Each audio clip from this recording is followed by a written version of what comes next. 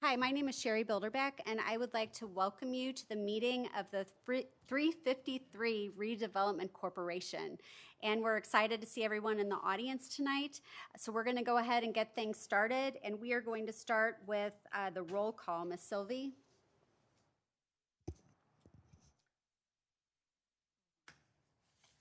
Alderman Lockmiller. Here. Alderwoman Sims. Here. Alderman Plufka. Here. Alderman Gould. Here. Tony Ponder, absent.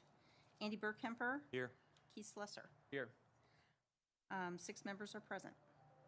Thank you. As am I. Represents a quorum. Yes. Thank you very much, Ms. Sylvie. So then I would like to ask for approval or amendment to the agenda. Are there any amendments to the agenda as it stands? Seeing no amendments, is it appropriate? Do we need a roll call vote on this or just by acclamation? Acclamation. So all in favor of the agenda as it stands, aye? Aye. All opposed, same sign or similar? Great. The agenda stands approved as written. I think a tall person had this before me. Maybe that was the mayor. He's a little taller than I am. That's really doubtful. All right, so the next item on the agenda is approval of the minutes of September 13th, 2022. The minutes were in your packets. Do I have a motion for approval? So moved. Second. Any amendments or changes? Okay, with that, we'll have a roll call on the minutes, please. Alderman Lockmiller. Yes. Alderwoman Sims. Yes. Alderman Plufka. Yes. Alderman Gould. Yes. Andy Burkemper. Yes. Keith Slesser. Abstain. Minutes are approved. Great, thank you very much, Ms. Sylvie. Under old business, I want to take a moment just of a little organizational comment here and personal privilege as the board president chairman. So there are some seats, I believe, still sprinkled throughout. If you want to feel free to go, raise your hand if you've got an open seat next to you so folks know where they can go sit. We have a full house tonight, so we want everybody to be comfortable. And you all brought your sleeping bags, right? Because we'll be here for a while? No? Okay. All right. So my name is Sherry Bilderbeck, and as I said, I'm the president of the 353 board. We're really glad you guys are here tonight. It's a great public process. And what brings us here, we'll have gone into a lot more detail as we go forward, but we'll be focusing on 3 different things as far as our recommendation to the Board of Aldermen tonight, and you'll hear this several times tonight, but it is the redevelopment plan that's going to be gone over again in detail. It was previously submitted, and we had lengthy meetings here last summer on it, for example, before it went to the Board of Aldermen as far as selecting the preferred developer. And it's been tweaked since last year, so we'll go through the changes and go through an overview of that. You'll have an opportunity to comment on that. You'll also have an opportunity to comment on the section where we talk about abatement. That's something else. It's another decision that we're going to make a recommendation on tonight. And likewise, relative to the blight. So you won't have to wait to the very end of the meeting to make your comments. When we do comments tonight, we'll ask you to state your name and address for the record and be succinct if possible, or if someone else has just said the same thing, you can just kind of echo their comments just so we'll streamline it and not keep you guys here super late because we didn't bring the snacks tonight. So it's going to be a great opportunity for public comment. For those of you who were here last summer, you know that, and we'll have some great presentations tonight. So I'm excited that you're all here. And with that, on old business, I want to turn to the presentation, item A, the presentation by Green Street Real Estate Ventures on the Manchester Road Corridor Redevelopment Area Development Plan and Incentive Request. And our first speaker, I believe, is Mark.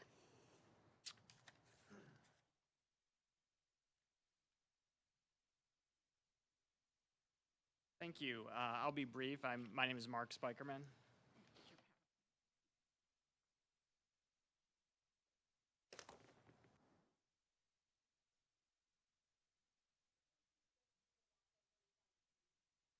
To walk over and find seats, you all. Raise your hand if you've got a seat next to you. We got a bunch of people just walked in. You have an open chair. Thank you. My name is Mark Spikerman. I'm an attorney with Gilmore and Bell. My law firm has been engaged by the city to represent the city on the project that's before you, the Manchester Road Corridor Redevelopment Plan. And I'm just going to get just a brief start here before we hand it over to the developer. Your role as the redevelopment corporation is dictated by City Ordinance 4302, which was adopted back in 2011. And as you can see on the screen in front of you, your role here is as a recommending body. The plan is being presented to you tonight. You have a duty under Ordinance 4302 to render a recommendation to the Board of Aldermen some point within the next 30 days. You're going to hear, basically 4 main documents are going to be discussed today in some level. One is the development plan, which you'll hear about next, specifying sort of the details of what would go into the redevelopment area. There's also going to be references, the chairwoman mentioned, to Blight. And there's a study prepared by PJV planners. It's attached as Exhibit 4 to your development plan that reviews whether the area meets the statutory definition of a blighted area. There's also a tax impact statement, which is going to go over the numbers, the estimated value of the proposed tax abatement, and how it would impact taxing districts. And finally, there's also a development agreement that is not in your board packet tonight. That is different than the development plan. That is a contract between the city and the developer for the implementation of the plan. While that's mostly been negotiated, it's still getting its final touches. Should be ready to go out to the public very soon. With that, I'm happy to hand it over to Joel. Are you? Oh, I'm sorry. Whitney is going to give a staff review of where we are. Whitney Kelly, Director of Planning and Development for the City of Brentwood. As the chair has indicated, this has been reviewed several times. The city issued an RFQ in January of 2021. Green Street's Real Estate Ventures submitted a preliminary response for that, and that was reviewed in April 26th of 2022. Based upon that discussion and comments from this board, they submitted a final response on July 19th, 2022. And at that point, the board made a recommendation to the Board of Aldermen to designate Green Street and enter into the negotiations and to present the final plan, which is why we're here tonight. That was approved on September 19th of 2022 by the Board of Aldermen. So tonight, Green Street will present their current proposed plan and discuss the related incentive request. We will also hear from the development strategies and the review by PGAV based upon the information provided. While it's important to note that each individual development that will be proposed will have additional review at the Planning and Zoning Commission when those properties come in. So the development could shift a little bit based upon site-specific conditions and further review further down the line. It is the overall concept that we are looking at tonight and how it meets with the prior plans that have been reviewed and with the request for proposals. So. Great, thank you, Ms. Kelly. I'd also like to add a little something onto that too.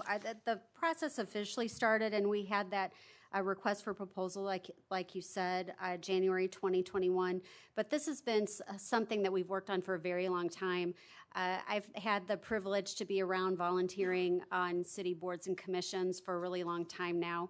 And when the 353 board was first created in the city, one of the driving factors behind the creation of this board was this area of the city and the need and the desire of the residents to do something about it, to encourage, renewal in the community so we could continue to grow as a healthy, vibrant community, offering services to our residents and all of that.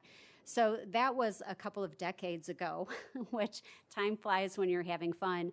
We've also had a couple of comprehensive plan processes that have been incredibly involved, particularly, citizens committees on that, lots of different meetings with business community members in different areas of the community, residents in different areas of the community. So all of that then also further tied into this and kind of furthered this effort along as far as the desire of the citizens.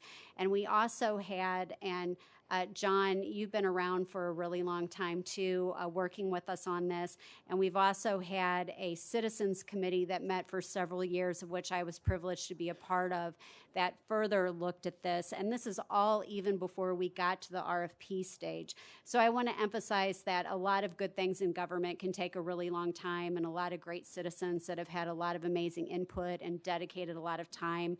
So we appreciate, like I said before, you guys being here to witness this, to be a part of it, to ask questions tonight, and continue that spirit that we've had over the past decades of working to get to where we are on this plan as we go forward. So with that, Ms. Kelly, I believe the next one would be Joel Greenstreet. Okay.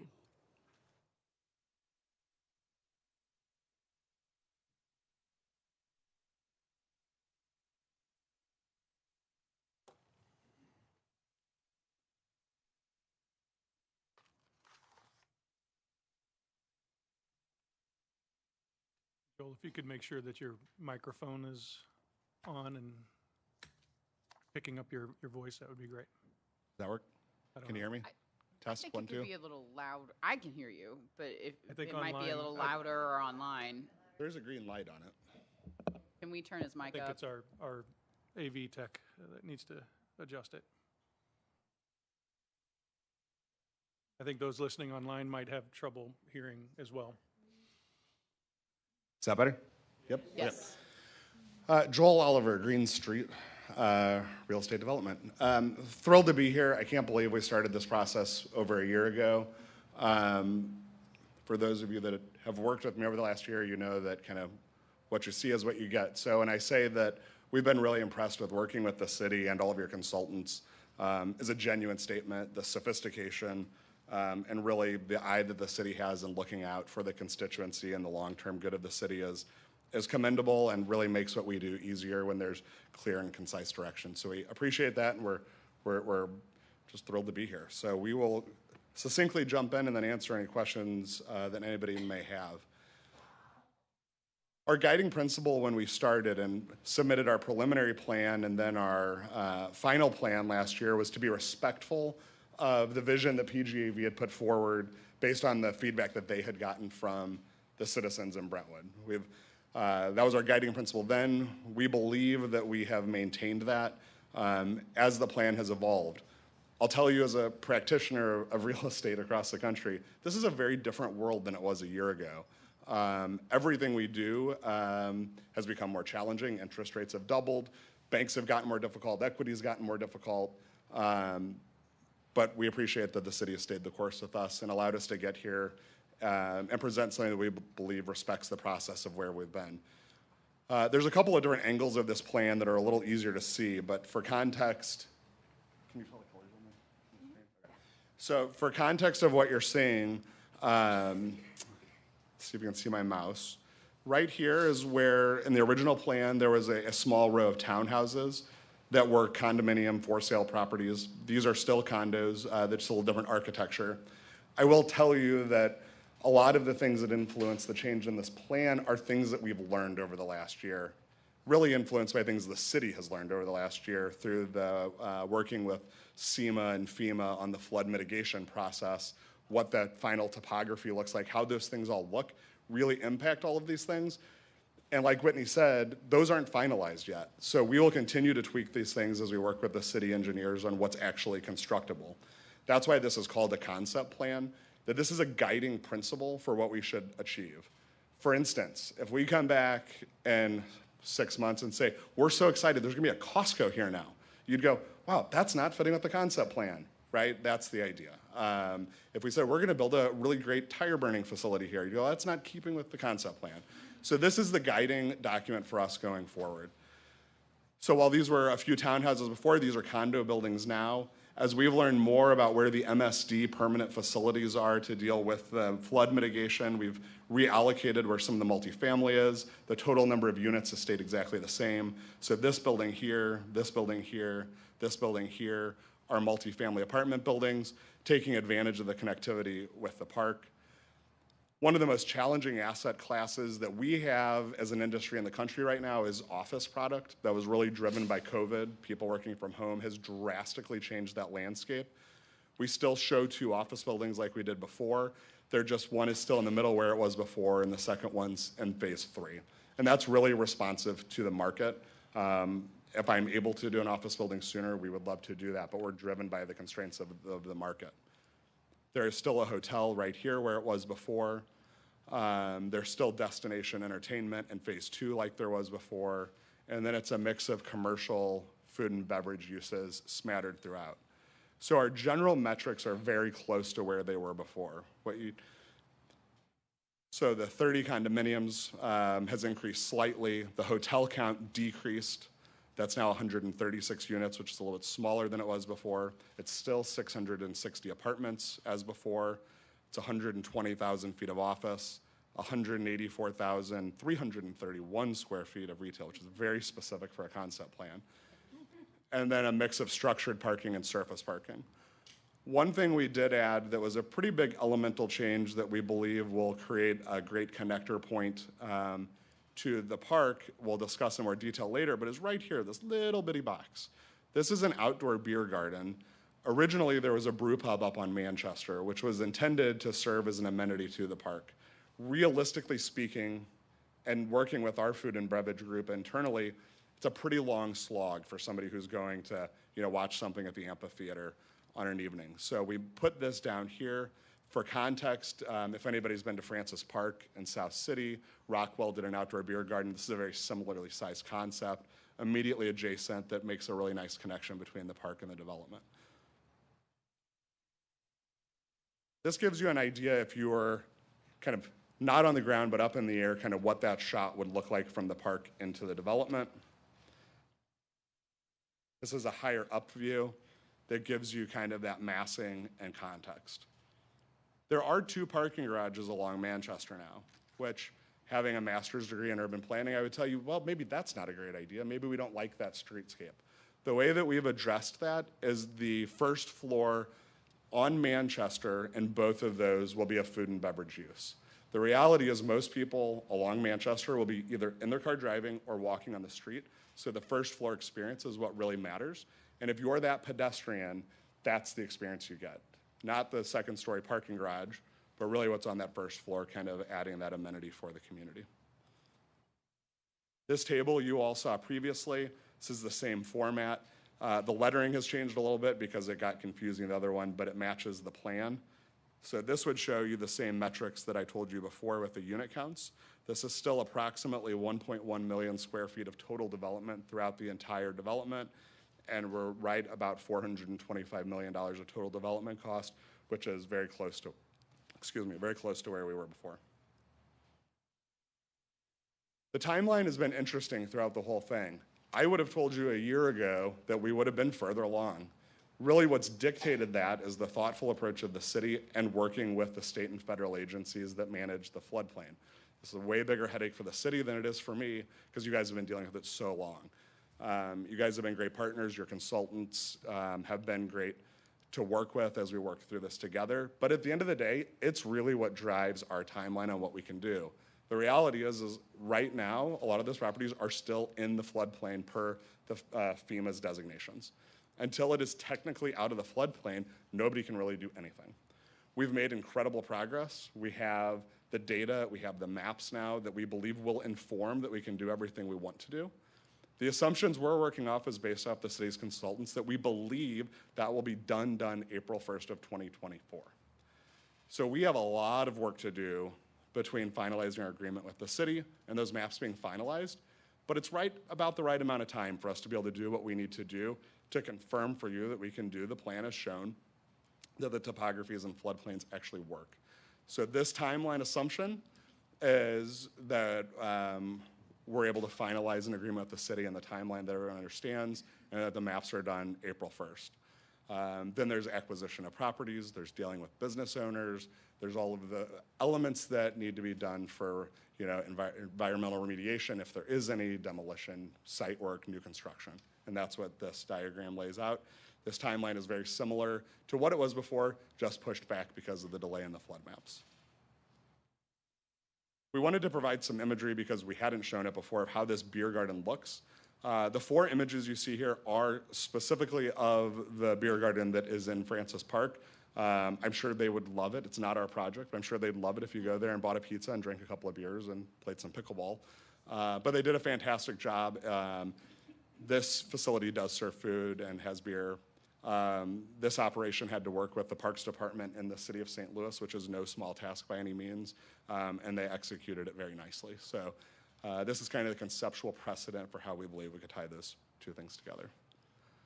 So those are the high-level things we wanted to hit, just to update from last year, and then just be able to answer any questions that you might have.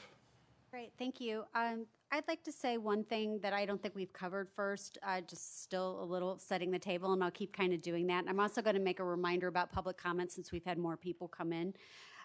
So relative to what this plan was and the one that was submitted last year, and this is a tweaked version of that plan, like I said at the beginning, relative to that, the plan reflects what the city asked for in its request for proposal in January 2021.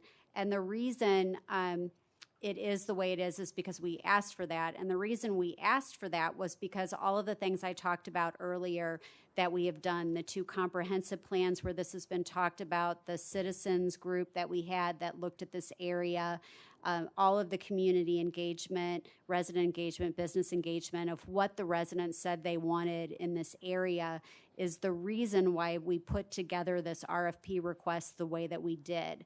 So the developer in putting this together and giving it to us in the preliminary form over a year ago was in response to that. So I just want to kind of set that table too, because it's one point we made last summer, but not everybody was here last summer. We had a really great crowd. But the other thing I also want to mention again for everybody's benefit, for the items on the agenda where we're having presentations like this, I will have the board ask questions first and have discussion with the speaker.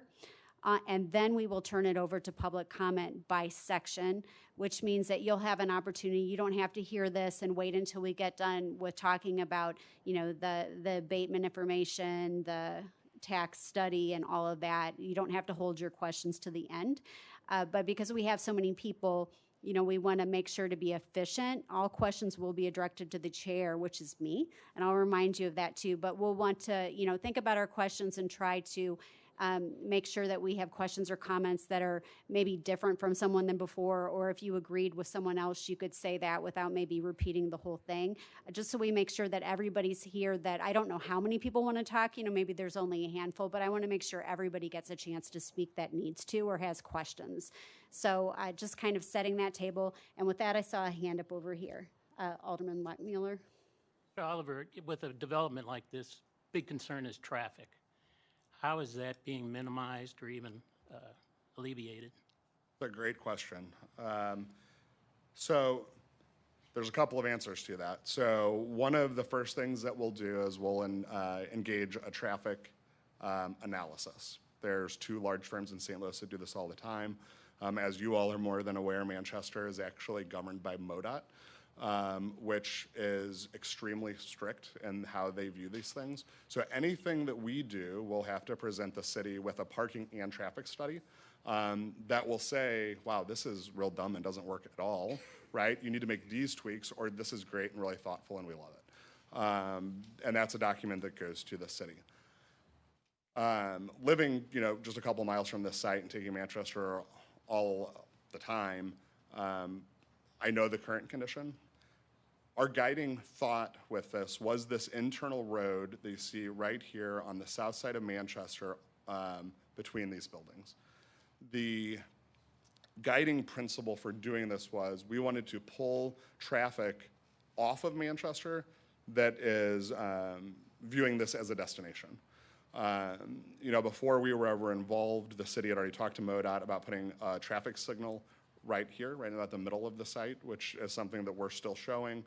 But by pulling the traffic off of Manchester, pulling it internally and thoughtfully dealing with parking, we believe that'll be mitigated. But I'll tell you, at the end of the day, you'll have a traffic study that will address it clearly and is completely at your use.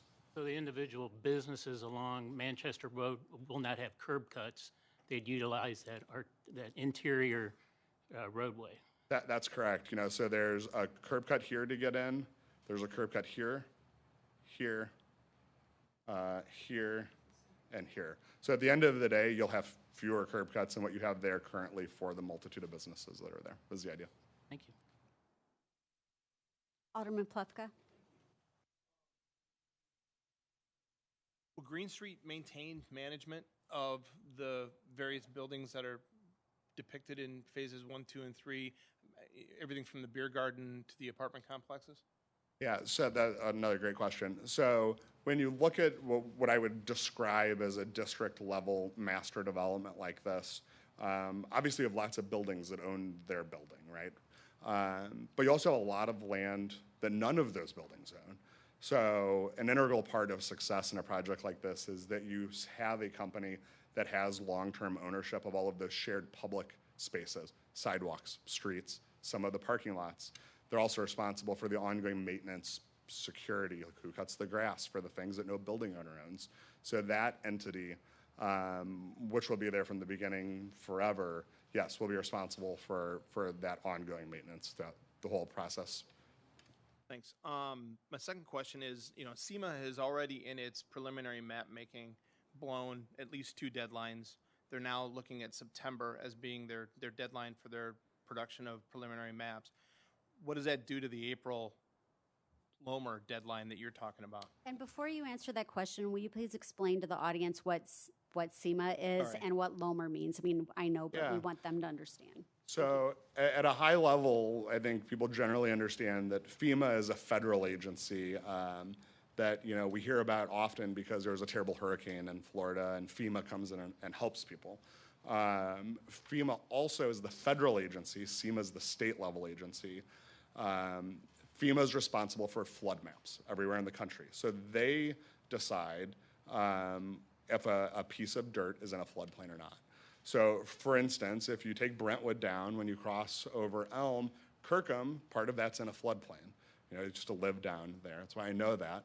But so FEMA is responsible for that. So when you make changes to the condition that creates the flood, like Brentwood did in this corridor, the flooding was mitigated. So, but FEMA still maintains the maps. So if you go to FEMA and you say, we did all of this work, we fixed the problem, they issue something called a CLOMAR, which is a conditional letter of map revision. And then when it's finalized, it's a LOMAR, a letter of map revision. The city did all of that perfectly. They did a great job. I would applaud, but it'd be really loud. But then FEMA and their infinite wisdom came in their due process and wiped out the CLOMAR that the city had recorded. So the city had to start over that process, which has caused this delay. Is that a good academic? That's fantastic, and in a way that we all can understand. Right. So. I do really good with crayons, too. So we've been working closely with city staff and with the city's engineers and the city's riparian rights attorney to understand where that data is. That is ebb and flowed, like you said. It's been riding a roller coaster. What I would say is that April 1st date is the best informed information we have from that working group. And we've been very clear with the city, if there's a delay, that's not the end of the world. It just kind of pushes things back as we go. What's really the driver is you can't buy land that's still in the floodplain. My last question is, in some of the conversations last year, I talked about reserving space in this development for police, fire, EMT, storage of equipment, as well as maybe a substation. Is that still contemplated by this plan that you're developing tonight? Yep, so this parking garage you see right here, which is a 2-level parking deck, which would have, the thought would be a breakfast-oriented kind of coffee shop on this end, kind of the brew pub concept that was originally over here in this portion, that there would be both of those things you just said. There'd be a permanent police substation, and there would also be the ATV storage. So those are both incorporated into this structure here as it stands. Thank you. Madam Chairwoman. Thank you. Yes, Alderwoman Sims. I have fielded a lot of questions about the types of, you have a proposal for a hotel, condominiums, apartments. Can you talk about the types of, hotel you're hoping or anticipating to go in there? Is it a Four Seasons or a Motel 8? And, in terms of, from my understanding, if we start with the apartments, what do you anticipate or hope would be sort of the average monthly rent, the size of those kinds of apartments? I'm getting a lot of concern about what that type is going to look like. That's a lot of questions. So if I forget one, just remind me. Hotels, apartments. So on the hotel front, anybody that goes and does a quick Google search of Green Street and hotel will very quickly see we have a local developer that we partner with, that we joint venture with on most hotel projects we do. We have a couple working with them right now. They're a local shop. So we rely partially on their expertise. People use the word flags when they're talking about hotels. That's how you define, you know, a Marriott, a Hilton, Westin, Howard Johnson's, right? Those are all flags. So what they do is they take a plan. They have the large hotels that they work with. They go and they present it. They present the type of hotel flag that they envision for a site. But at the end of the day, it's like anything, right? They have to want to go on a location. So we've been working closely with them on this. They believe they can get what's called an upscale hotel. I don't have any examples off the top of my head, but there would be, it's not a Ritz-Carlton, but it's a very nice hotel. That's the top of the category upscale is. So they believe that that is what they can achieve. And that is what we've committed to attempting to do. If it comes back and they say we were unsuccessful in getting an upscale hotel chain, the agreement would be contemplated. We'd come back to the city and say, these are the efforts we made. We can just not do a hotel, or here's some other options. We'd have that conversation. But that is the intention, is that it would be, we believe that is the missing product in this corridor of St. Louis. So upscale is what we're shooting for. Apartments, the one piece that has stayed the same is that we presented to you last year, this first building right here that I'm kind of circling that's right adjacent to the park. This is still programmed and contemplated to be an active adult senior community. It's offensive, but that means 55 and older. The federal government came up with that, not me. But that is still the intention, that that would be a 55-plus active adult senior project. These two apartment buildings would be just standard, kind of, you know, very upscale market rate apartments like you would see, you know, similar to what's closest to here. Like over at 40 in Brentwood, you can see those. If you're in that area, you can see what those look like. There's a new apartment project over, I guess that's 40 and almost Big Bend. There's one there. So standard modern kind of A-plus apartment living. I don't have the rents with me, I'm sorry. The sizes were really driven by the market. That's really what you get with a concept plan, is this is the idea of what we're doing. This is the intention. These are the number of units we're trying to do. What we can actually build is largely driven by how the flood maps end up, because it's going to dictate what that topography looks like and what we can build where. So, sorry, I don't have a more specific answer. I think we did talk about rents last year. I just don't recall exactly what they were. It wouldn't have changed from that. I won't hold you to it, but if you had to, you know, chainsaw math or do a real kind of quick, like, are we talking about an average? He's smarter than I am. Hold on one second. That would be helpful for me. This is. Make sure you're up at the mic. So roughly, probably $2.25 a foot is how we look at it, is what those comparable products are getting right now. So if you had a 1,000 square foot apartment, that would be $22.50 a month. Catching me off guard, though. No, I'm bad at math, but I think that's helpful to our citizens to understand, like, these are the types of apartments we're talking about. One bedroom, two bedroom, studios. One change that's important that we have not discussed, that we're very fortunate to create a sister company since we were here last year. It's called Chapters Living. It's run by a gentleman named Danny Stricker. He was at Ascension Health for a majority of his career, running Ascension Health's senior platform across the country. So Danny's company, Chapters Living, actually is the one that very thoughtfully runs senior projects. And that goes all the way from active adult all the way through the care continuum to somebody who needs memory care, you know, at the end of life, which is not what's here. It says active adult, but we're really thrilled to have that internal resource now to really do kind of an A-plus job on that piece of it on the management side. Question. This is kind of a general question. You spoke earlier about, you know, this is the plan. We're going to be guided by it, but then within it, there'll be market-driven forces into terms of what ultimately goes into these parcels. You know, speaking in hyperbole for emphasis, if all of a sudden the market says we need to sell tire irons instead of putting in, luxury apartments, how are you going to interface with the city in terms of trying to keep with the plan? Fantastic question. So, I mean, I would say to your point earlier, the city is far from giving us carte blanche here now or going forward. To the point of this kind of being a thoughtfully laid out plan and not just me throwing dartboards at developers' favorite things to build, the city, before we were ever involved, rezoned this entire district with the uses that they believe were appropriate and what they believe that the citizens want here. That was number one. Number two, below that, in the agreement we've been working at the city that Mark referenced, it further defines these are uses that we believe are appropriate or we don't really want here. We've worked tirelessly, countless hours with the city staff, elected officials, your consultants, and had ideas. What about this or that? No, we don't really think that's what our citizens want, and we don't have it here. The idea of the concept plan is, to the extent I come back and say, I want to put an office building right here, and it's roughly this square footage, the city has said, we think that's a good idea, right? That's something we want to do. That's great, but there's still the entire process I have to go through like anybody else that wants to build a building. It has to go to the Architecture Review Board. It has to go to planning and zoning. It has to go back to the council. So there's lots of bites at the apple.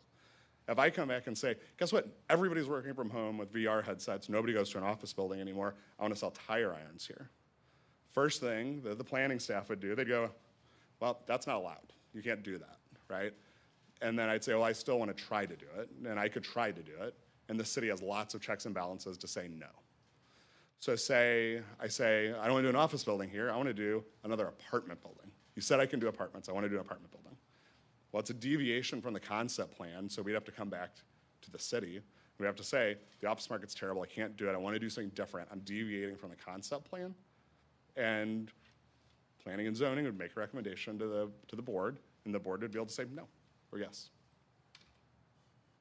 Thank you, Madam Chairman. You're welcome. And I want to add a couple things too along those lines.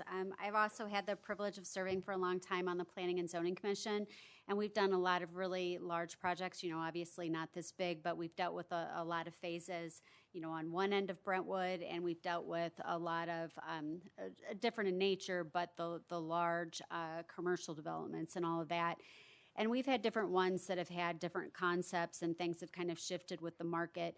But in each one, it's the Planning Commission has a huge role in that, and they have to seek the changes. And if it's not something that's consistent with our comprehensive plan, our corridor study plan and all of that, then we have routinely said no. Luckily, when developers come in, they're usually smart enough to come in with something that meets with the requirements of the city, because otherwise it wastes their time, it wastes our time, and it doesn't get anyone anywhere, right? So the planning and zoning process is super long.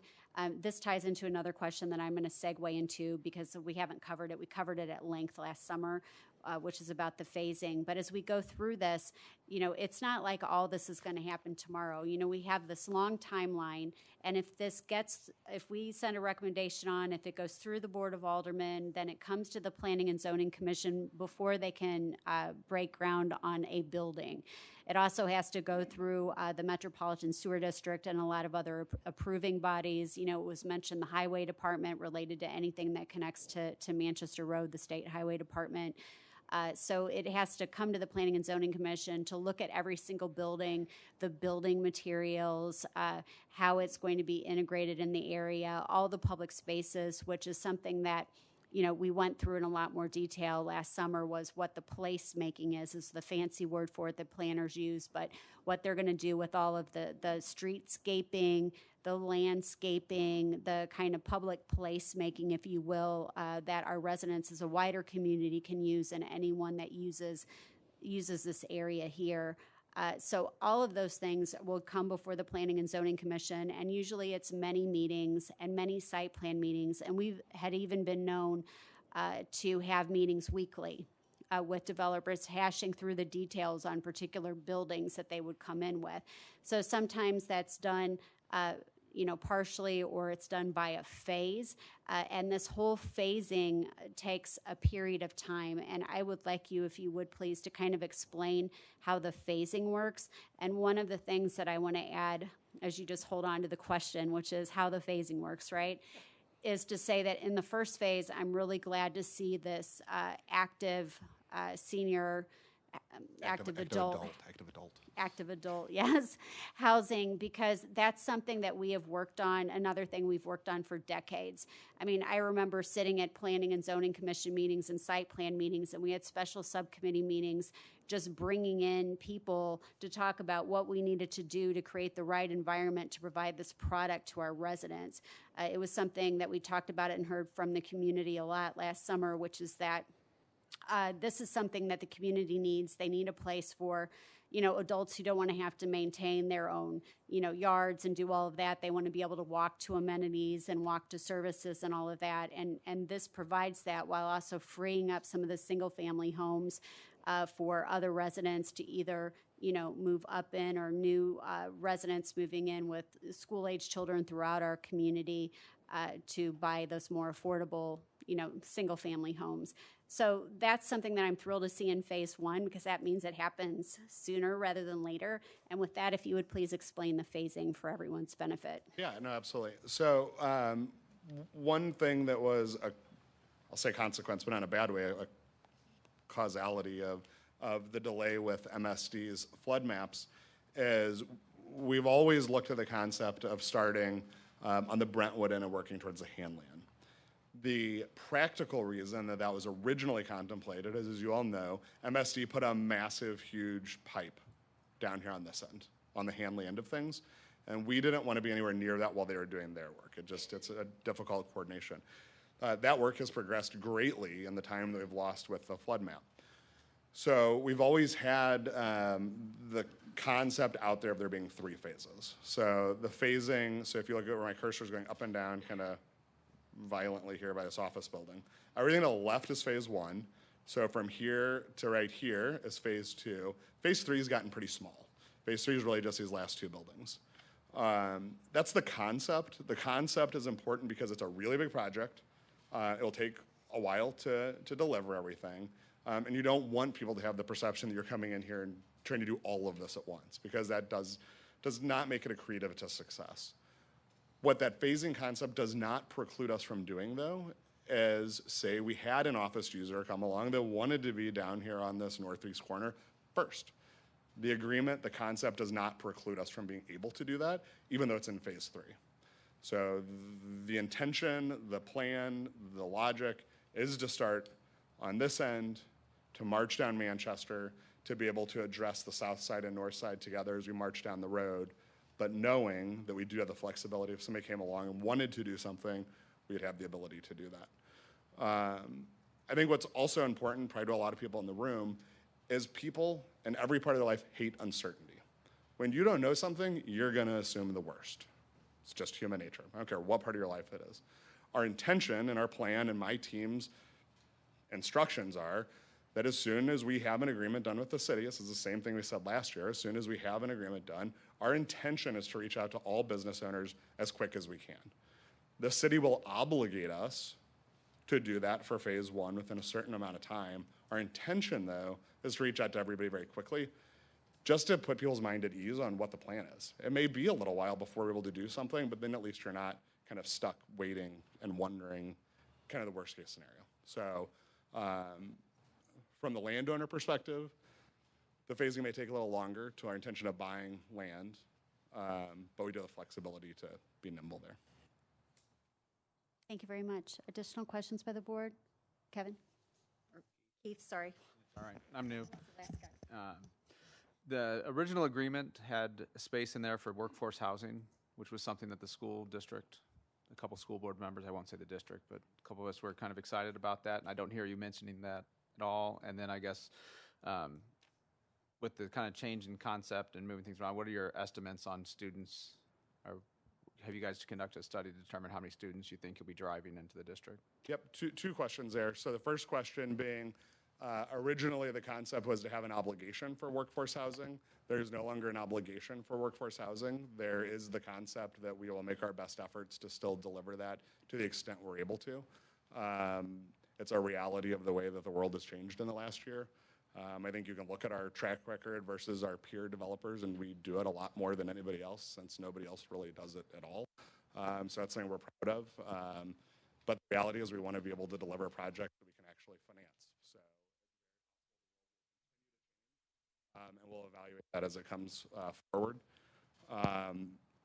The student count would not have changed from what it was last year because the unit count, the unit mix is still conceptualized as the same. Do you think the number was 18 students is what development strategies had forecasted?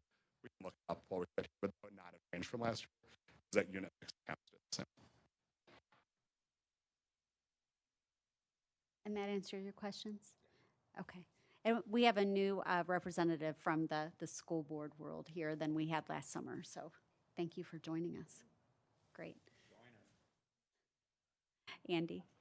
Yeah, I've got a few questions, and I'll ask them separately so you can respond to each one. Good track. You did. I don't want to put too much pressure. So the first question, similar to Alderman Lockmiller's question about the internal roads, could you just talk a little bit more about that, what that internal one, the main one, I guess, going between all the buildings would be like? Would there be, stop signs at every little intersection, or is there parking along there also, street parking? And then also address that, what appears to be another, maybe a service road or something along the south, what that would be used for? Is that just? Yeah, so along this main internal road here, I'm not sure that I could point you to something locally, so I'll use my words instead of giving you an example. So the idea is you're really creating that internal street to be really, I'm gonna say a main street feeling. You want it to be very pedestrian friendly. You want these businesses to be able to have, a sidewalk element if they're a restaurant, that they could have tables and chairs and those kind of things. This does currently contemplate some parking along the street. What our experience tells us, and I don't know why in St. Louis more so than other places, a lot of people don't really like parking at parking garages when you're walking into a store real quick for a business. That's our general anecdotal experience. So to the extent you can provide easy access, that helps. So you'd have a lot of vegetation, you'd have a lot of street trees. It would be very attractive. At the concept level plan, we didn't fully develop what that looks like, but it would be something that the city would approve when we got to that level of planning. So this street here, I believe, is what you're talking about? Yes. Yeah. So that's really in consideration of fire truck access and kind of back service road access. That's not really intended for consumer use. In case you could, but really the intention is that main road. But the fire department doesn't really like it if you don't give them access to all sides of the building. So that's that intention. Thank you. Absolutely. Yeah, I would say I think the parking, street parking along that center street, especially with takeout, it's a big thing now. A lot of 5-minute stops would be a good idea. People wouldn't like to park in a parking garage just to grab. On the parking front, the one thing we didn't talk about, which is very relevant, is last year we had included in our parking count some parking for the park. Last year in the plan you had, this quadrant was actually kind of still green space, that it was kind of still conceptualized when we knew what we were doing. What that meant is that the parking garage was up here was kind of that parking, which really isn't super practical for citizens that are just trying to go enjoy the park.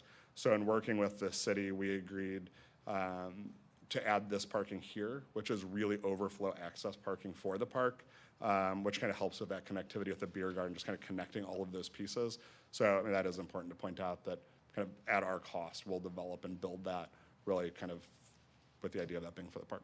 Thank you. And while we're talking about parking, one of my other questions was about the facade. So the 2 parking garages, you said were 2 levels along Manchester Road, I believe. So this one is 2 levels. I believe this one is 3 levels, right? Okay.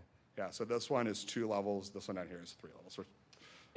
As I recall in the last presentation, there was talk about sort of the facades that you can put on them to kind of make them not look like a concrete parking garage. Yeah.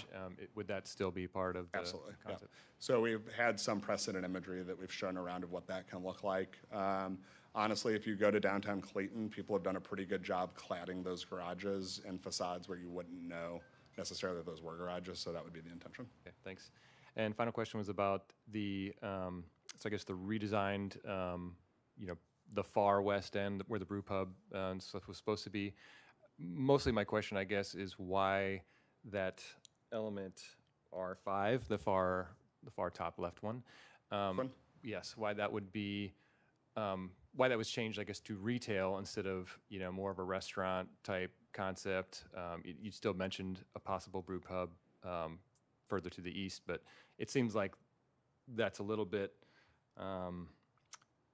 not taking full advantage of the access right there to the trail. Yeah. So in the city's original concept with PGAV, that was a brew pub that was right there. So we've done 3 breweries that have brew pub elements that we've developed. We did Urban Chestnut in the Grove, we did Rockwell on Vandevenner, and we did Perennial in Webster Groves. So kind of that informed look of, we want to do something that's successful. Brew pubs are difficult. It's not an easy thing to develop. And this really is kind of the front door to the whole thing. So you want to put something there that's going to be very attractive and very successful, guiding principle, and you really want it to be something that's a benefit to the park, right? So I went here and what I looked is, right, I have 3 kids, and I was like, if I'm down in the park, enjoying the park, do I really want to walk all the way to Manchester Road to enjoy a walk back? It didn't feel really practically applicable to us. And that's when we came back to the city and said, instead of doing that up there, if we really want this to be an amenity for the park, let us pull it down here, let us put it adjacent to the park and really be this great amenity for the park. So that was the logic in moving that there. We did keep this kind of, this brew pub concept here along the road, just to activate that street level. You know, could we come back and say it's a different kind of restaurant use? I suppose we could, but that's not been the intention. And this isn't just designated as retail necessarily right now in the agreement. I know in the square footage it is. There's that list of allowable uses that are kind of commercial. So if we had a great office user come along that wanted to build, you know, a really nice looking office building there, we'd come to the city and we'd suggest that and we'd work through that with them. But that's the concept there, is having something that is a really nice structure, that's a great front door, that has some permanence and kind of solidifies it, but still delivers that kind of amenity to the park. Thank you. That was a lot of questions. I'm glad you broke them up. Alderman Gold. Yeah, you guys had asked most of my questions already, so good job on asking questions. I mean, one of the things that I think I've heard tonight that should put people's minds at ease a little bit is that this is a concept, and that there's a difference between the plan and versus the reality of what will be constructed when we get to that place. And there's lots of steps to get to there, and there's lots of factors that might change it, right? So you talked about market factors. You talked about the floodway lines and where those might be, and then also, most importantly, probably traffic studies. You know, if it comes back and the traffic studies say, look, we can't have this much density, then you really don't have carte blanche to just build it anyway, right? Absolutely. You will have to then come up with something else to fill that place. That's right. And part of the programmatic logic when you're doing a district level like this is you want to have uses that complement each other, right? We don't love when people say live, play, love, laugh, whatever. The thing, right? But you want to have uses where you're activating space all day long, right? If you go to an office park, for instance, it's, you know, 1.1 million square feet of office in a footprint like this, you see your traffic patterns are pretty similar, right? Like people are coming to work, they're leaving work, right? What you want is to have these alternating uses. So when you have the residential with the hotel, with the commercial, with the destination entertainment, that varies your traffic patterns, which really helps. And that's a really important variable that the traffic study professionals take into account, is those highs and lows all day long, right? Because the flow rate on Manchester is not consistent all day long. You know, that varies. So that's why they take traffic counts. When you run over the things on the street, that's what they're counting. How many people are here at every hour of the day? So they put all that data together. And that's when they come back and if they say it doesn't work, you may have to look at how do we alter this to make it actually work. Yeah, because at the end of the day, the risk is on us, right? If we develop something where the traffic's terrible and people start avoiding this and never coming here, that's terrible for us, and that's not what we would want. I think, you know, to that point, that is a good reason why a master plan or a master vision for the whole area is kind of important for something to have infrastructure change like this, because, you know, if it were just isolated, you know, you wouldn't have that vision of the mix of things that might alternate traffic patterns and kind of work. That's absolutely correct. With each other. It's interesting. I'd like for you to speak a little bit. Obviously, you know, when we took on this flood mitigation project, it was mostly to fix an issue that had been centuries, you know, almost a century of a problem, which was stormwater runoff. and flooding, which then deteriorated buildings and usage. So I see a lot of parking structure, a lot of what looks like pavement. Can you speak to, and even looking at the original RFP concept, it seems like an increase of surface lot and some of the other structural elements. Can you speak to the mandates that you would have in order to make sure that you're not contributing to a stormwater issue that we just Absolutely. mitigated? Yeah, I mean, I think, we enjoy talking to people about this project that don't really know Brentwood, maybe not be from St. Louis, and we talk about it. We get a pretty common refrain from people that they're pretty blown away that the city had the initiative to do the flood project on its own, really for the benefit of the community. So, I mean, if you haven't been commended today, the city should be commended, right? For doing that by itself, so a standalone project is fantastic. MSD is who governs stormwater runoff. We work with them on every single project we do, whether it's in the city or the county. It's incredibly stringent, and we always work to be within those guidelines or do better. The good news is I don't believe really any of the properties that are currently in here meet those current standards for what MSD would require. So while the great relief that the remediation of the park has done, there is still an exacerbating factor for the current condition along Manchester. So by coming in and doing this and adhering to the new standards will actually help to even better it further, to help treat that water and store it before it's discharged. So there's a handful of ways that that's dealt with. You can do underground storm detention vaults, where everything you capture on site is retained on site. It could be under a parking garage, it could be under a parking lot, it could be under streets. Some people actually put them in buildings. It's not something I've done. I don't think it makes a lot of sense, but that is one way people handle it. What that's doing is it's capturing all of the water on the building footprint, it's treating it, and then it's very slowly discharging it out into the world so that you don't just have it hitting a parking lot and sheeting off and carrying oil and gravel and dirt and things into the waterways. So that's one way, underground storm vaults. You have what you see that you all have done at the Hanley end of things, where Frederick Roofing used to be. You now see that there's dry detention basins, right? That is a storm mitigation technique where those catch water and they slowly dissipate it instead of it all just discharging straight into the creek. Those are really the two main ways. There are ways to construct parking surfaces, roads, sidewalks now with permeable materials that instead of it just hitting and sheeting off, it can actually slowly go through the material. That is another method that people use. So those are the main methods in St. Louis, but I'll tell you, MSD is incredibly strict.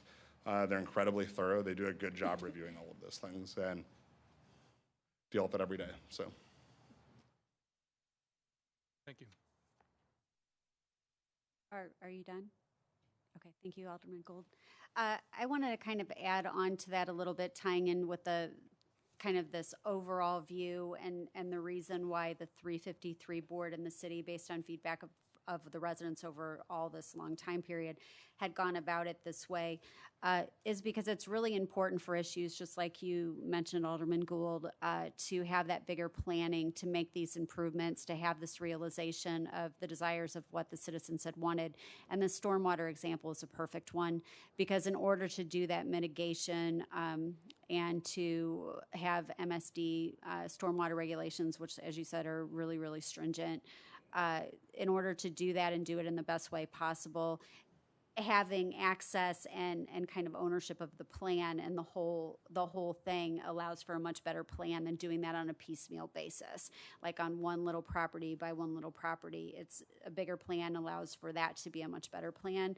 The other thing that I wanted to mention, and someone maybe it was Alderwoman Sims might have touched on it, but was the idea of having a master developer and the ownership of this is really, really important. And having worked on a lot of these projects over the years with the Planning and Zoning Commission, it makes a huge difference having a master developer who's going to retain kind of investment and be here for the long haul. And you had talked about that last summer, and I think that that's really important, and maybe you might want to just add a little bit more about that.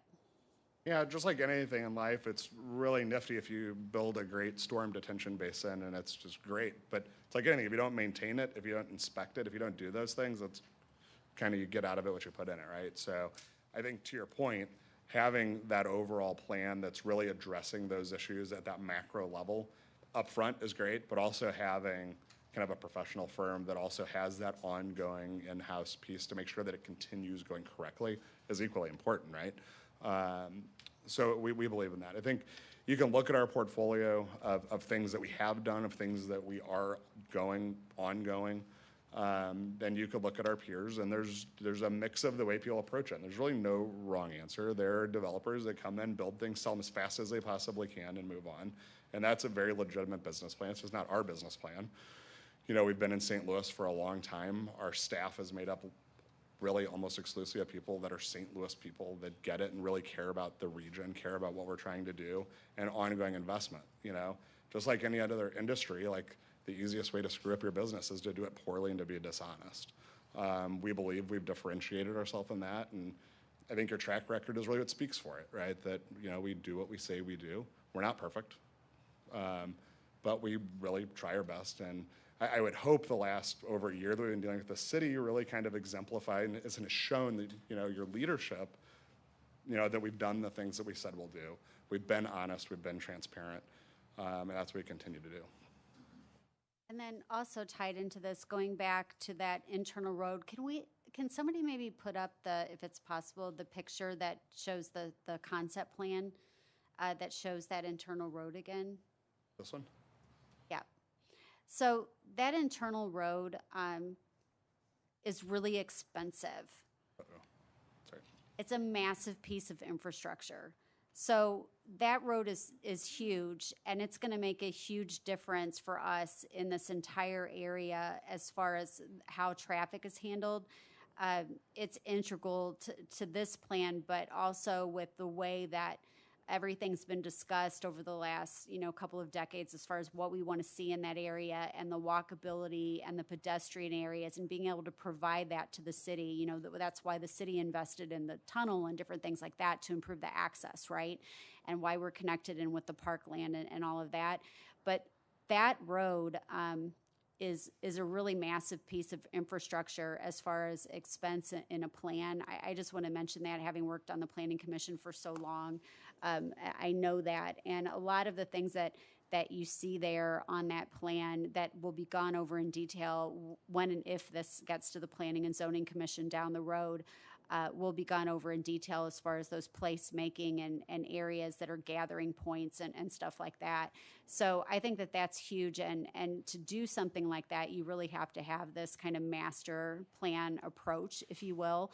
It's really unusual to be able to do stuff like this in an inner suburban area. So this is a huge opportunity, and that's why we're spending so much time over all these years to try to get it right.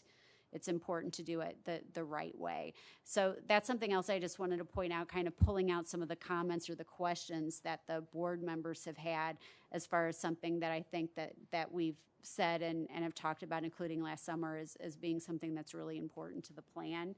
And with that, let's see, one other thing I wanted to mention, we talked about the beer garden. You had mentioned that's one of the tweaks, right? Before we even put out the RFP, we had talked about the idea of having a beer garden and how great it would be and tying in with the park and all of that. So I think it's fantastic that it's there personally, just because it reflects a lot of the kind of the brainstorming from the community charrettes and all of that. Like, you know, what is it that we want to have there? And that's reflective of that. So I just wanted to note that I think that's a great change.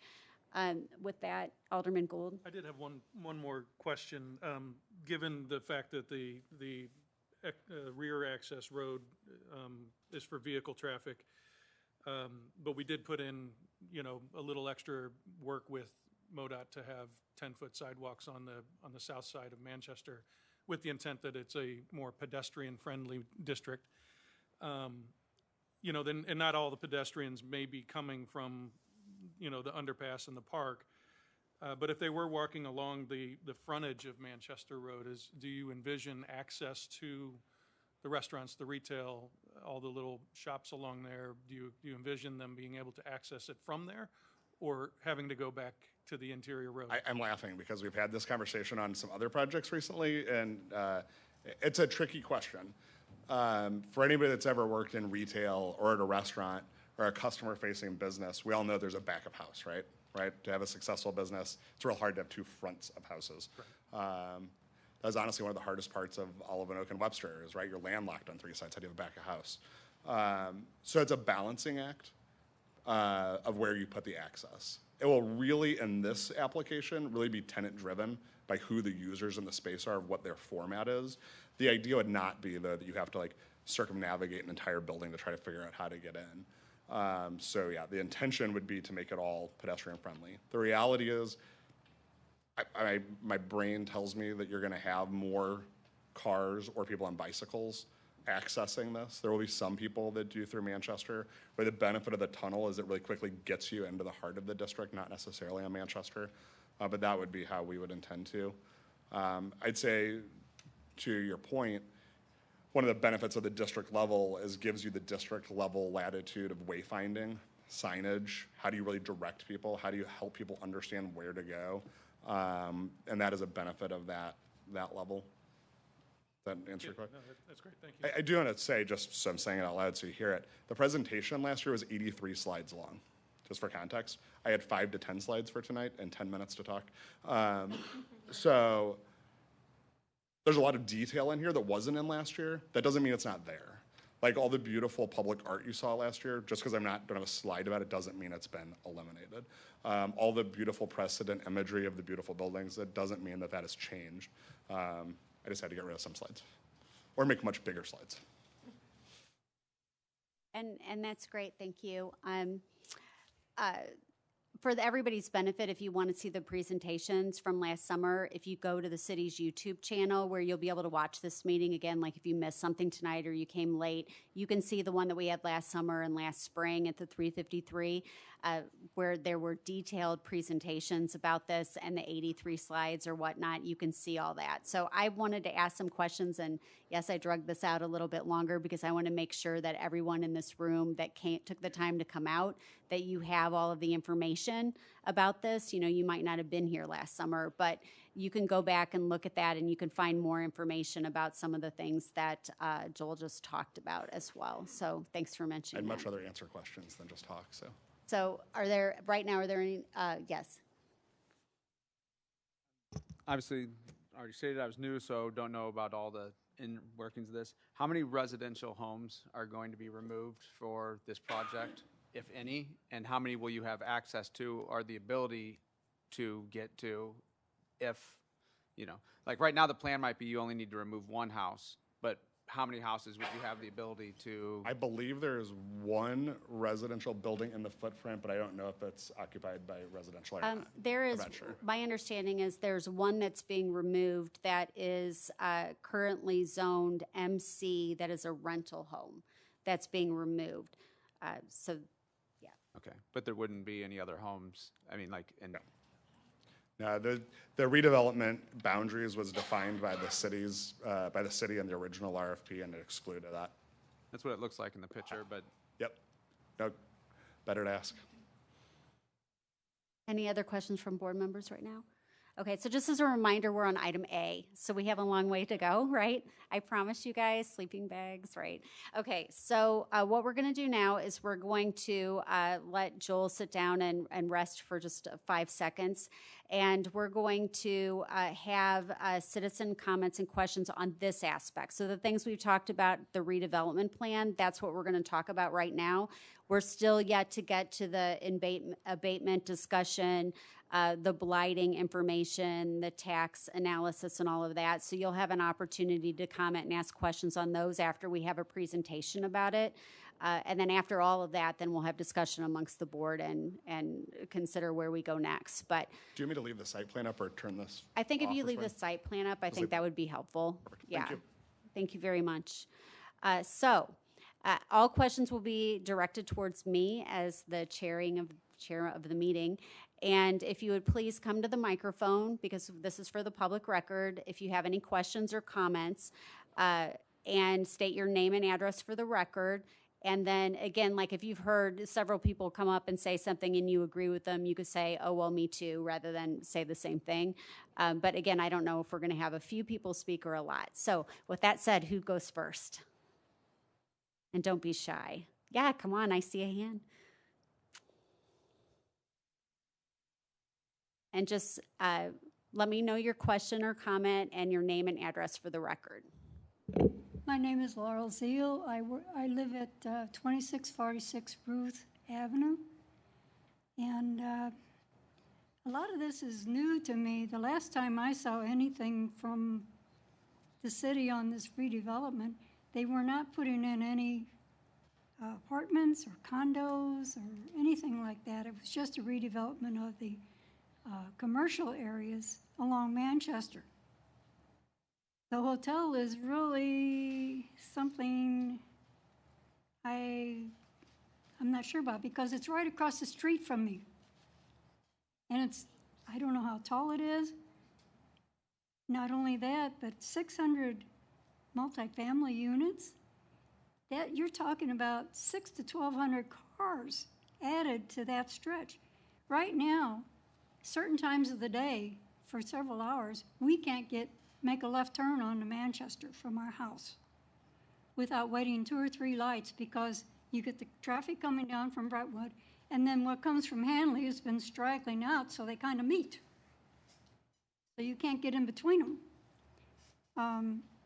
So if you needed to do something with the traffic on Manchester, I think that should have been addressed long before they did all of this, where they just finished it. It looks really nice, and it's nice to drive on now.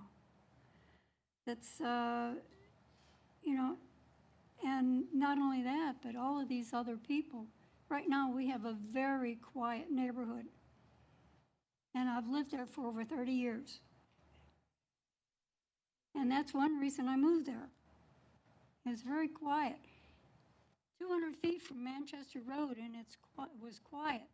But lately, it's been getting noisier and noisier and noisier. You add more people, more cars. What are we going to have? I was planning to live there the rest of my life. I just turned 80, and I don't have the money or the means of moving, really. So a hotel is just, I have been around hotels, not very often, but I've been around them. It's lots of people, lots of traffic, lots of noise. And it's right across the street from where I am. So the noise and the traffic should be a big consideration because you're dumping all this traffic. I don't care where they got streets out here. Back behind Manchester, all of that traffic has to come out to Manchester to get in and out. So where's it going to go? I mean, if you've got all these people trying to get in and out, nobody's going anywhere. You're going to have gridlock. Sorry. I guess I've said too much, maybe. I don't know. Thank you very much.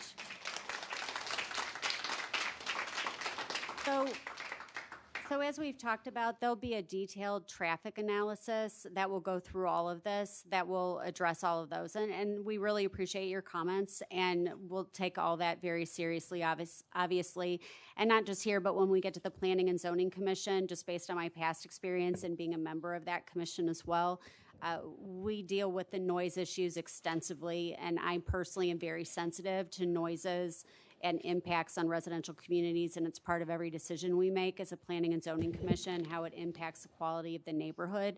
So when we get to that level too, that's where we'll get into a lot of the really intricate traffic study details and noise issues in that. But it's something we even talked about, I think, a little bit about that last summer too. So thank you for your comments. Yes, sir, name and address for the record. Yeah, Madam Chair, Brian Hanson. I live on Joseph Avenue, about 2 blocks from here. I just want to comment on second kind of what she was saying about the traffic. It is a general concern, and I think a lot of people have that concern. But besides all the residents that are coming in here and potential patrons using these spots, there is 5 curb cuts. But again, all those people are coming out onto Manchester making a left and right. How about the logistics of all the semi trucks delivering food, delivering trash trucks, all those other, not even the people that live there and the people that are hoping to come and spend tax dollars there, just the logistics of all the other mechanics to make this facility work. And driving a lot of roads and do a lot of development, I don't know how you're getting semi trucks turned into this development and down here and unloading anything in this area for any sort of restaurants or any of that. Trash trucks, all that. So destroyed landscapes like we already have up and down Manchester Road from people driving over curb cuts. So I think it's something to really keep under consideration, and I'll save the rest of my comments as we go. Thank you very much, and we absolutely will. Especially, like I said, when we get to the Planning and Zoning Commission level, if it gets that far, it will be a lot of detail about that as far as hours and deliveries, and there's always limitations on things like that and that are taken into consideration. So we'll definitely take that also. And the idea that it's a master developer, I had talked about that it's good to have someone who stays and retains ownership, because when they deal with the stormwater issues or the landscaping, that there's someone there who's responsible. So if something needs to be done, there's a party here that we can call and be like, hey, you need to take care of this, or that's taking care of it, as opposed to just flipping it to somebody else. So that was something, the whole reason why we pursued, or a big part of the reason why we pursued this type of a process was for that, to have that control and that security for our residents. So thank you very much. There's a gentleman in the back that wants to, with the glasses. And then feel free, you guys, if you want to, you can kind of stand and line up. I know there's a woman over here who I think is next at the, okay. And name and address for the record, please. Hi, yeah. My name is Scott Rose. I live at 2602 Cecilia. First of all, commend all the hard work. I love the idea of moving the city forward. Two concerns. Cannot fathom why we need a hotel, to be totally honest. We've got 5 hotels within a mile and a half of here, and I don't know what their occupancy rates are, but I don't understand why this would be a destination for a hotel. My fear is that you bring in linesmen and other people that are cutting in fiber optic cables, and they're, you know, it's transient. Not saying it's going to be riffraff. I'm just saying I don't understand why that's part of the master plan for this corridor of Manchester. Just asking. I've never heard an explanation to that. Secondly, I think the traffic concern is a real concern. There is no center turn lane. So you've got lane, and if you want to turn, you stop and wait and turn, and that backs up the traffic. And I think it's a valid concern when you have all these multifamily homes, which I think is a wonderful addition, and a hotel. And now you've got, I hadn't even thought of the delivery trucks that'll be supporting these businesses. I'm not saying it's a deal breaker. I'm just trying to understand. I love the redevelopment of Manchester's. It looks wonderful. Got to tell you, I was shocked that there were no center turn lanes, because there are other sections of Manchester. It's in Malwyn. It's just a nightmare to drive in there, and I'm afraid we're moving towards that. So if you could address those two, if there's statistics, if there's was a study done that said, yeah, we do need a hotel here, because I understand the concept. It'll be a wonderful place to come. I don't think anybody's going to come, stay in a hotel to use the destination playground. I think people locally will come from different sections of St. Louis to use it. So just if you could address that, and then the traffic impact. Sure, thank you very much. Those microphones are tricky, and I'm going to pause on folks coming up just for a second. I don't know if Joel, if maybe you want to talk a little bit more about the hotel. I know we talked about it some last summer, and you know, the idea that we were looking at probably more of like feel free to take off the mic if you need to hold it. But we're looking at more of an upscale to use the flag terms and all that you talked about earlier. But how you see that integrating in with the overall concept and the demand. Yeah, the hotel's a very valid question. I think that the gentleman's correct. The driver here is not that somebody's coming to the playground to stay necessarily at the hotel. I think what's been identified is that there is a hole in the market for that upscale hotel in this kind of region of St. Louis County. You absolutely have hotels, further up on Hanley. They're, the types of hotels that are right off of the highway. It's just a different type of, facility. We hear a lot from, people that are in the Brentwood, Rock Hill, Ladue, Webster, kind of the whole Maplewood area that, for whatever reason, have family in town, whatever the reason is, that would like a nicer option. And you just have to travel pretty far. You're maybe going to Frontenac or Clayton if you want that experience. So absolutely, it's not just driven by what we're proposing here. It's more regionally driven. Thank you very much. And yeah, I remember that as far as the demand discussions from last summer and things like that. We've heard that too.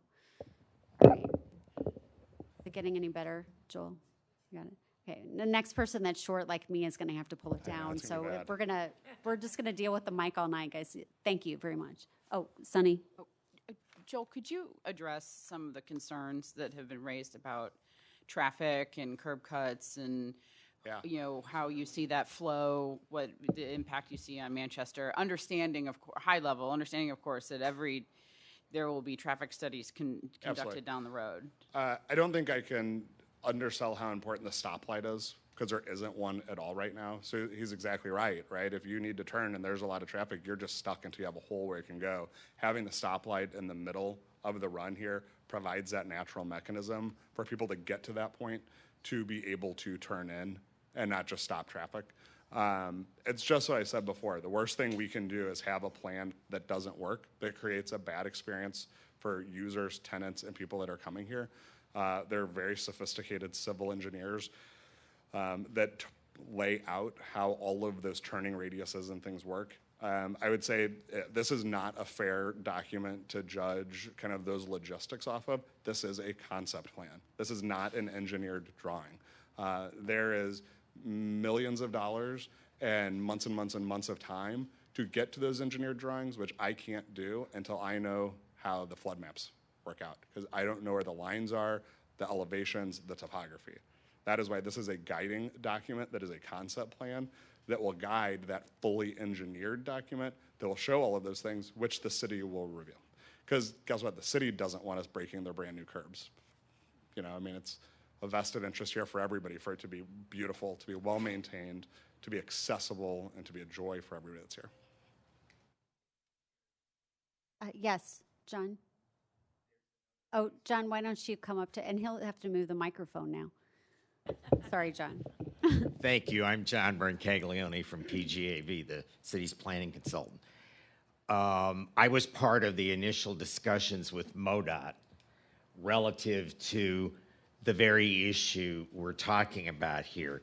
One of the things that the traffic signal at Salem will do is create gaps that aren't there now in terms of folks coming both out of the development and out of the neighborhoods, because you get no, as the lady correctly pointed out, you get no gap now from the signalization between Brentwood and Hanley. This is in the middle, almost exactly in the middle, and consequently, you'll get a gap that you don't have now in the traffic flow along Manchester, also because the number of curb cuts that are greatly reduced. Most people who are in the interior of that development are going to wind up exiting. They'll learn that you get out via this traffic signal, as opposed to try to turn on to Manchester unless they're going, for example, eastbound.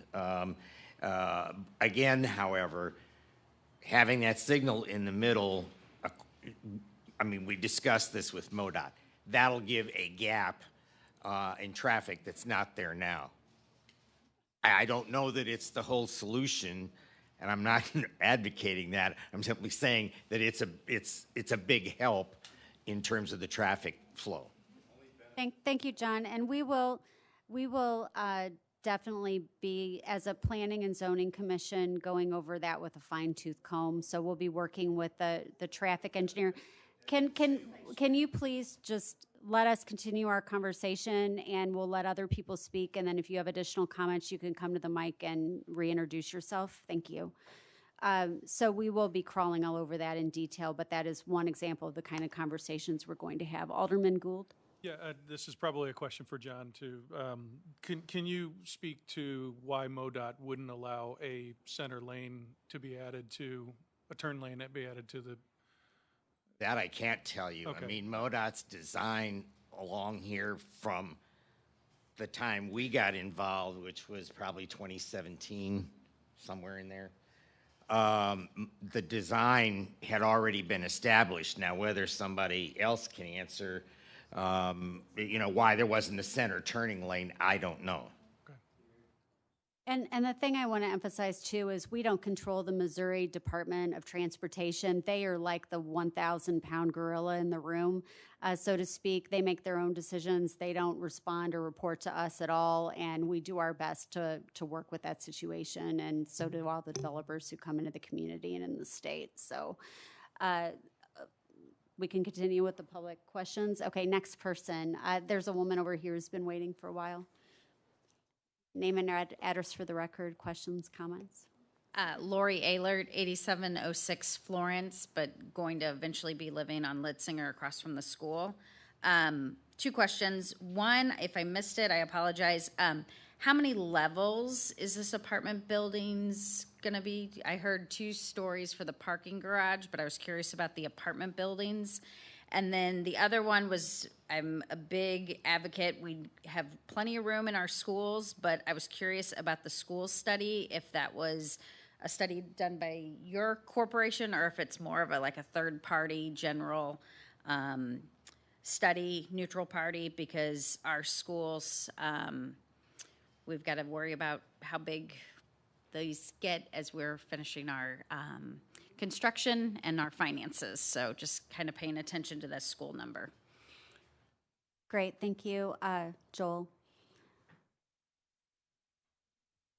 So before we were involved with the project, the city put the new zoning overlay district in place that I mentioned earlier that governs many things. One thing that it governs is height. What is allowed on the south side are 5-story structures. What you see on this plan are 4-story structures. So that's what's on the plan. We have the ability to go to 5 stories if we needed to do that. There is a change in methodology of construction between 4 stories and 5 stories. So we're incentivized to try to do 4 stories if we're able to, but we could do 5. And the school question, the projection that was done by a third-party development strategies. And it is in the document that you referenced that's on the city's website from last year that shows the math and the logic and how they got to that number.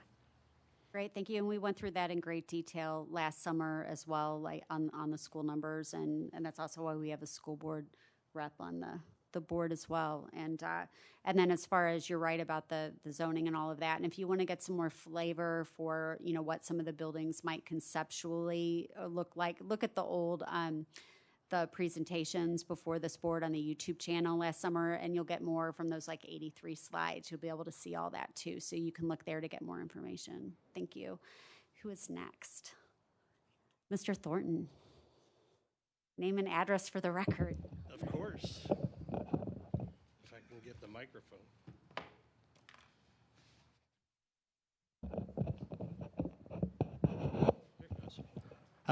Chris Thornton, 9421 Tillis Drive. Some of you might remember I was around when we first started talking about this project. And I'm very excited about the project now, and I was when we first started it. I think anybody who worked with me on that knows that. But I want to remind you of a few things that maybe we've forgotten, because government projects tend to take on a life of their own. And I think it's important to remember what you intended when you started in order to have a successful project at the finish. Okay. When we considered the possibility of redevelopment in Brentwood, we did consider a master plan type of arrangement. It was one of the several approaches that we talked about. But what I'm going to tell you, this corporation that is in charge of the redevelopment of Brentwood, is that that's only one way to skin the cat. There are other ways to do development, and master development is not the only way to do it. Okay? I'm not saying that this plan or this developer is a bad choice. I'm saying that there are other ways to skin that cat. And if you're not 100% completely comfortable, Mr. Thornton, if you would please remain at the podium. I could try. Thank you. And if need be, you can put the mic back on the stand if that helps you. I don't need to. I'm sorry, where was I? 100% comfortable. If you're not 100% sure that this is the right plan for your city, then you need to back off and think about pursuing another option. Now, I say that because the city issued an RFQ in 2021, okay, right after a global pandemic, and it got one response. Okay, one response. And the city decided to go ahead and make that respondent the preferred developer, which I understand, okay? But what that does in a master development situation is it eliminates competition, okay? And that means you're not gonna get, well, you may not get, you might get it, you might not.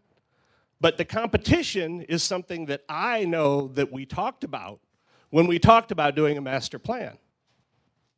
We definitely talked about competition being the thing that would keep us on the master plan route.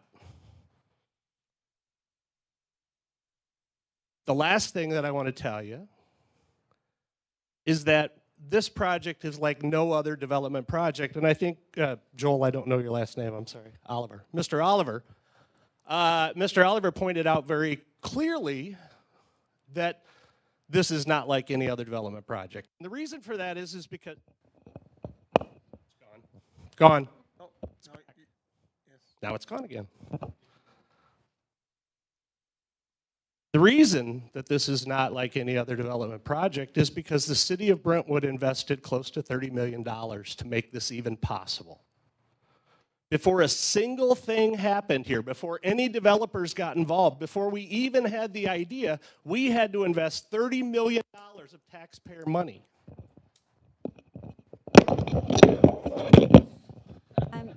For our AV person, is there something you can do to assist with the mic? And you have, Mr. Thornton, I ask that you please stop until we get the microphone situation resolved because we're recording this for the benefit of our public viewing audience later. We want everyone to hear your comments. The people online will not be able to hear you at all. And we do have people possibly on Zoom too. It fades in and out. It's very difficult to carry on. Okay. The people in the room can't hear. Okay, but you guys, we're recording this for YouTube, and we have, if you just leave it on the microphone stand, I think that would help solve the problem. I don't know if it will or not. Okay, can we just, sir, would you come back up and make sure it's working on the stand, and then let's just try to not And then we'll move just it? leave it alone, is that it? That's my idea, yeah. Fair enough. We'll leave it alone. Thank you. Now, where was I? $30 million. We invested $30 million of taxpayer money, or close to it. That number may not be 100% correct. But it's certainly more than 15 million. I believe it was in the neighborhood of 25 or more last I looked. The point is the city made a very significant investment in property. It made a very significant investment in the preparation of this site and to pull it out of the floodplain. And when we did that, and I say we because it was a lot of people in this room, David, Steve, I don't know if Dimmitt's still here, but a lot of people in this room, Sonny, thank you, even Keith maybe at one point. Anyway, the point is, we said at that time that we could not afford to be generous with developers when the time came. We could not afford to give tax abatements. We could not afford to do TIFs. We could not afford to do bonds because we invested on the front end and we were going to ask the developer to carry the weight of the investment on the back end and to carry more risk because we already took ours. And I see somebody smiling over there who might remember that conversation, Steve. My point is this. I don't have any particular problem with this plan or this developer. I really don't. But I do have a problem with the rah-rah attitude that I see going on at every one of these meetings. I really do. Our job is to ask the tough questions and to stand up for the citizens. And if you can't do that, then you don't deserve the position you're in. I encourage you to think very, very seriously about this situation before you make a recommendation to your Board of Aldermen, because it's going to impact the lives of every person in this room and every person in our community for a very long time. I'll have more to say when I get a look at the actual agreement that will tell us what will really happen and all of that. Thank you, Mr. Thornton. I do want to add that I've had the privilege to be on the 353 board since it started. And as far as before we even had the idea for having a master development or master plan here, we had that thought when we first started this 353 board decades ago. So anyway, yeah. Okay, so thank you very much. We will continue with our public comments and name and address for the record, please. I am Medina Olson, and I live at 8725 Florence Avenue. And I was sitting back there telling myself to behave up here, but I'm going to be good. I have two issues.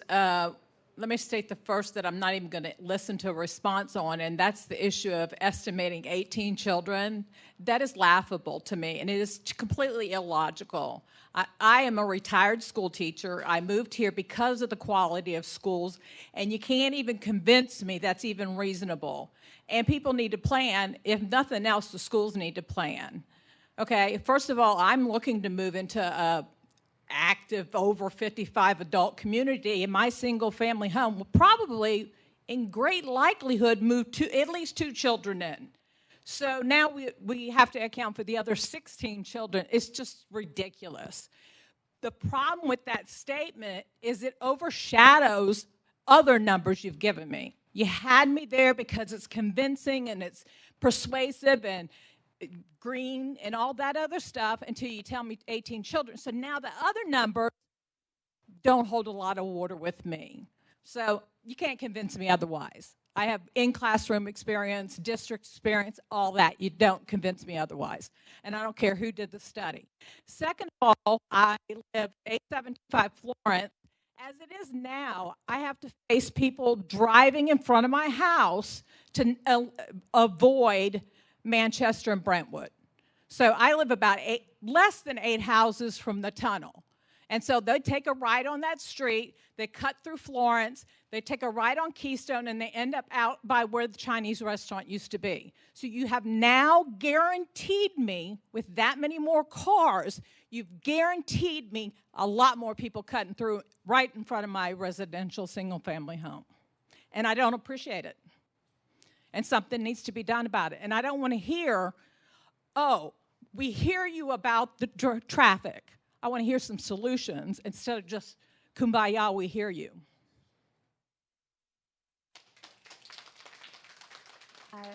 Thank you for your comments, and we'll get to that at a later stage, as I said, with the traffic study. Thank you. Name and address for the record.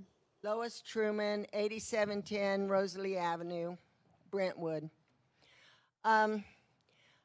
I have only lived in Brentwood for 9 years, so I'm still new by standards of most of the people in this room.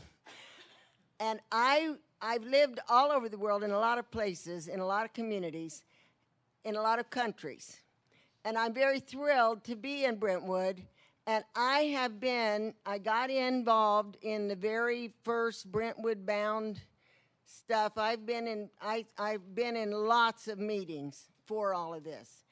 And so I want to say, I can't even remember who it was that was up here saying something about that it wasn't, well, just finding out or didn't know, or we need to think about one developer. I know our city,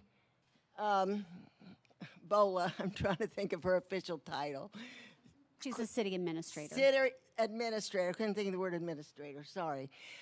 I was in two different meetings when she very detailed said how many people they put this out to and tried to get competition, if that's the word being used. And all of these things that are being hashed and talked about tonight, if people will go back and read and listen to these other meetings, this has all been very thoroughly done, and I commend our leadership. I keep saying that because that's a gem that we have in our community, is our prized leadership that has done the thorough hard work and will continue to do that. So citizens that are having fear and problems with traffic or whatever, I think every alderman in this room and on our boards has been more than willing to listen and try to seriously take these things. And I just hate to hear kind of bashing going on when my experience has been totally different. And so I wanted to balance the scales a little bit, I guess. I don't know. So I have no complaint. Thanks for your comments. And a reminder that if you want to go online and view our meetings from last summer, we got into a lot of detail on a lot of the things, way beyond even what we have tonight, including the school discussion, all of that. Thank you, sir. Name and address for the record, please. Anthony George, 9137 Lawn Avenue, and a local business owner as well. So I don't know if I should address you or Joel, because Joel's answering half the questions. And Yeah, address them to the chair, and then I'll make sure, because we have other consultants here. If whoever we need to have answer the questions, then we'll do that. So the diagram, the middle, apartment residence, how many units is that?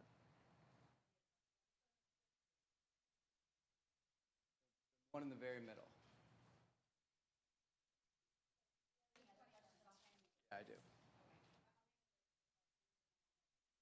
Okay, so my question is, because I'm curious, that's a street that people are going to pull down, and there is a lot of traffic, and I don't live in the immediate area. I live off Lawn Avenue by O.B. Clark's. So I'm wondering if the police force is another question. Are they providing more police force, firemen, community support? It hasn't been addressed tonight. So that was one, and then multiple questions with that. The second is the traffic. So I don't live in that area. You keep referring to a traffic study. Couldn't they do a traffic study based on these numbers of the community, like the nice lady mentioned? Maybe 3 people live in an apartment, maybe 2, maybe 1, but that could have been done proactively to determine the flow of what we're doing. That doesn't make sense to me, so if you could answer that. And then somebody else mentioned it's a funnel. So the effect of all these people visiting at 5 o'clock, returning from work, I don't understand with less curb cuts how they're going to make it to Manchester Road at 5 when other people are going home, attending gyms, going out to see their friends, coming home from work, walking their dogs, so on and so forth, that there's going to be enough room for everybody to make it here, especially without a turn lane. You referenced earlier, I'd like your response to this as well, that Missouri Department of Transportation is this big bully. I've heard the exact opposite. I don't refer to them as a bully. Just What's they're your the statement? 1,000-pound gorilla. They have all the decision-making power with regards to it, is what that means. I didn't quote you. That was my interpretation. So it's my understanding that the opposite was, in effect, the reality. So I consulted an attorney for our property. The curb cuts, he came out and said, look, this was Brentwood. We can't mess with it. Respond to that. There's another question. I hope you write them down.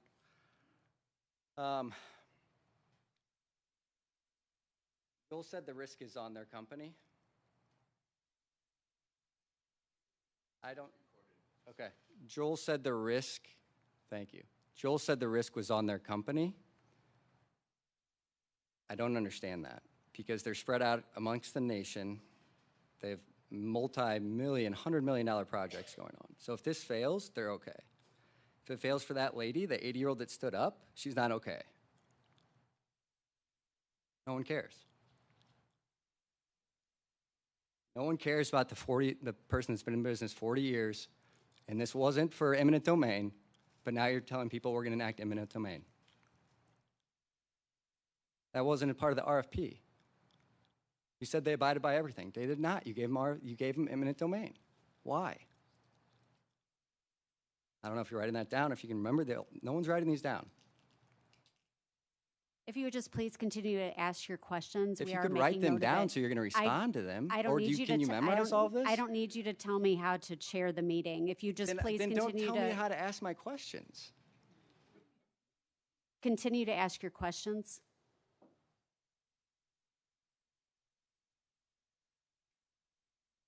So, Joe frequently mentions their reputation, and there has to be trust built. No one's extended anything to us in the community about what's going on with this. You mentioned that there was a community team that contacted local businesses. We've been in the business for 40 years. No one contacted us about this. So again, that's another question I have. Where's the contact? And then the reputation, why are they enforcing eminent domain if they have such a good reputation? Why did that have to be a part of an RFP that you sent out that you had to later include to appease them to make forward progress on this contract?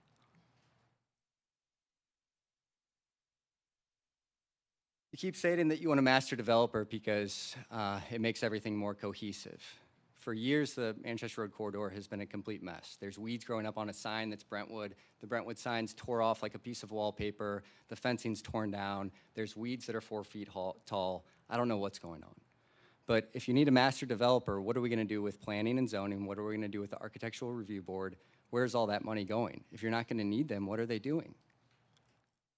No one consulted us about our planning and zoning. No one said, hey, Anthony, what do you think is going to make this city better? Hey, Anthony, how can we get those weeds down over there? Hey, do you want to stay in business 40 years? How can we work this out? I don't understand. No one's writing questions, so it's like just, don't listen to the little guy. It is recorded, but no one's taking any effort. I mean, all night people are talking. There's very little responses. They say there's a traffic study. There's another meeting. The first 20 minutes somebody noted today, it's all compliments back and forth of the contractor. Some woman stands up and people don't feel that emotion. There's something wrong. So, any responses or? When you're finished, you can be seated, and then we'll answer what questions we're prepared to answer right now. So is that it? Or did you have anything else? That's it. Thank you.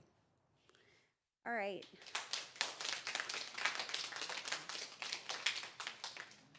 Joel, if you would please address kind of the size of the concept plan. I know these are in concept plans right now.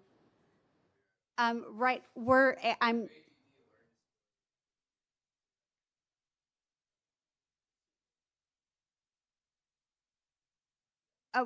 not done with questions from the audience yet.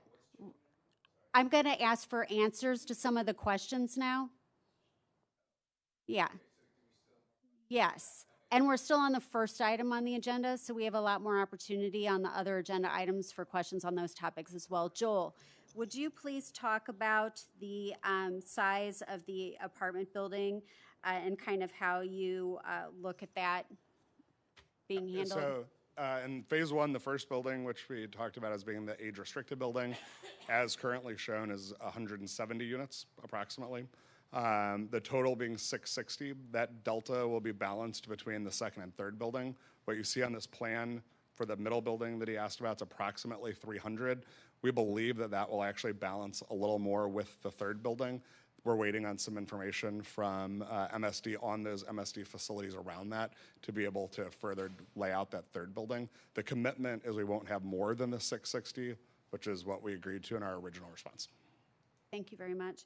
And then also we even talked about earlier tonight, we talked about it last summer as well, but the police and what we're doing as far as, I think maybe it was Alderman Plufka that might answer somebody did tonight about the fire and the police, but if we could talk about that. You mentioned what you're doing in the one parking garage area, how we're coordinating with the police and fire, and of course, whenever this goes, if it ever gets there to the Planning and Zoning Commission level, then the city has a whole nother review that deals with all of the infrastructure within the city, the police and fire and all that again too.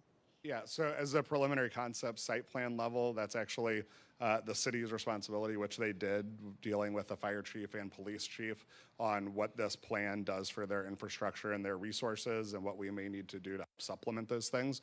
So their feedback is included in our plan. Part of that was the substation and the ATV storage that was asked about. But you're correct, as it goes forward, they continue to have a look every time you do on those projects, and that's part of the city's process, is to have us respond to those resources. Continuing on the same theme, and there'll be more questions. I can just tell you, we hired 3 new officers in the last 12 months. We hired 3 new police officers in the last 12 months, specifically with the idea that we would require additional police protection in this area, not just this area, but also the park and the playground and all of the other stuff too. And kind of along those lines too, that's also why we had talked a lot last summer at this meeting about the mixed use, because of the nature of having folks like at different times of days who were there. Like, it also helps with that mix as far as from a safety standpoint. So safety was a big conversation we had last summer at this meeting too. So if you've checked that out on the YouTube channel, you'll find that as well. Then I want to say, just maybe hang out there just for a second, Joel. I want to say on the traffic study, we can't do it now. Joel had explained that before. It's something that we'll get into when it comes to the Planning and Zoning Commission level, because you have to have detailed engineering drawings. You can't do that until FEMA, SEMA, everyone's done with the maps, the letter of map revisions, the topographical lines are known. And all of that. And then you have these engineered drawings that are done by an actual engineer, right? Not a concept plan. You can't do a good traffic study to rely on to make changes off of and be able to, take it to the bank, so to speak, to know it's going to be accurate unless you have the engineering drawings. So it's just really premature for that. But this redevelopment board has been very consistent that that's a huge issue that will be addressed going, as part of this, and it's part of the process, and it will continue to be.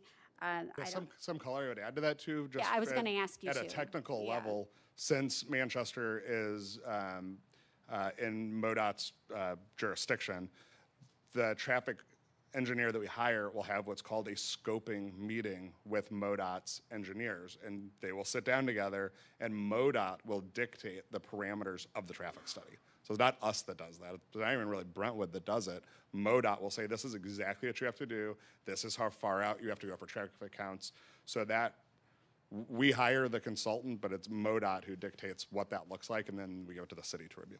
Right, and that's something else too, as far as what I was talking about, and I've known people at MoDOT, and I would say this to them, hey, you guys are the 1,000-pound gorilla in the room because you have all the decision-making power. So that's why we have to work closely with them in partnership to try and get what we need for our community. So we'll all work together in that regard to try to get what we need from MoDOT. And then, let's see, along those lines, that's where we're going to get to the idea of, what traffic is at different times of day, what, like John had talked about from our PGAV, from our planner, about the gaps, created by the light for traffic and all of that. So we'll go into all that. Anyone who, if it gets that far to Planning and Zoning Commission, that'll be ad nauseum that we'll talk about. And the planning and zoning process is, and the Board of Aldermen, none of that is done just because there's a master developer. If this goes forward, and if it's ultimately approved by the Board of Aldermen, the Planning and Zoning Commission, as I said before earlier in the meeting, is still going to have myriads upon myriads, tons and tons and tons of meetings going over all of the incredible details of site development plans. We're going to talk about the buildings. We're going to talk about the materials. We're going to talk about what the pavement is made out of. We're going to talk about what kind of trees they are. We're going to talk about where they're located. We're going to talk about screening for like rooftop stuff. We're going to talk about what the facades of the building look like, what the pedestrian walkways are like. MSD is going to further delve into the stormwater. So there's a ton of detail work that's going to be done as these projects come through. And we'll continue to have opportunity as we have, over these period of times for more citizen input. And there's 23 new buildings shown. It's 23 separate runs through that process with P&Z. It's not one time through P&Z for the whole project. Right. So it's a lot. So did anybody else on the board have anything else on this, or the city staff? I haven't asked you any questions. Do you guys have anything you need to say on any of this so far? I was just going to add, when we do get a traffic study, we have a third-party engineer that does the review on behalf of the city. So that is discussed at each interval as well. Yes, correct, and thank you for that. And if you don't know Whitney Kelly, she's the Director of Planning, and she's at all those Planning and Zoning Commission meetings, and the Planning and Zoning Commission has its own, the city has its own traffic engineer, she said, and they'll be looking at that, and we'll be looking at their information and review too. All right, next person, question and comments on this, yes. Name and address for the record, please. Kim Murphy, I'm at 2456 Helen Avenue. So first, I think everyone here wants what's best for Brentwood and commend everyone who's here giving all their thoughts and you.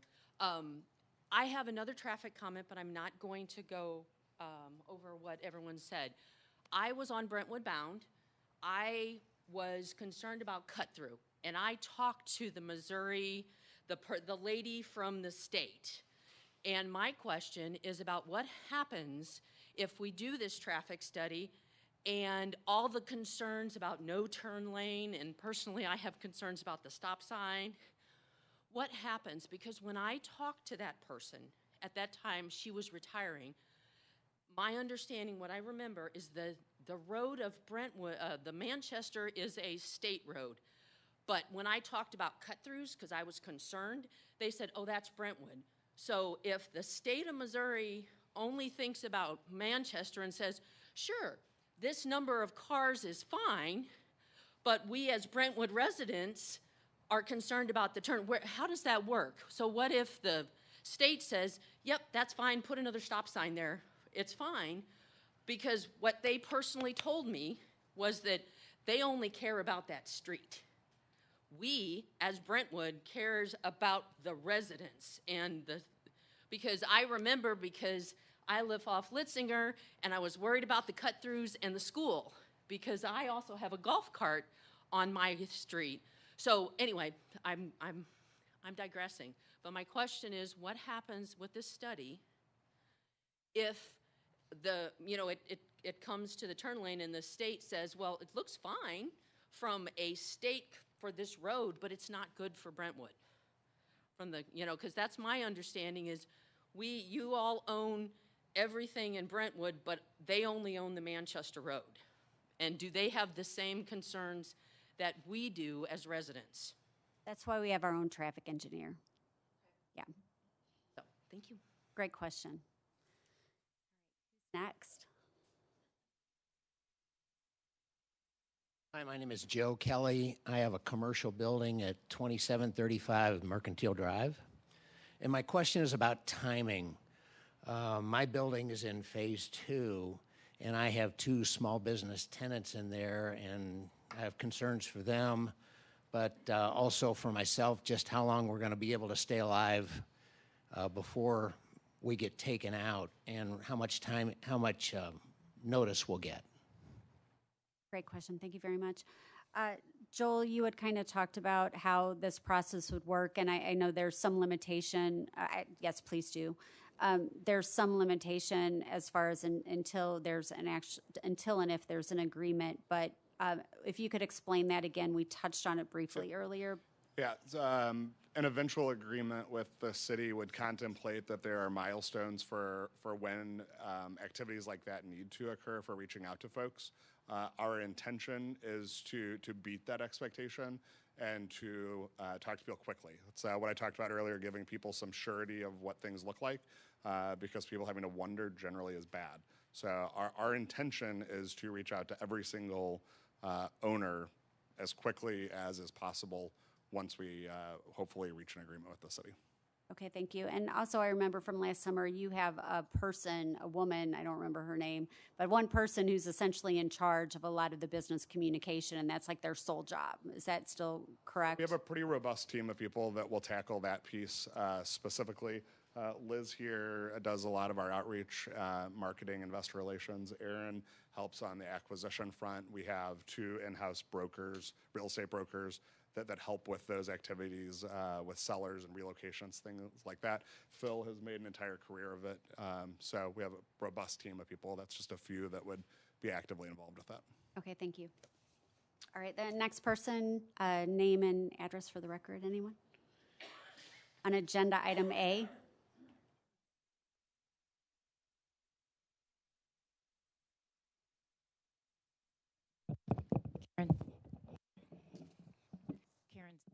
Karen, can you hear me?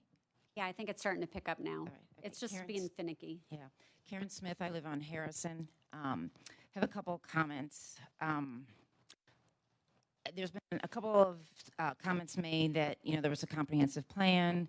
There's been citizen participation, had a lot of input, and I participated in a lot of those. And I heard a lot of the input. And as with everyone, I agree. Clean up along Manchester Road. It's a great opportunity to do so. But the concept plan does not match anything that I saw or heard in any of that process. It's different. And I don't know if you told people back then that, yeah, we can do all this great stuff, but we're going to have to kick out all these small businesses that have been part of our community for X number of years, that have been viable parts of our community, that many of which I visit, I like having here in Brentwood. We've also commented that having one developer with a vision helps the city accomplish what it wants to see done. But really, that is the city's job. We have planning and zoning, we have code, you do all these overlays, you say what you want to put into a city. There's nothing to stop the city from doing this kind of work. And although there's a lot of things that I have not agreed with the previous Mayor Thornton, I do agree that this isn't the only way to skin this cat, that there are other ways that it can be done. Other cities and municipalities have done that. And this is just one example, but that road that you all say that's massive and that's going to be a very expensive infrastructure to put into place, Maplewood kept the businesses and the frontage that was on Manchester Road and put a secondary artery behind them. And that's something that we could do. I believe that there's going to be a huge amount of tax incentives. I don't know how huge it is these days with all this money you all are talking about, but there's going to be a tax incentive package probably that's going to accompany this plan. And why can't we look at structuring some sort of incentive plan to help the current businesses that are there fix up their properties? Many of them have been on hold as a result of some of the stuff that's been happening over the last 15 months. Why can't we use that incentive money to put that big road in and to work with our businesses? There are other taxing vehicles that allow for community improvement, like development. I think they're called community improvement districts. Also, I think I saw in some of the information that was online that, the condition of the properties and the way that it looks down there is not very favorable. Again, the city is responsible for maintaining its code and keeping the property up. So the fact that we look like that, I know we've had a lot of issues with flooding that have prevented us from being able to keep it the way it is, but we're getting that fixed. So we could start enforcing our code to clean that area up.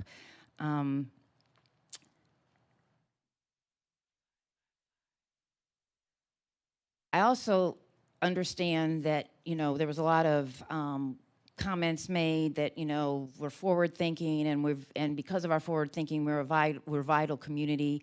And we are economically sound. So it's my understanding we don't need this development to be economically sound. We're just doing this to make it better and to take advantage of a great opportunity since we're going to have this beautiful park down there. Again, I think there are going to be opportunities. Other businesses would be interested. There's other things that we could put down there that would actually align better with a park. I'm not so sure that the hotel and some of the other things that are proposed down there necessarily align well with the park. And then in regards to having just one developer, Green Street, things happen. Their business models change. they could run into financial difficulty. They've got a lot of different projects. They could be spread thin. So what is our assurance that if something happens to them or they change their business model, that we are going to be able to have the goals of what you all think we're going to get from them, i.e., they're going to keep the property up, they're going to be able to, they're going to manage all of that property for the rest of the, in perpetuity, I imagine. What protections are we going to be in place that actually will occur? And then I do want to make two more comments. At a mayor's tea or coffee, one of the city's leaders made a comment that it was only some businesses down there that were opposed to the way that we are moving forward with cleaning up that area down there. And that is not true. I think you've heard tonight there's a multitude of residents that have a lot of concerns. And I am a citizen. I'm not a business, and I am opposed to the way that we're developing down there. And lastly, we've had so, I've been asking my aldermen, what's going on with Green Street, and I keep hearing things. They kept telling us over the last 15 months, we don't know. They're working with the different people in the city. So you all have been working on this. We are now seeing this. I know someone was alluded to earlier that there's been a lot of, information about it, and residents have responded to that we would like to see something different. But what keeps coming back is some small modifications. It's still basically the same plan. And now we have, I think we're trying to get this wrapped up like in 30 days. So it's taken 15 months to get to this point, and now we've got 30 days to make any sort of revisions to this before you all are going to be considering it. So I just wish that we could give it some more time, because this is a pretty significant development for the city. Thank you. Wait. Could you wait Alderman just a second? Plefka. Yeah, I just wanted to ask you a question, if you don't mind, about Sure. your comments. At the very beginning, you said one of your concerns was that it does not, that what's there on those pictures doesn't match the master plan at all. And you and I were both involved in that process pretty extensively. And I'm curious specifically, what parts of the master plan does it not match? So I would need to get that back out. I have not actually looked at it. But it was not this significant. There were not hotels. There were not big apartments. It was development that was supposed to be aligned with kind of the park down there. And if you're going to put an apartment complex in there, okay, one building, but like we've got 3 of them going in. So this seems a lot bigger. Parking garages. It's just a bigger development. So what I remember hearing a lot of is people wanted entertainment type things down there, restaurants. That brewery pub is a great synergy. What kinds of I'm not big in the entertainment industry, but like a putt-putt golf, like things that are synergy with the park, that bring families together, that bring the families. The park will bring the families in, but we wanted to have development that would be synergy with that, if that helps. I don't know if I'm It explaining absolutely that. does. Thank you very much for the response. Thank you.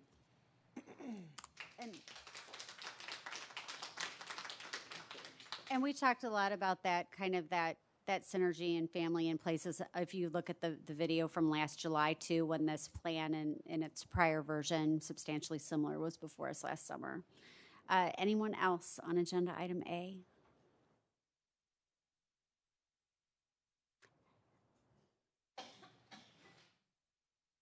And name and address for the record. My name's please. Martin George, and do you want my commercial address or residential? Residential. 2E2A Carrot Bay.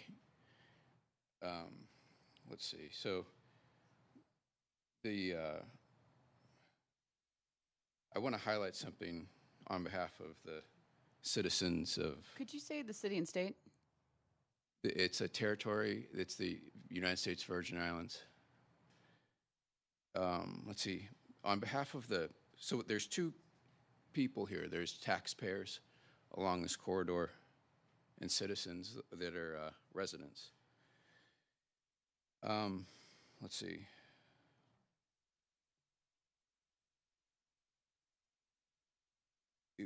If Brentwood, that's another thing. To open the meeting tonight, Anthony, my brother, didn't know if I should be speaking to you or Green Street Who It's should I be it's addressing? like I've said a few times during the meeting, it's to address your questions to the chair, which is me. So you give me your questions, I'll make note of them, and then I'll have the appropriate folks respond. Okay, Chairwoman, it would be nice to know in advance of the meeting, the structure, that there is public comment. It's on the agenda that's published online. I didn't see it in any hard copy mailings. We don't mail out agendas, but it's available on the website. They're always posted. All the meeting information is on there. There's a transparency portal. The meeting and agendas link is on the homepage. And in fact, I went out of my way to post a lot of the details on a Brentwood unofficial Facebook page that a lot of folks are on to make sure folks knew about it. I don't have any control over that Someone page. did. It's Who does? unofficial. Who removed me? I don't know. It's Find not out. an official page. Unofficial. So you Okay, so post- do you have any questions or comments about the plan? Because that's what Yeah. we're on right now. So my question is if Brentwood can comment on what contingency plan they have in the event that, let's say the markets flip-flop in 2025 and 2026 and we have a real bank run. But what is Brentwood going to do in that scenario?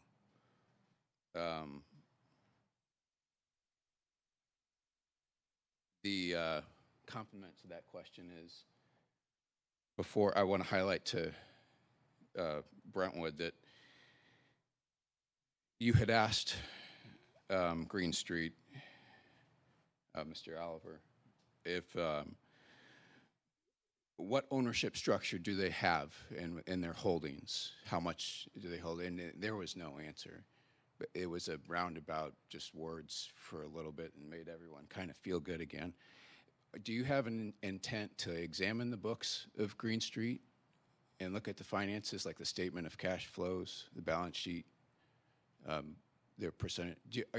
Well, I don't know if you're probably not going to respond, right? This is just I public asked you if you would please give me your questions and comments. I will write them down and we will respond as appropriate.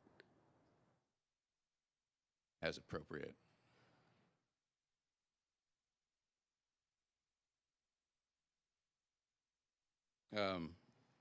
If you could please find out the holdings of Green Street and how they hold on to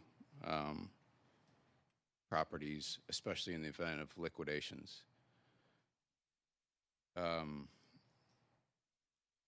very easy to hold on to something when the economy is good and you're in a bull market. Find out what happens when you're not in one. Because I sat 6 months ago in whatever meeting that was, and I warned about high interest rates, and it brought us to where we are today. You've got a $30 million bank. You're laughing at me. So right now, sir, if you would please address your comments to the chair, and right now we're discussing the redevelopment plan. So address your questions and comments to me and not to the individual board members. What's that map of the... Would you please put up the concept site plan map again? Would you?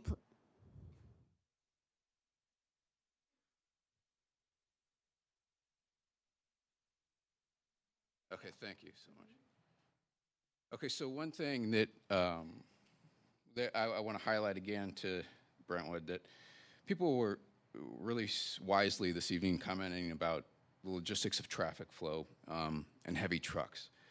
I own a business, and I've sat right here where this mouse sits since I've been a little boy.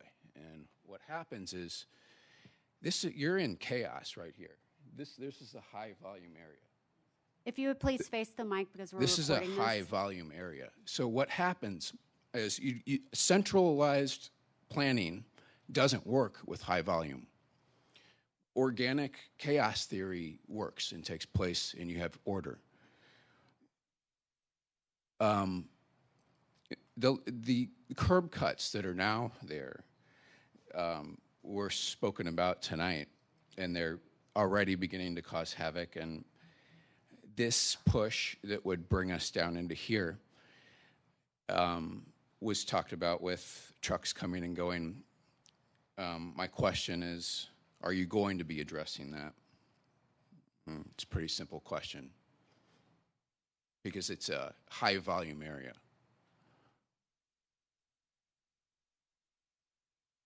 Let's see.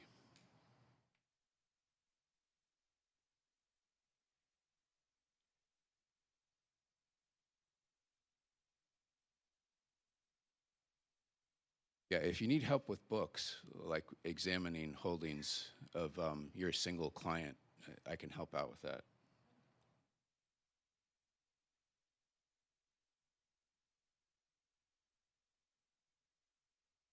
Have you ever heard the term public-private partnership or like corporate welfare?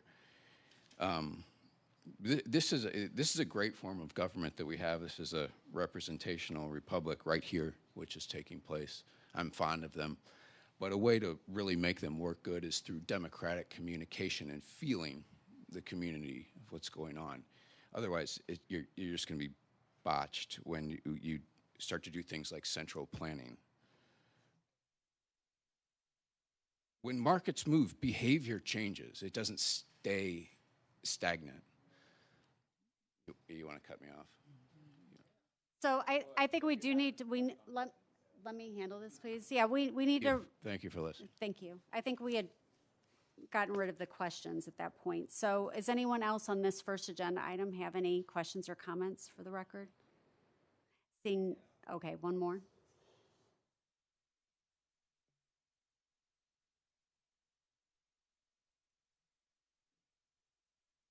Hi, Kyle Coolman, 8079 Manchester. I think a lot of the discontent of the businesses is that we don't have any assurance that existing businesses will be given places in the new properties. I know that was a big thing at the last meeting.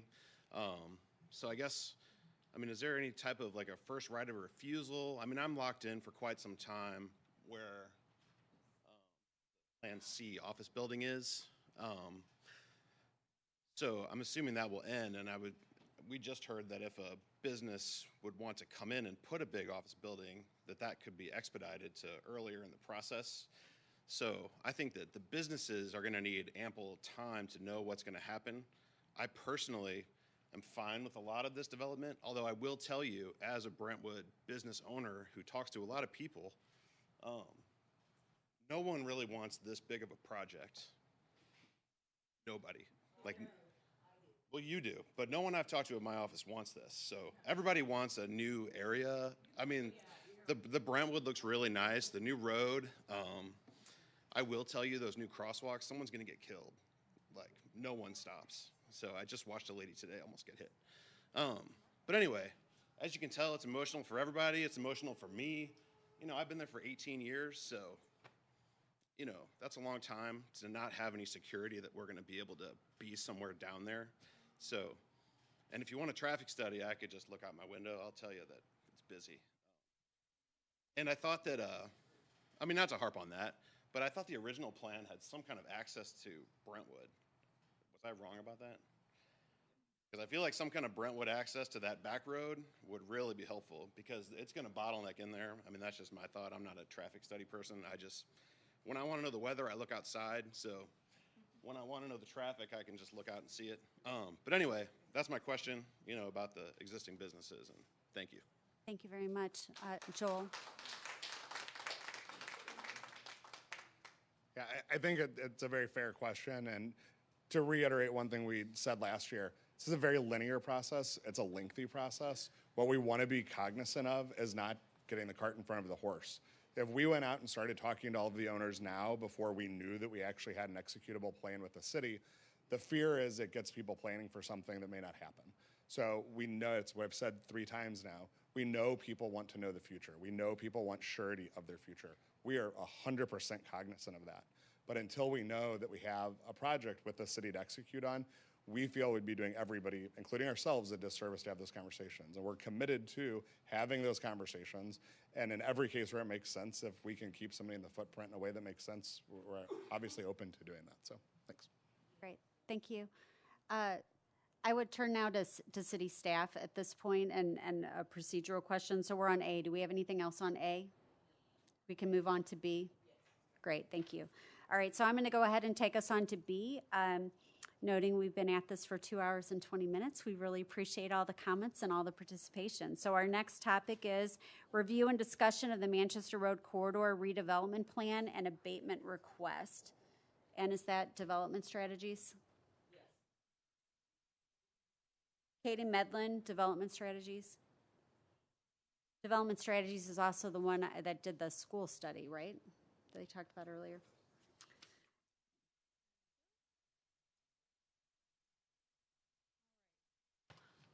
Good evening. My name is Katie Medlin. I'm a senior associate at Development Strategies, and I will try to keep this as brief as possible to just open up everything for questions. We were asked to do a tax impact statement for this project. So the tax impact statement essentially estimates commercial and residential real property taxes and commercial surcharge taxes, which could be abated under Chapter 353. And basically what we're looking at is what the impact would be on all of the relevant taxing jurisdictions that levy those types of property taxes. If you look at the document that I believe all of you were provided, we did that by doing a kind of a build and no build scenario. The build scenario essentially looks at if the project were developed in the 3 phases as Green Street is proposing them, and looks at the build structure with the proposed tax abatement structure that I will get into in a minute, and looks at that over the lifetime of the abatement period. And then conversely, we look at a no-build scenario, which basically assumes that what's been going on there will continue to go on in the area. Given the history of that area and the just kind of general lack of significant change, we felt that that was a pretty reasonable assumption to make. Again, this is just looking at the real property taxes and commercial surcharge taxes. We are not estimating personal property tax revenues, sales tax revenues, or any other sort of tax revenues in this document. If you want to take a look at some general estimates of that, we did a separate cost-benefit analysis about a year ago. That document is out of date now at this point, given there have been some changes to the development program and the phasing structure and just tax rates and underlying assumptions in general, but it will give you at least an order of magnitude of what those other taxes could be generated. So just wanted to very briefly jump into the abatement structure, and I'm sure people in the audience will have lots of questions about this. There is a very legalese kind of description of what the abatement structure is within the document and within some of the other documents surrounding this proposed project as well. Generally, the abatement is structured in 2 kind of separate groups. In years 1 to 10, the residential real property will be taxed at the greater of either a pilot that would go to the taxing jurisdictions of 25% of tax revenues based on incremental land and improvement assessed value, and all of those taxing jurisdictions would continue to receive unabated taxes from the value of the land in the year prior to the commencement of the abatement for each phase. So essentially that means that the land value is frozen in time for the length of the abatement period, so that you're always guaranteed that. In the event that the value of that pilot is not greater than what was there prior, the revenues would continue to go to the taxing jurisdictions based on the value of the land and the improvements in the year prior. So essentially there's a hold safe, or I can't think of the word right now, a safety valve essentially, that the taxing jurisdictions would be held harmless from a decrease in property value. Similarly, commercial real property and the commercial surcharge tax, the city and all the other taxing jurisdictions would receive 50% of the commercial real property and surcharge taxes, again based on incremental land and assessed and improved assessed values, and they would also continue to receive the unabated taxes from the value of the land in the year prior to the commencement of each phase's abatement period. And again, if the value was somehow lower than what that value was in the year prior, there is, again, that hold harmless. Then, in years 11 through 20, the abatement structure shifts slightly so that basically 50% of the land and improvement value of both residential and commercial property are abated. And that lasts from year 11 through year 20. So before I move on, does that all make sense to everybody? Alderman Plufka. Thank you. So going back to the the abatement structure, the years 1 through 10, the residential and then the commercial.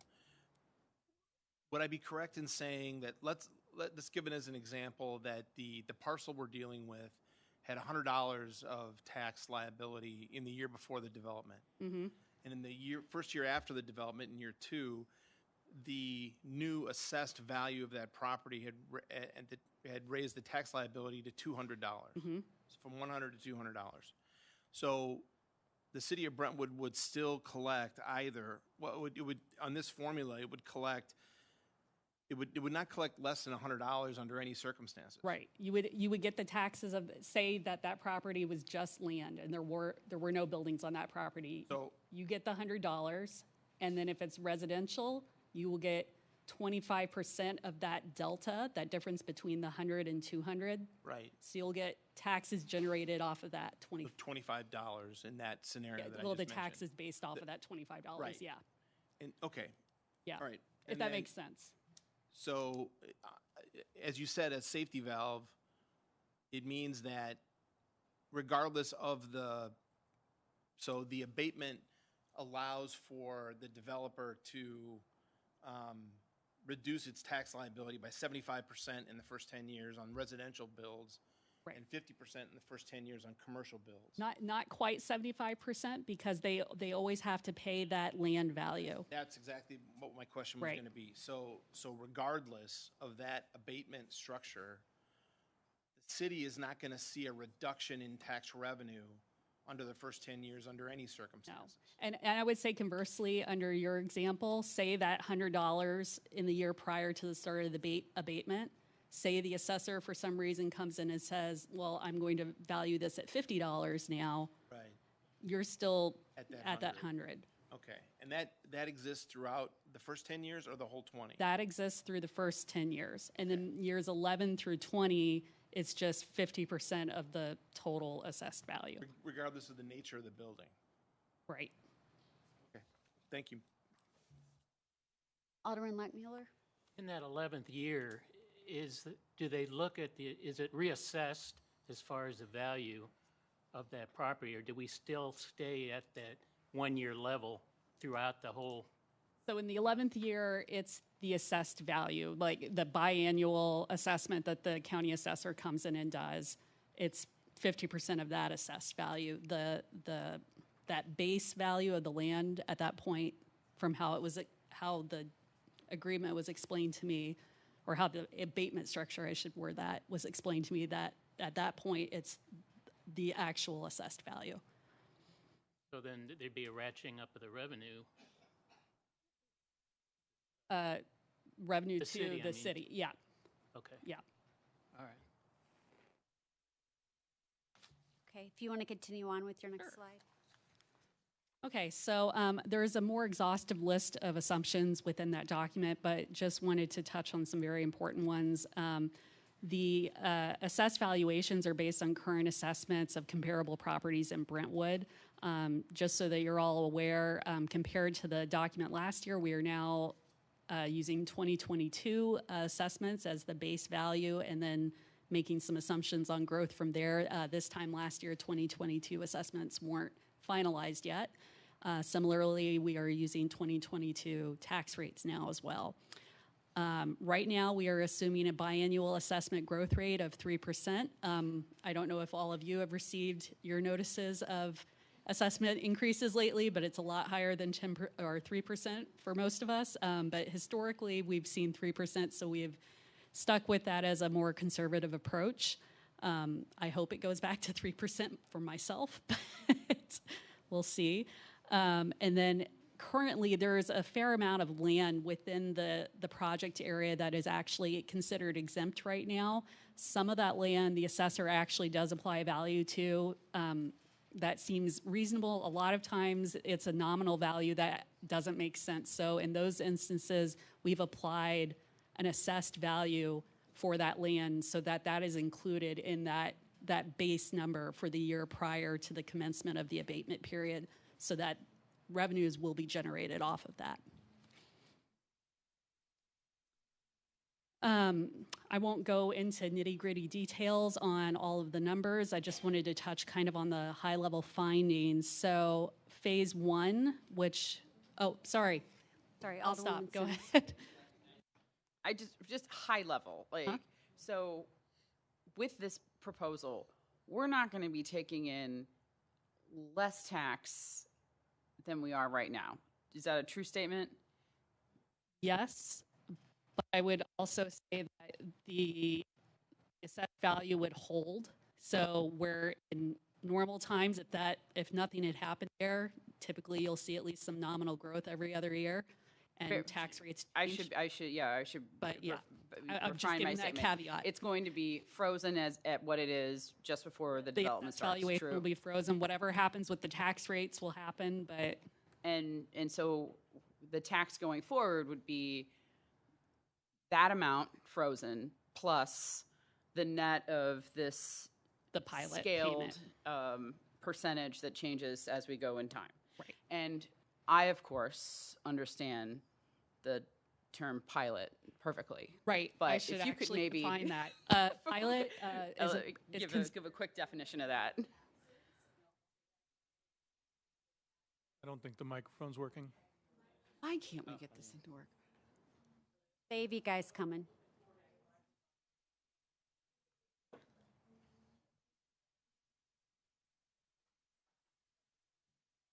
I feel, is that Jeopardy where they go doo doo doo doo doo doo doo? To have a little music while we wait for the new mic?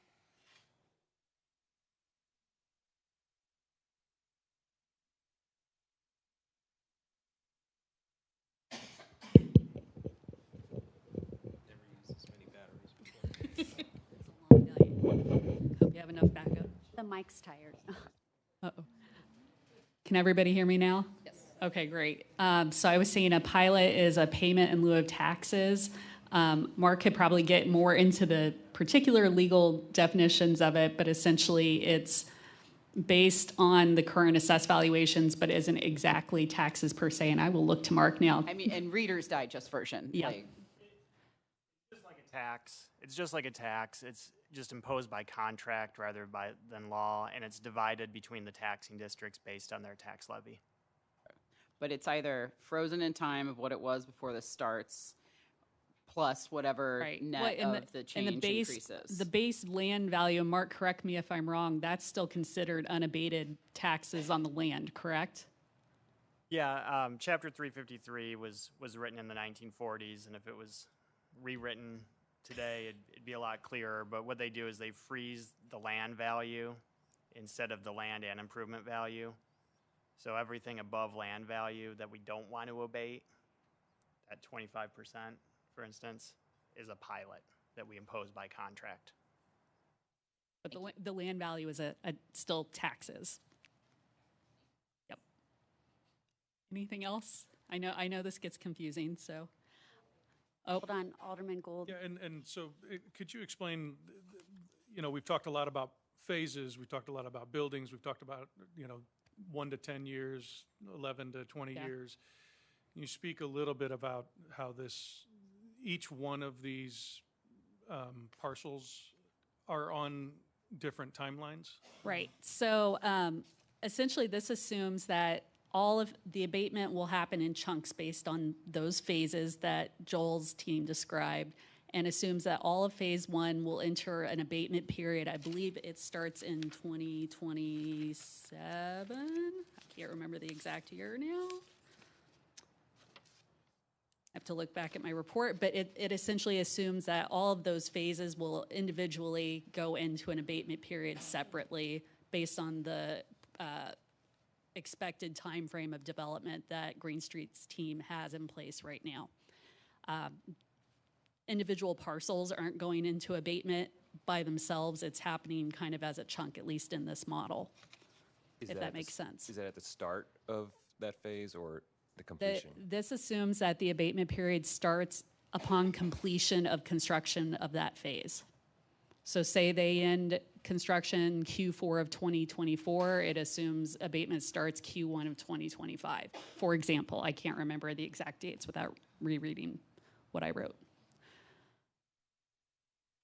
And can, just for the benefit of everybody, can you speak to the statutes of the 353 and what that allows for any developer to potentially ask for. Yes, the chapter 353 allows for up to 25 years of abatement. Here, the maximum will be 20 years, so it's less than that. And then with the imposition of that pilot, we're reducing the amount of sort of net abatement available as well.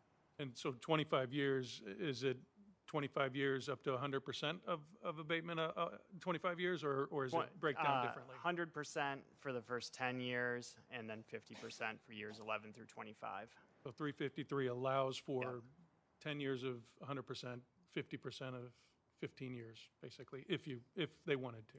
Yeah, and I'll just note earlier, Gilmore and Bell and the city met with the county assessor a couple weeks ago and went over the methodology for the proposed abatement and how it would be imposed on a building-by-building basis. And the county assessor understands and is ready to assist in administration. Okay, yeah, so because of it being broken in residential and then commercial at different levels for the first 10 years. Yes, and we even discussed if it was a mixed-use building, how it would work that way. So yeah, if mixed use had some residential in it. So the residential portion of the mixed-use building would be at the 25%, the commercial portion would be at the 50%, and the assessor can administrate that. So you feel confident that a structure like this could be administered without causing the city or taxpayers any issue? Correct. Okay.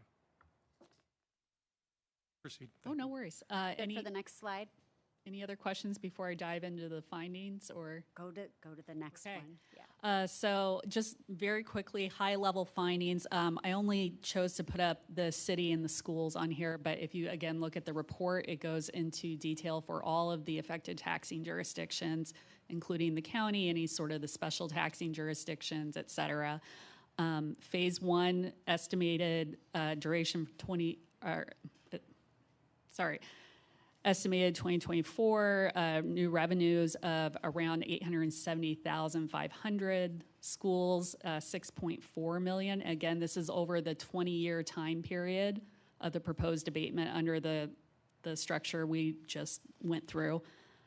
Phase 2, we're assuming the city would net about $778,000. The schools would net about $5.9 million. Again, those are net new revenues, so above and beyond what they're currently getting under the no-build scenario. And then phase 3, the city $585,000, and the schools $4.6 million. You can see the totals in the box to the right there, and I just want to reiterate that these are just the affected property taxes. This, again, doesn't include personal property taxes. It doesn't include any of the sales taxes that the city levies, so just want to make sure everybody keeps that in mind. And then I will move on. Literally just said this, but... Could you read those grand totals for the benefit, just for anyone watching this later in the box? Sorry. The total net new revenues to the city estimated over the 20-year periods in total, and this doesn't include any spillover years because each phase kind of tapers off at different times, about $2.2 million for the city, and the schools $16.989 million over those 3 20-year periods. We did go ahead. Oh, sorry, go ahead. Andy. Thanks for the question. So just for my benefit, I guess if no one else's, can you just, I think I understand, but essentially explain again why there would be new revenue in this area compared to So what's there now is it's pretty low density. It's a lot of industrial, and there is actually a fair amount of vacant land too that's not producing much, and a fair amount of land that's exempt currently. Those properties are classified by and large, it's mostly commercial. There are a few residential parcels that are vacant, and again, most of those quote unquote residential parcels are exempt parcels owned by MoDOT or other agencies. So it's, just lower, I don't want to say lower end, but just it's a lot of manufacturing, a lot of low rise. It's relatively not as dense versus what's being proposed is denser, newer, just bigger. You have a hefty amount of just residential units alone. You have the retail thrown in along with the office. It's just a lot more activity, just built activity happening on that site. Yeah, that makes sense. I just wanted to clarify for everyone that, we're talking about freezing, essentially it's not going to change over this time, and yet there's more. And so I Right. just wanted Well, I would, part of it, the land value is freezing, but the pilot part is based on the new. And even though it's not the full amount of the new, it's still more, it's a greater new than what's there now, if that makes sense. that's help. Thank you. Continue. No problem. So just so you're aware, we did do a report about a year ago that was based on a different set of underlying assumptions with regards to phasing and a lot of other things.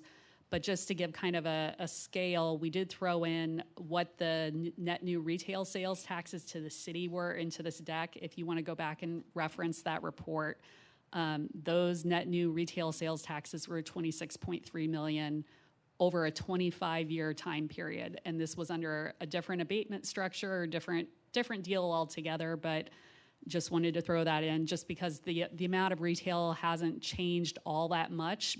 The timing has somewhat, but if you go that $20 to $30 million range is probably within that ballpark. So just wanted to make sure everybody was aware of that. So any other questions before I step down? Are you finished with your presentation then? Yes. Okay, great. Andy? I would just, if you could just explain what happens at the end, at year 21. It becomes regular taxable. Yeah, just goes back. And I think if you look in the tables in the appendix of the report, I did include year 21 for those tables that show what. It's a lot to go through. I trust me, I know. And I try to consolidate it as much as possible without omitting information that somebody may want to see, but it's a lot.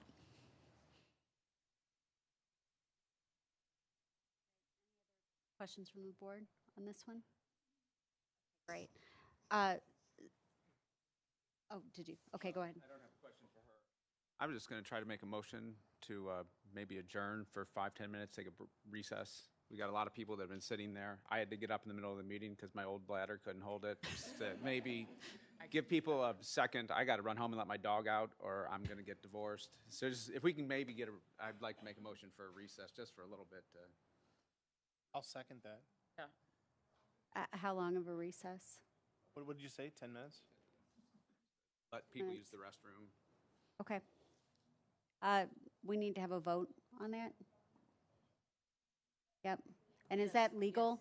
Okay, can I ask, for in the 353, we can adjourn and then we can come back? Okay. We're taking a 10-minute recess. Okay, great. So please call the roll. Definitely yes. Yes, I have to go to the bathroom. Yes. Yes. Yes. Yes. Thank you. So we're in recess for 10 minutes.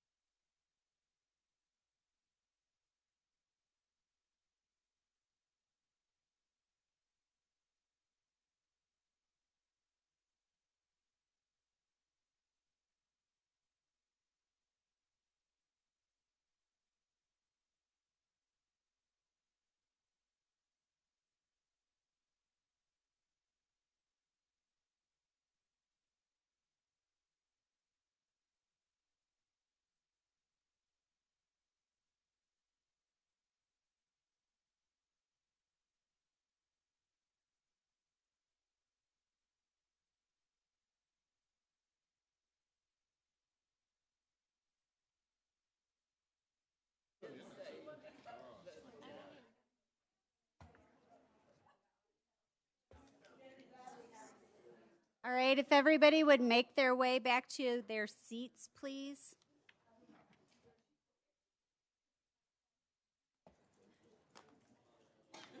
I enjoyed my 10-minute recess thoroughly. I hope you all did too.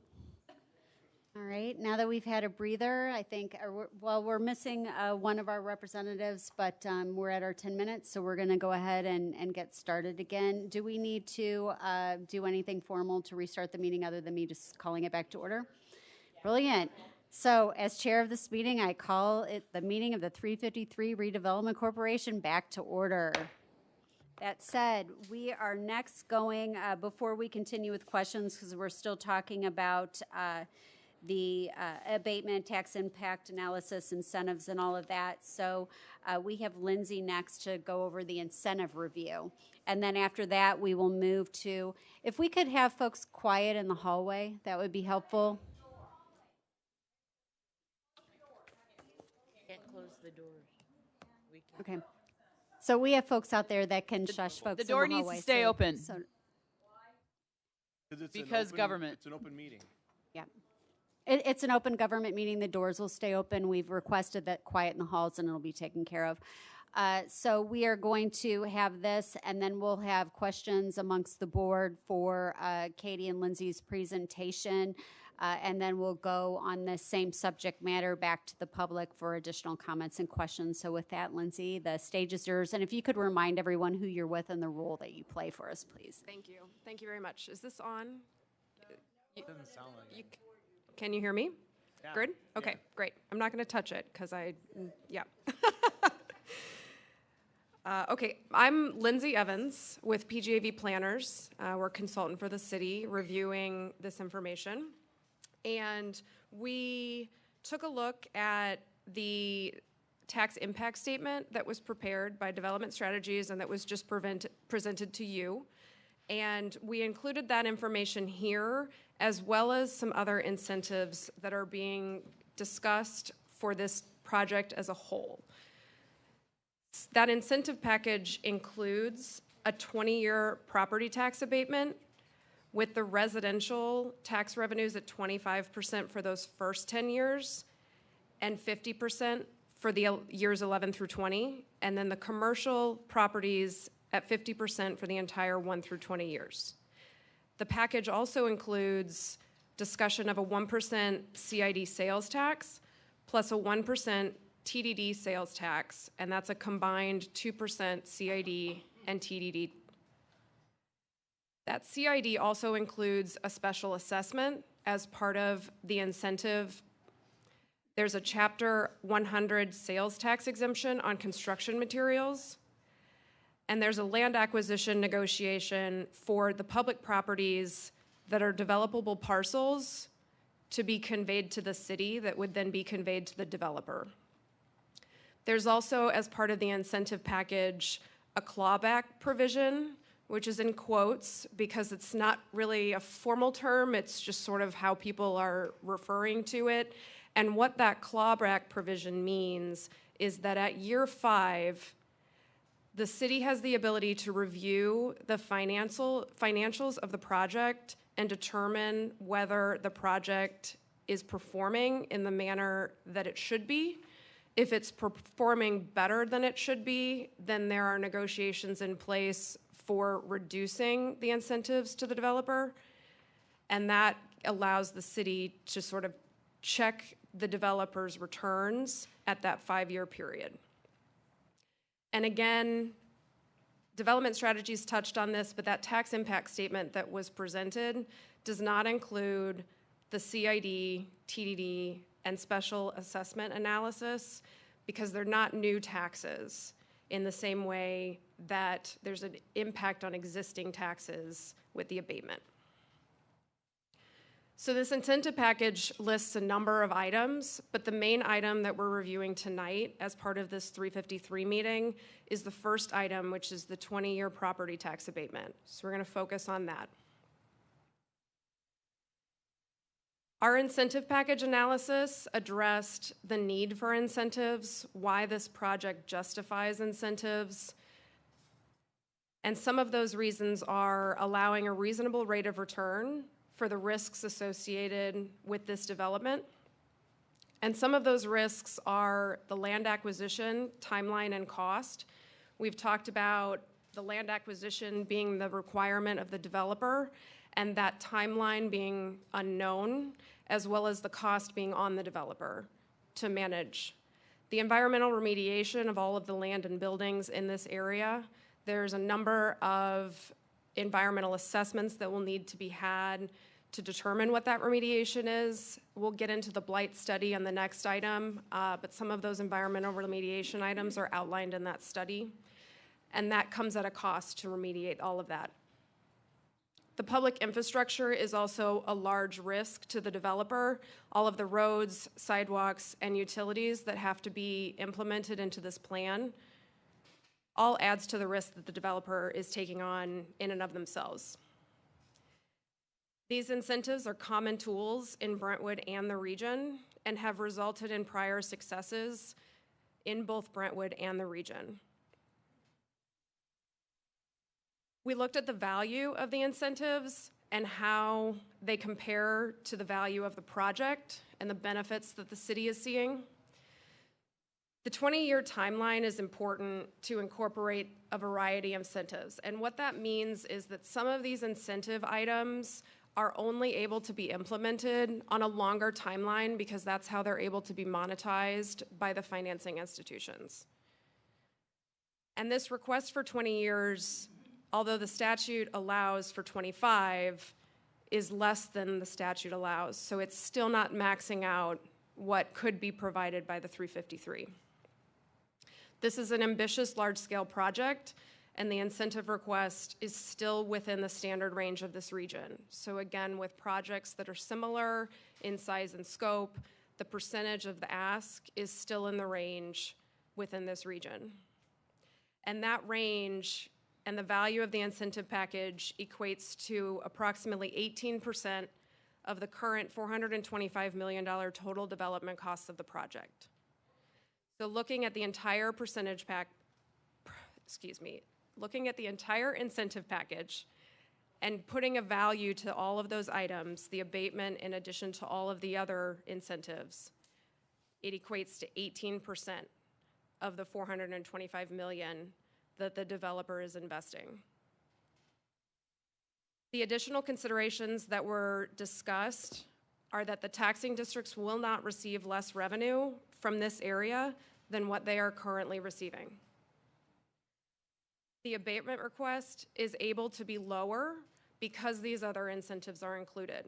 So because the CID sales tax and the TDD sales tax are being discussed as part of the incentive package, the abatement request does not need to be as high in order to deliver a reasonable rate of return for this type of project. And the comprehensive incentive package increases the project feasibility as a master development. It spreads the cost impact to those visiting the community, and it minimizes the cost for residents and the local taxing districts. So not only are the current taxes and the existing taxes, there's sales taxes that are to visitors, and the residents don't have to pick up the check for the entire incentive package. In summary, the incentive package provides for a cohesive district approach to development, a balanced approach to the risks and rewards for all stakeholders involved, and an incentive package that is appropriate for the scope and impact of this project. Great, thank you very much. That was a great overview.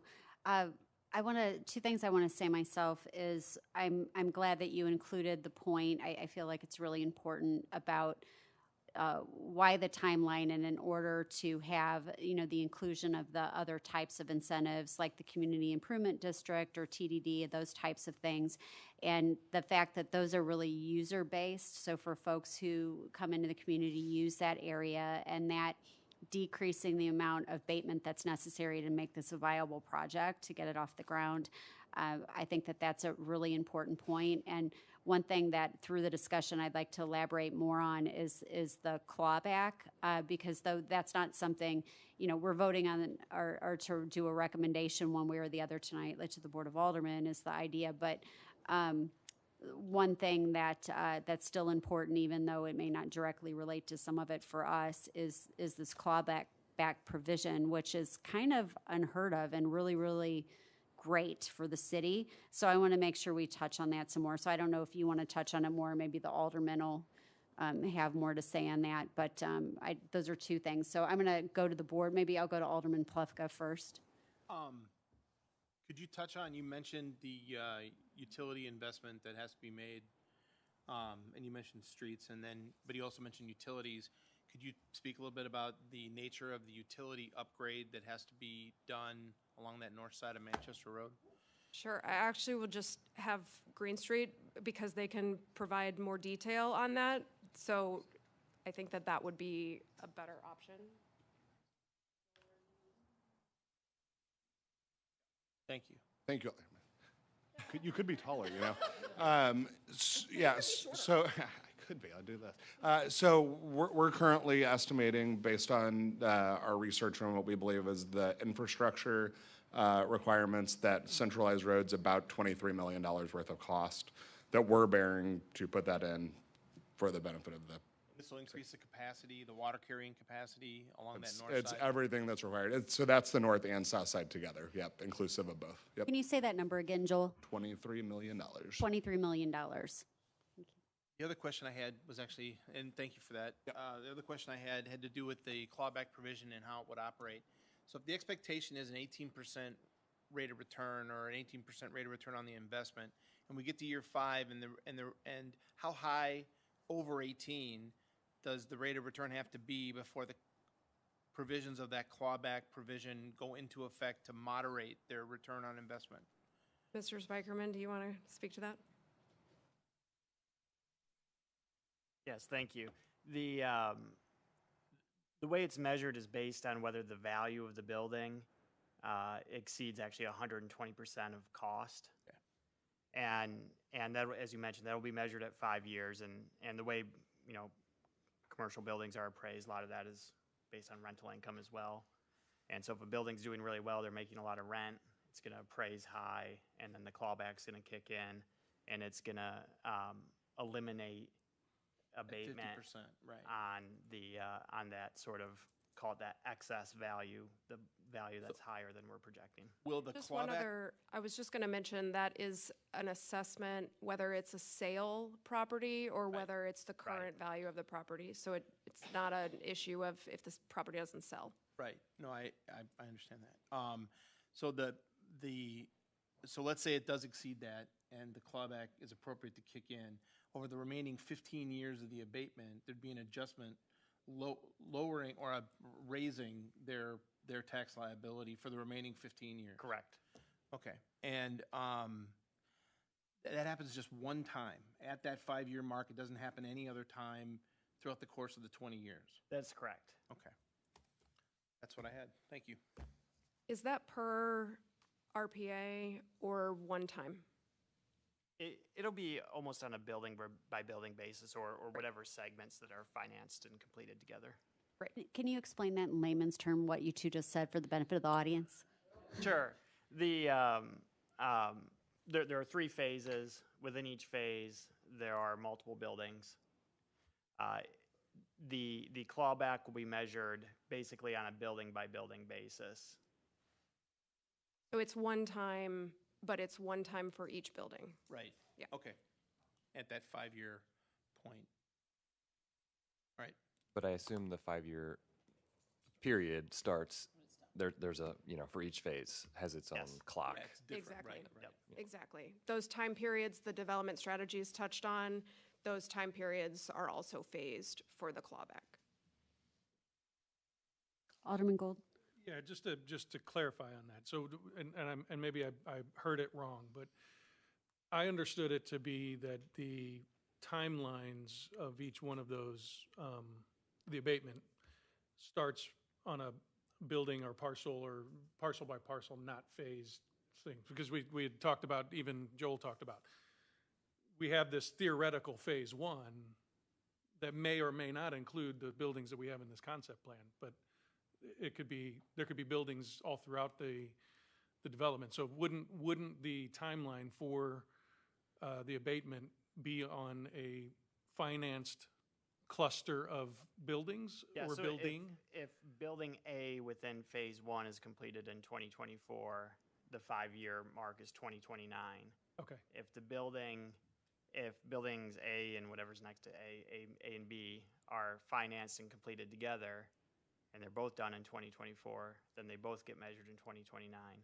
But if building B is lagging a year later, gets completed in 2025, then its clawback is measured in 2030. Understood. Okay. Thank you for that clarification. I'm sorry, did Alderman Plufka, did you have more? Okay.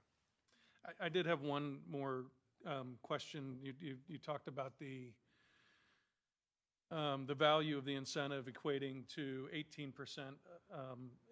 In your analysis, what is that sort of sweet spot of what you're looking for? Is it 20%? Is it under 20%?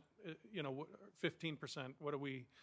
What's a good range for a development like this that you're Sure. looking to achieve?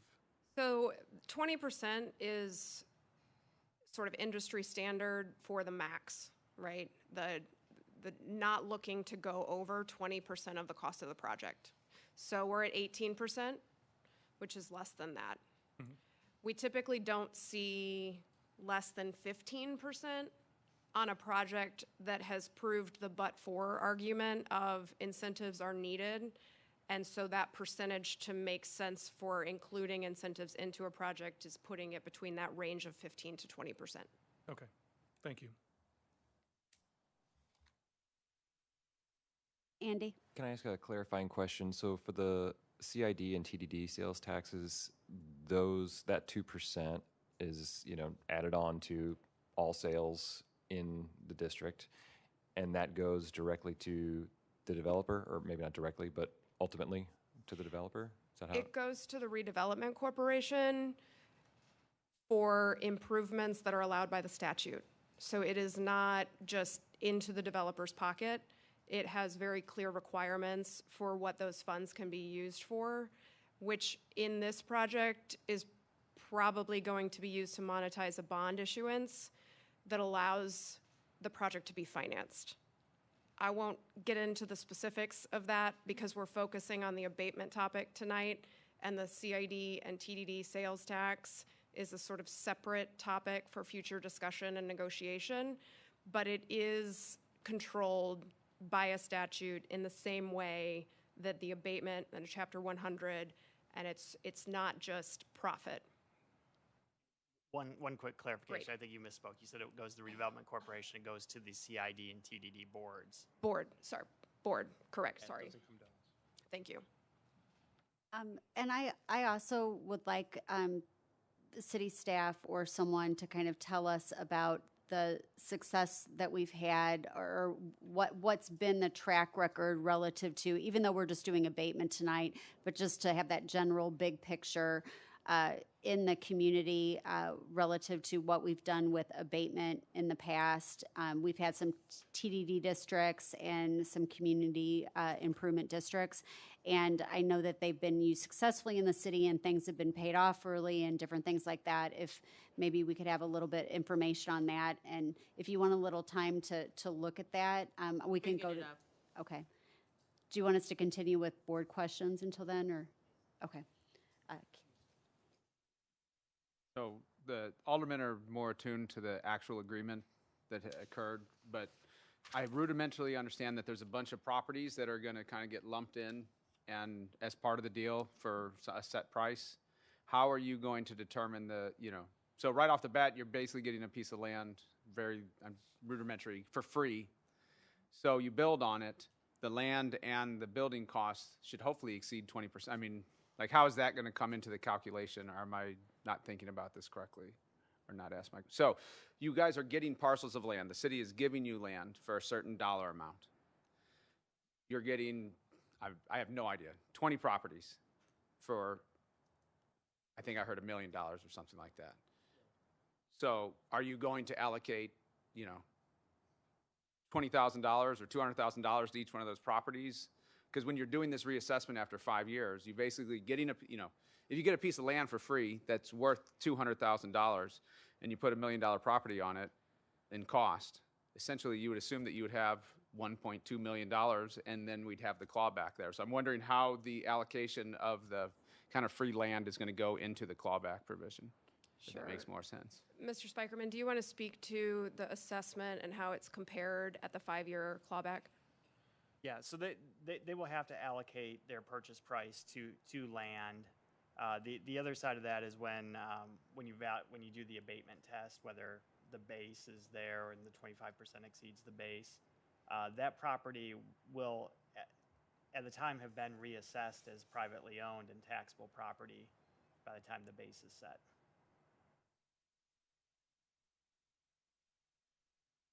I guess the clawback is based upon the cost, correct? Correct. Not like we're going to assess it later on, but on a lot. I guess I'm just trying to make sure that that we're going to do a fair accounting of the cost on each one of these properties to make sure that the same, I'm not saying that you guys would do this, but that same $1 million we paid for the land doesn't get thrown onto every 15 properties and all of a sudden, they don't get to double count. Okay. It's got to be allocated between the properties. A lot of people don't get the double count, and I audit, and I tell you that they do a lot of double counting. So I want to make sure that there's some sort of provision in there that the clawback calculation actually has to be done by a CPA.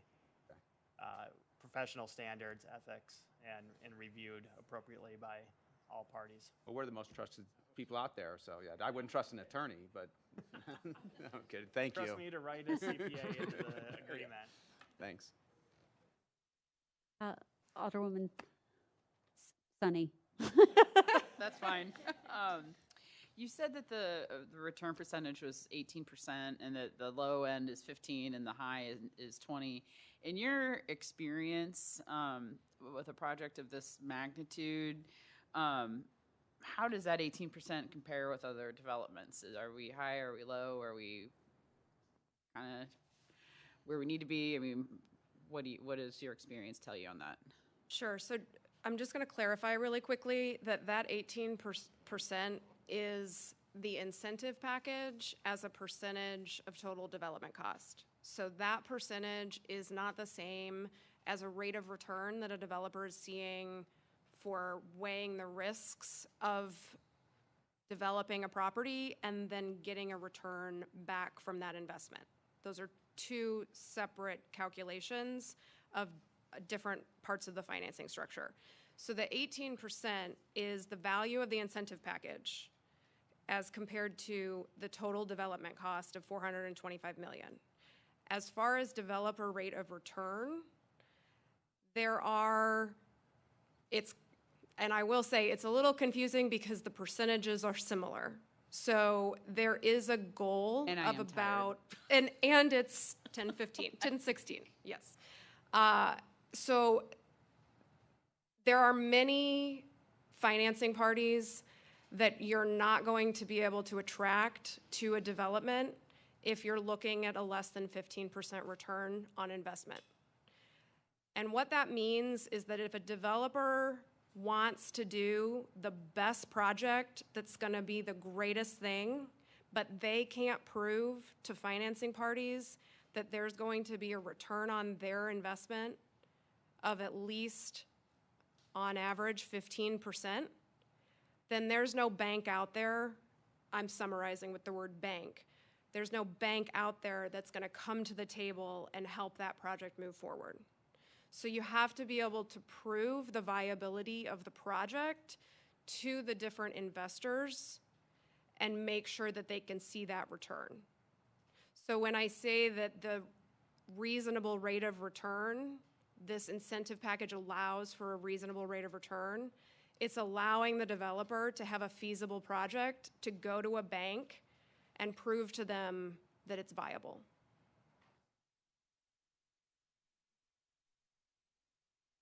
Thank you. Alderman Leitmuller. I just like to dwell on this clawback feature. I'm sure you see a lot of, as you just explained, a lot of projects that require tax incentives to make it a feasible project. How often do you see a clawback feature Hardly ever. It's a very huge benefit to the city, and it's also a compliment to the city for getting it into the deal terms and understanding what a benefit that is to mitigating your risk on this very large-scale project. Thank you. Alderman, oh, go ahead, Keith. Back on the clawback percentage, what about how are, is the infrastructure? So, we have individual properties, but part of an entire project is, by the way, we have to build a road all the way down here that's going to impact these future properties. And I guess I want to, if you can explain how, we said, hey, this road's going to cost us $23 million down the middle. How are we going to allocate that? Like the land improvements will all get allocated out. And then sort of related to the return percentage for investors, isn't the abatement and the TIFs, those are all, there's a pretty sizable abatement going on. Doesn't that play into if, a return on their money, $425 million investment and they get $50 million in abatement, it seems like they've already, hit the mark on a return on investment standpoint. Sure. So 2 different questions. Yeah. One is how is the public improvements allocated to each project? And the second question is how does that abatement is a large number and does it play into their return? Yes. So I'll start with the second question just because my mind's right there. As far as the rate of return on the project, if the incentive package was not part of the project, their rate of return would be so low that this project would be not feasible. So a couple of things have changed since we've done that analysis, but it's between 9 and 11% rate of return, which as compared to an average of 15% is a much lower number to be able to go to investors, equity investors, debt, to be able to say that this is a feasible project. So looking to get that back up to a reasonable rate of return, including that incentive package in the overall financing of the project is what gets it to that point. And then as far as the public improvements, and Joel, you can feel free to step in if you want to add some more flavor to this, but with every single individual parcel being a slightly different use or potentially a different investor, or, for instance, let's take the hotel versus the multifamily building. Those projects are not going to be financed by the same investors, banks, et cetera. Each one of those development teams is going to be looking at each individual project and allocating different portions of the surrounding area and the financing that's associated with those risks. All of them are going to want to know how that public infrastructure lets that specific project be viable, right? So they're all going to have eyes on it.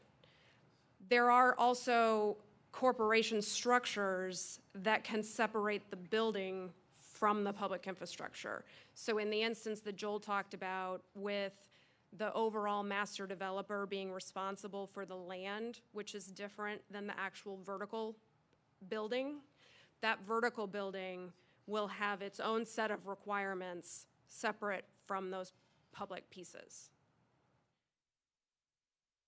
It's a complicated structure. You're asking complicated sausage-making questions at 10:21 at night.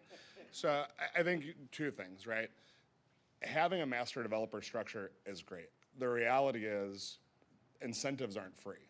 So there are costs to us for the wonderful benefit of what we're trying to do.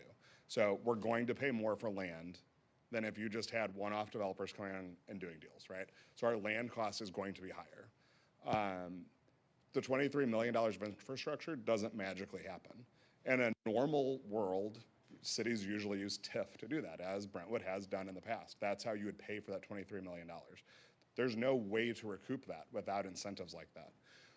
We can take the SID and the TID revenues and go and do a bond issue, like was mentioned, to pull 20 years worth of forecast forward to be able to pay for that infrastructure.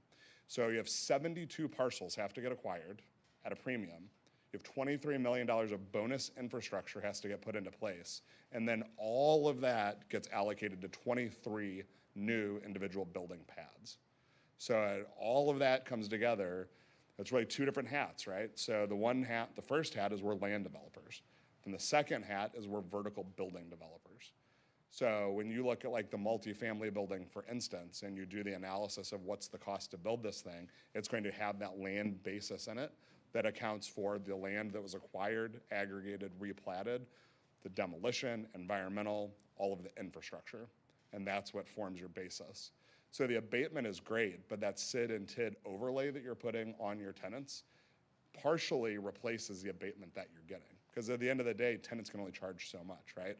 A retail tenant, a restaurateur, those people can only afford to pay so much rent, which is based on their revenue, which is then diluted by the fact that they're overlaying a special tax to their tenants. Does that make any sense? Okay. Okay. Very helpful, thank you. Additional questions by the board? Andy? Yeah, could you talk just a little bit more about the, so the risks that the developer would be taking on, and I guess what, how guaranteed the incentives are, like the returns, I guess, would be, or what, if any, incentives in the term, or in the sense of performance-related, incentives, like how much of the incentives, if any, are contingent upon them performing in a certain way, or how much of it is just sort of, built in, guaranteed, or, tied to risks or whatever. Sure. So that's a development agreement question, which I can speak to, but I'll just precursor it with the fact that all of those deal terms haven't been figured out and aren't the topic of tonight's conversation. But in general, those risks that the developer has to move those things forward within a certain timeline are all financial risks that are on them to mitigate. So in the instance that this potentially moves forward and a development agreement potentially is signed and the developer can move forward to the next step, the city has not increased their risk as compared to before the development agreement was signed, because they're really just allowing the developer to move to the next step and take on more risk. Whereas the city is able to transfer properties to the developer and allow that risk to be put onto the developer. Anything else you want to add with the? I do.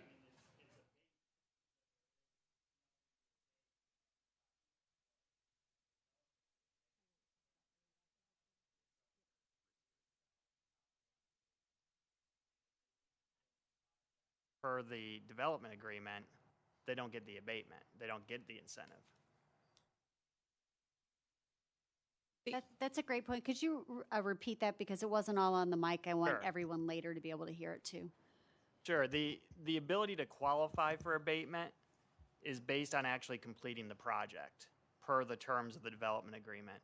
So if they advance $23 million to build infrastructure, they advance millions of dollars to buy land, and then they ultimately do not perform under the development agreement, there's nothing to abate. There's no incentive to provide. And they've risked millions of dollars. Speaking of risk, And John, would you introduce yourself and say who you are for us, I'm please? Brent Caglione, PGAV. And as I said, and speaking of risk, all of you, well, except for our new member from the school district, will remember that the RFP went out to 41 developers, basically US-wide. There were, at the end of the day, about a half a dozen that showed continuing interest and were legitimate parties who might have been able to do something similar to what Green Street did. The common question was, who owns the property? Does the city own the property? No, you have to go buy it. Oh, well, we'll talk to you later. That's the greatest risk here in it, that you, I mean, to any developer, even if the property's relatively quote unquote expensive, coming into the project on the front end and knowing what that cost is like all the difference in the world. So when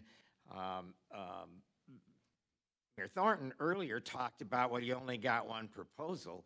Well, because you only had one developer with enough guts to take on the scope of this scenario. And so that's a huge risk, huge risk. And like I said, some very big names that you would recognize if I told you walked away when they were told, no, we don't own it, you'd have to go buy it. Thanks, John. That's a great addition.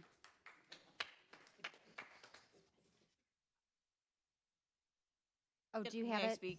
Okay, great. So you had asked the question to share with the board, the 353 board, and those who are present tonight about how successful the city has been in terms of all the economic incentive tools that have been discussed tonight. So I want to quantify that for you in terms of numbers that show how these tools have been used across St. Louis County and specifically in the city of Brentwood. So in your packet and also available in the agenda packet is a map that Gilmore Bell has put together for the city that shows the number of community improvement districts, transportation development districts, tax increment financing districts within St. Louis County and specifically in the city of Brentwood. So the CID Community Improvement District, there are approximately 30 plus community improvement districts throughout St. Louis County. And in the city of Brentwood, there are 2. Also TDDs, there are 40 plus in St. Louis County. In Brentwood, there are 4 remaining. And we have retired 1 since last year. And then I guess the superstar of all these economic incentive packages is the TIF. And in the city, in the history of Brentwood since the early 2000s, there have been a total of 5. And of that 5, 4 of them have even retired early. So there has been a track record of success when the Board of Aldermen have approved all these economic incentive packages for development projects within the city. Thank you very much. I wanted to give that context because, you know, not everyone's paying attention to every development that's happened over the last 20 years, and I thought that was a good information for everyone to have. Additional questions from the board? Alderman Gould. Yeah, I mean, I'm kind of put you on the spot a little bit. So you've done a tax analysis, and it's very thorough. You've given us the value of the incentives and why you believe that, you know, the project like this merits it. So there's a lot of pros to what you're providing here in your analysis. Are there any risks or cons that you would be able to provide us as a city if we were to, as you looked at this, is there anything that stood out that you thought, that's maybe not so great for the city? And I know I'm probably putting you on the spot. Sure. So there are pros and cons to every decision. And there are risks and benefits to every stakeholder. And what we do is we try to analyze a balanced approach for all stakeholders. There were other incentive packages that have been discussed that could have cost the city more money than this incentive package. The city could have seen other benefits from that package or different deal terms. But when looking at how each of the benefits to all of the parties weighed against each other, this incentive package put the project in all of those ranges that we were trying to hit as a team. And that's why the incentive package is outlined as it is today. Okay, great. as each of those parts of the project continue to be more realized, the city again has the ability to do those checks and balances and to re-review each of the details, and then to also re-review whether that package still makes sense. Great. And then you have touched on a little bit of your experience, and it was asked about specifically the clawback provision. How many developments have actually done that? It's been asked of us, oh, there's probably lots of other developers that could do this without asking for incentives. In your experience, how many developments in the country have been produced on this magnitude without an incentive? I mean, do you know of any, I guess, is the question. So I'm just going to rephrase your comment just a little bit, your Okay, question just sure. a little bit, so that I can answer it. Okay. We have come to the determination that this project, as it is right now, would not move forward without incentives. To my knowledge, there are no other projects of this magnitude and of this impact and of this economic development scale that would have even gotten to this point without a discussion of incentives. And I know that the decision hasn't been made and that there's a lot more discussion to be had, but the amount of time and conversation and coordination and coming to the table and discussing what's possible, and the city understanding what they're trying to get out of the project, and the developer understanding what they're trying to get out of the project, and the amount of community engagement that has been had to discuss all of the stakeholders that are looking to see what they want to see in this region, that would not move forward without incentives. Okay, thank you.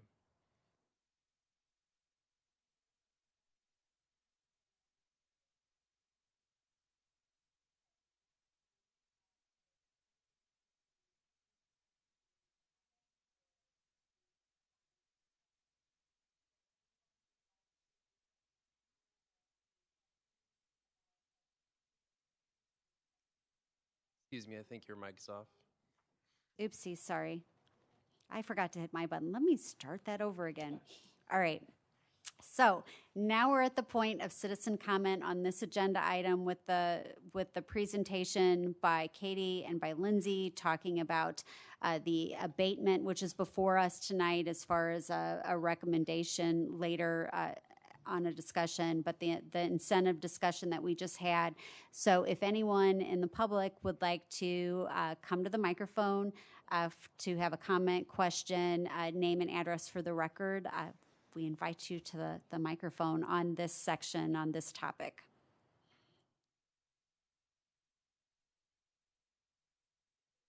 I think Ms. Smith.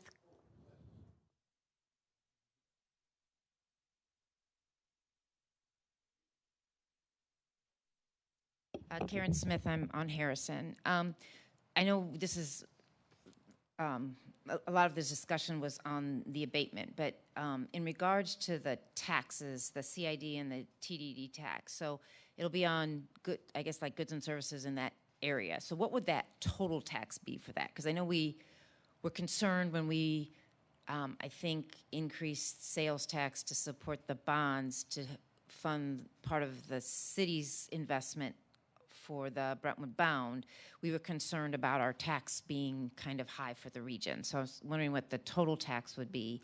And then in regards to the boards that the CID revenues or taxes that would be collected, they would go to a CID and TDD boards. I'd be interested in knowing how we would select those boards, because I know for one of the boards for one of the CIDs, it's like an internal board that's like connected with that property, and so again, I'm not quite sure what that oversight looks like. And then be interested in understanding, you mentioned that there's been a lot of community engagement around this. I'm just interested in what the community is that's been engaged, because like for the last 15 months, I'm not aware of what kind of community engagement there was. And then lastly, I know we commented that, you know, we had a lot of really reputable developers look at potentially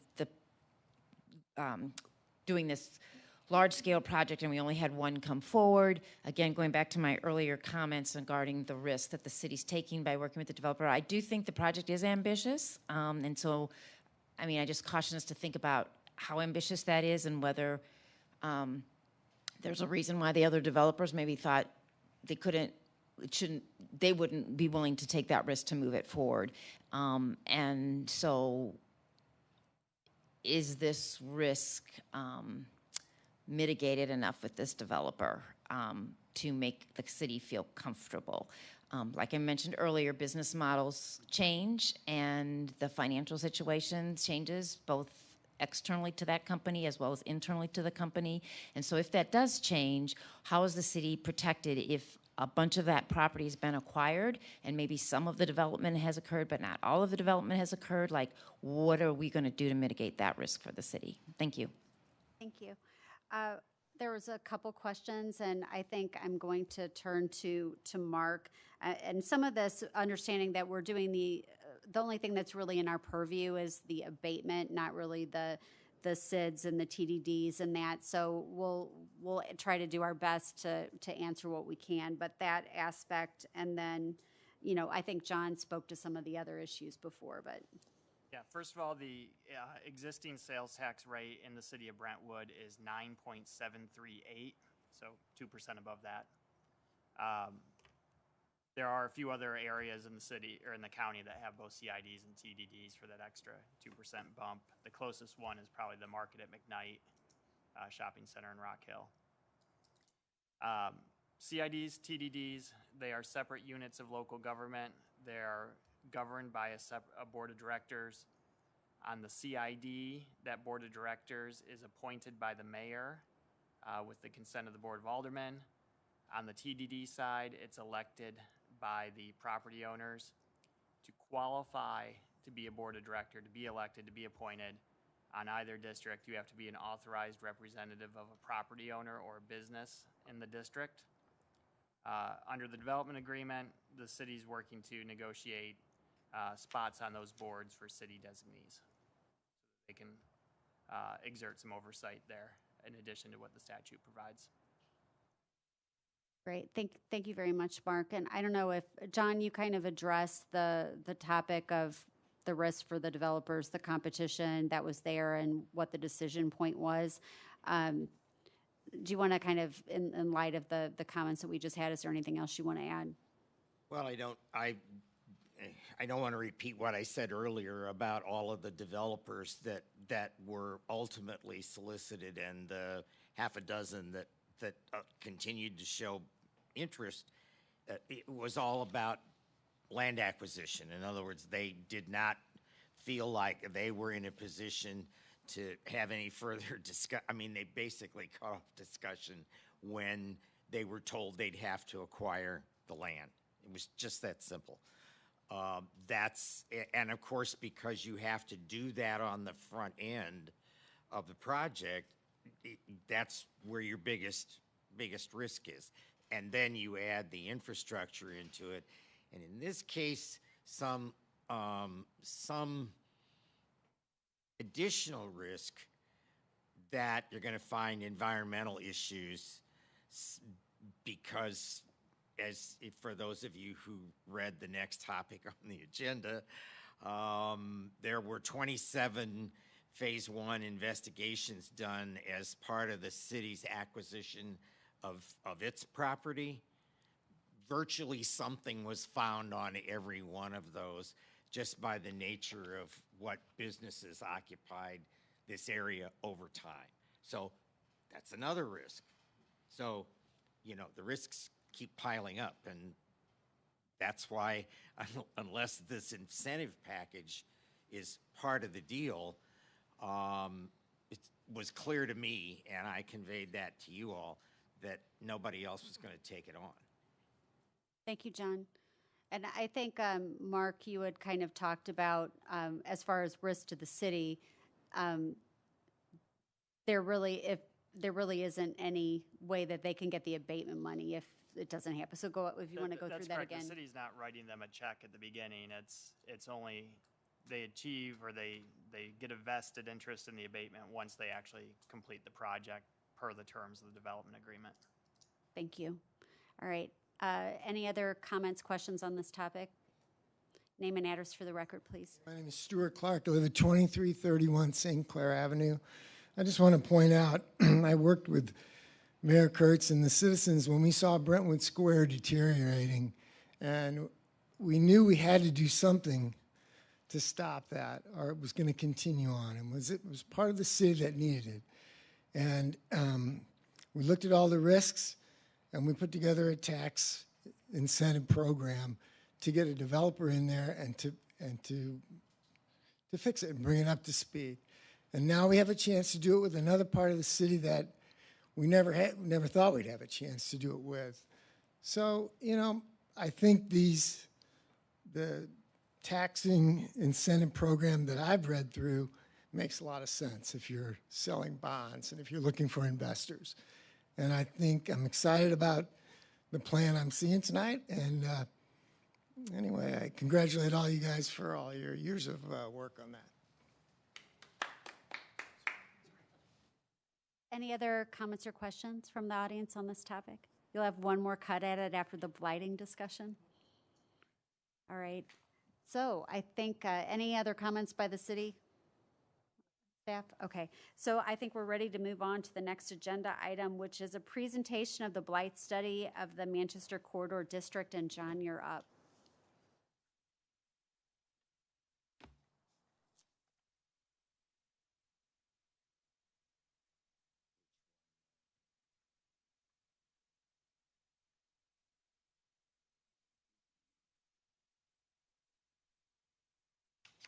There it is.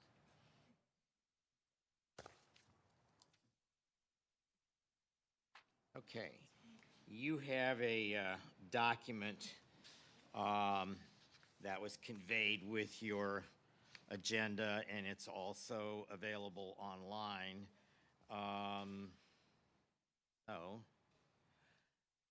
This area was a blighted area in 2018.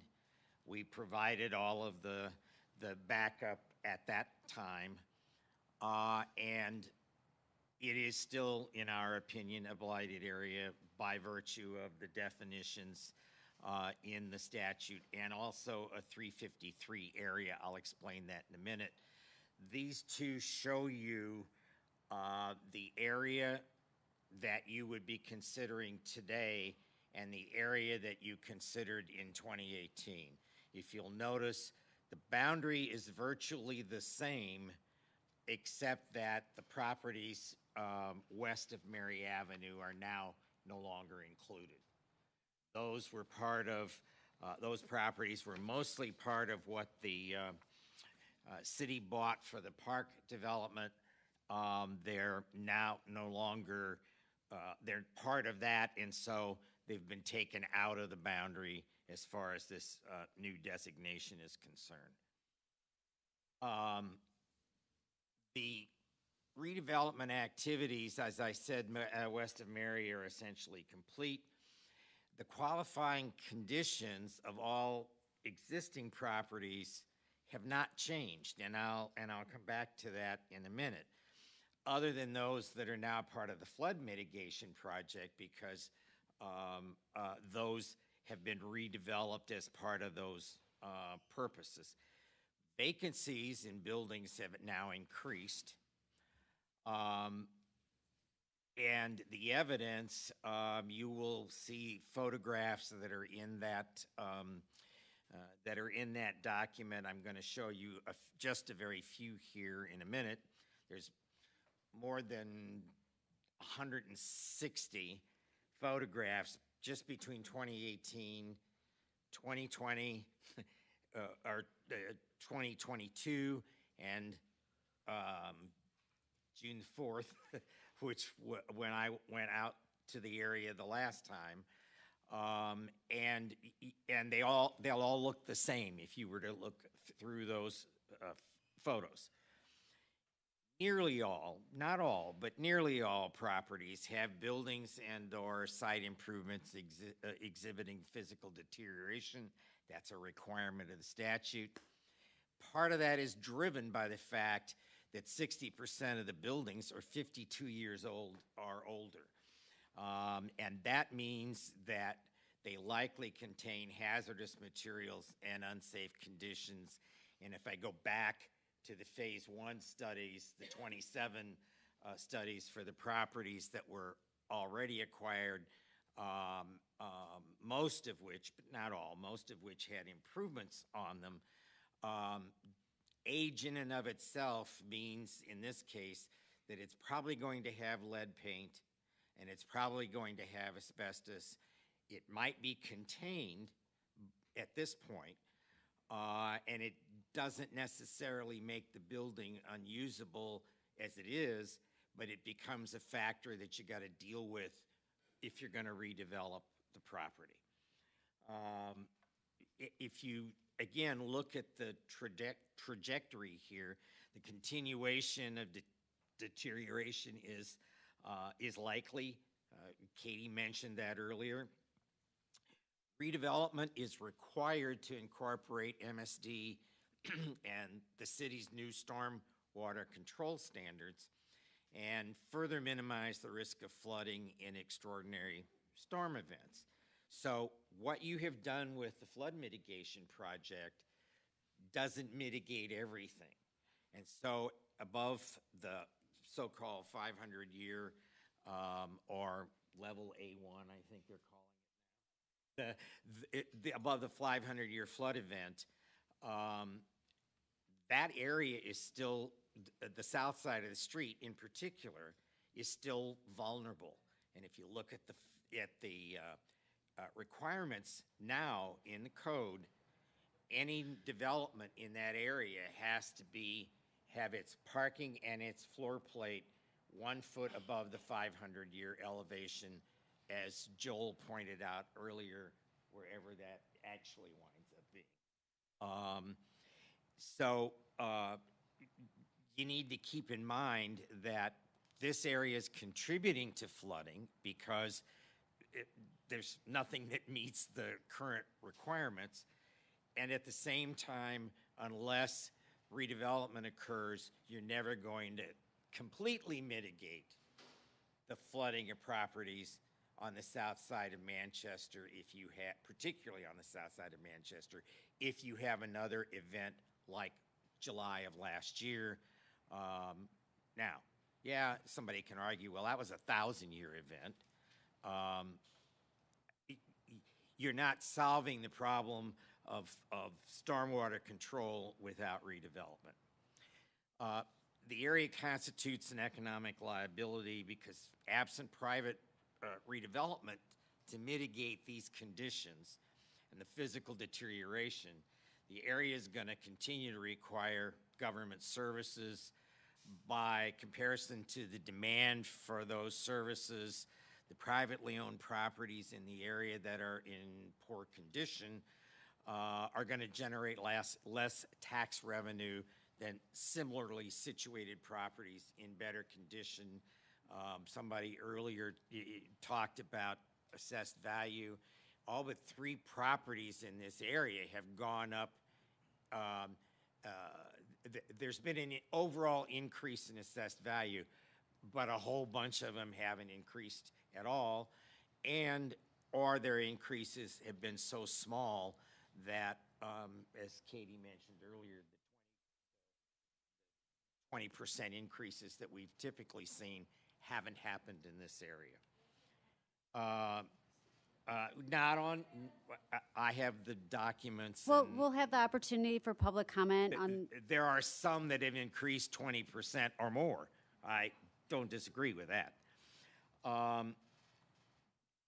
The economic imbalance between what's going on in this area and the demand for government services creates an economic liability in its present condition and use. The Chapter 353 defines both blighted area and area. Blighted area, as defined, has this set of criteria relative to physical deterioration and economic liability, and some other things that are cited in that requirement.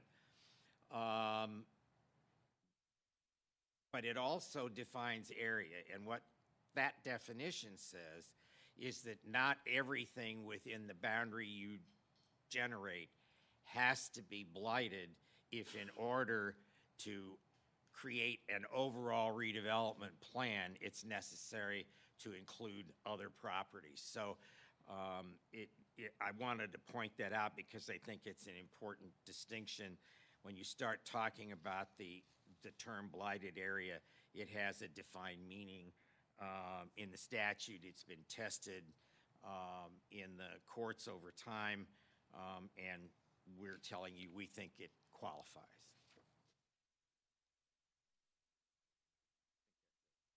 Oh, no, excuse me, forgot about these. You have 5 photographs on here. The top 2 are 2 of the larger properties with vacant buildings and buildings that have been vacant for a very long time. I don't think there's a trash collection scenario in the place that isn't falling down. And by the way, that middle photo in the bottom picture there, that's pretty much the same trash that was there in 2018. I'm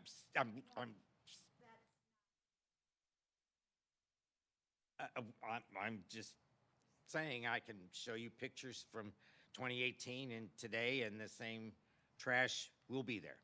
So I would like to ask the audience that we'll have public comment opportunities after John's done with his presentation and the board discussion. So I'd like to have John continue to address this to the board uninterrupted, please. The trash enclosures are pretty much all in that same condition. You can see this is the gray building you saw earlier, and this is what the soffits look like. They're rotting both from underneath and along the face edge. Most of the parking lots in the area are terribly cracked, some worse than others. That trailer that you see on the bottom left is one of several that is there and hasn't moved in, I guarantee you, a very long time. I can't tell you how long, but again, those trailers, there were several of them that were there in 2018. The other building on the lower right is showing you what where this is probably where water was last July, and you can kind of see the hint of the water line that remains there. These are just more pictures of the building conditions. This large parcel on the very east end, on the north side, this is vacant.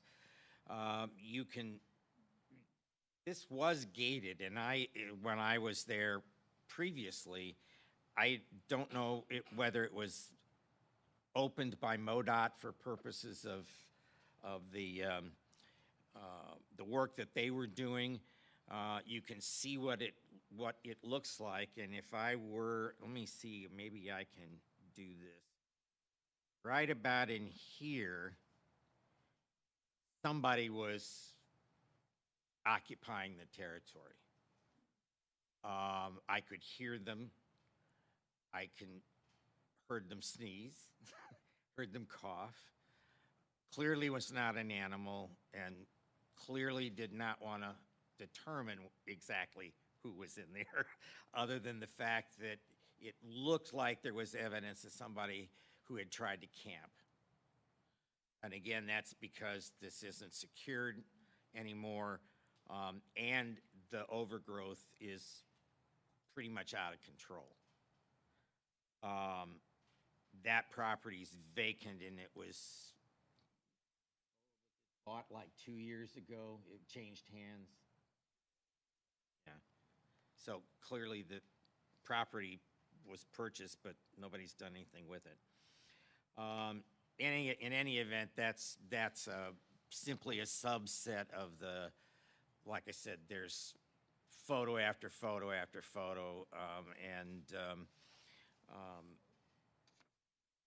much of this today is just what it was in 2018, except that there are more vacant spaces in either entire buildings or partial vacancies along the whole corridor. Thank you, John. Questions, comments from the board? Andy?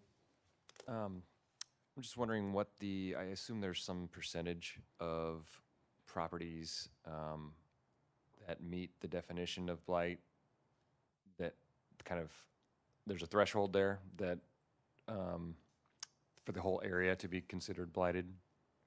No. Or how does that? Except that this would everything that you would think. I mean, some folks use 50%. In other words, that 50%. Hey, John, could you get a little closer to the mic? Because I'm not sure if it's picking it up. That 50% or more of the parcels or properties have to show one or more of the criteria. This is way above that, and I think the numbers are I don't have the full document in front of me, but I think the numbers are cited there, and it's in the 70% range. But you don't know of because obviously there's properties in the area that are just fine, but I just assume there was some sort of a hard, legal threshold by the definition of 353 to consider it a blighted area. It should, again, it should pervade the area. In other words, it should be distributed throughout the area. It shouldn't be one little piece over here and nothing over here. But there are relatively new buildings, for example, that office building that's on the hill that you saw in that last set of photos. It's all of the trim on the roof edge is peeling. I mean, it's got other minor issues. So does it have the issues? Yeah. To my way of thinking, there's a difference between normal maintenance and what most of these properties display. And in every case, you have parking lots that clearly haven't been sealed or dealt with in a long time. And so they're deteriorating. And the trash containers, and the eaves, there's something on a very wide range. Other questions, comments from the board? So with that, John, thank you. We'll have you just step back from the mic, and if we have any questions or comments from the audience, if you would come to the microphone, name and address for the record, please, on the blighting study.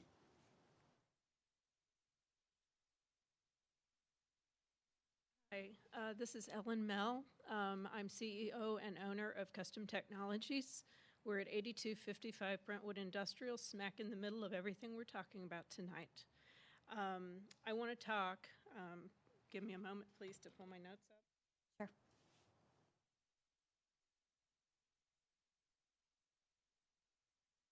I want to talk tonight about eminent domain. I want to remind everybody that very clearly that this proposal, if you recommend it, means recommending eminent domain be exercised against private citizens and private businesses. This is one of the most powerful and therefore one of the most dangerous pieces of power that our government has in the United States of America. And it needs to be exercised very, very carefully because of that. I hope and ask that each of you remember this and remember your responsibilities about the seriousness of what this means. Eminent domain should not be wielded because this plan sounds exciting, because a beer garden sounds fun, which it does. It should not be because you've had a lot of time invested in this plan. And believe me, as a business person, I understand what it means to put a lot of effort into something, which you all obviously have, and then to say, oh, gee, we shouldn't do it, right? That's hard to do. It feels like a waste. But I ask you, please remember that that's not the decision point. Heaven forbid you would not do this because of the greed of the additional tax dollars that sound so enticing, right? That's also not why we have an eminent domain in this country. So, last year I didn't hear any citizens supporting the use of eminent domain. In fact, I heard absolutely the opposite. I also heard several of the aldermen say, that is something that makes me very, very uncomfortable. And yet tonight, we've discussed many things. I've heard all kinds of discussion about the beer garden, about curbing, about traffic, about how many apartments we're going to have and whether it's good in a park and whether it's not. We've talked about all kinds of things about the tax and whether we're going to have more tax or less, whether this is going to be value add or not. But I haven't heard anybody say, oh, gee, by the way, in this proposal, there's eminent domain going on, right? This is one particular group who has come to you and said, yes, we will do this very, very big plan. And it sounds great. But in the midst of that, you have to remember that they are also asking you to say, hey, you know, if I don't make a good negotiated deal with each of these property owners, I'm going to take it by eminent domain. And to me, that's a very frightening thing. And I ask you all to please, please remember that it might not be you today who has the property, but it might be you tomorrow who has the property. I certainly did not expect after 10 years in Brentwood that I would be in the midst of an eminent domain problem. We talked last year about what my company does. I invited everybody to come and see. You know, I think we're one of those manufacturing companies that suddenly it's been deemed shouldn't be here. Pretty sure they didn't look at our parking lot because it was recently paved. Pretty sure they didn't look at our building, it was recently painted. Pretty sure you guys haven't seen our dumpster. I'm pretty diligent about it being pretty clean, and I don't think there was a picture bit. I got notice of this yesterday. They hand-delivered it to our building yesterday, and I certainly had other things to do tonight, and I came here instead. So this is impacting real people. I'm one of them, and I ask that you remember that, please. I like Brentwood. I want it to be great, but I do think that having one big oversweeping thing where we say these business owners have to sell, whether they like it or not, I think that's ugly. I don't like it, and I think that the businesses that are here, there have been some very passionate points made. We've stuck it out. We've been here while you guys have made a giant project happen around us, and we have been the ones that stuck it out. We have been the ones that have continued to survive, and we've hopefully been the ones that we thought were going to be here when it all got done. And let me tell you, you know, we've been waiting to clean up our places, all of us. The trees have gone in, the grass has gone in, things are looking great, and by golly, the people we rent from are not the only ones who are putting together and making it look great. I think if you give the market a chance, these properties that are going to be empty are going to be attractive.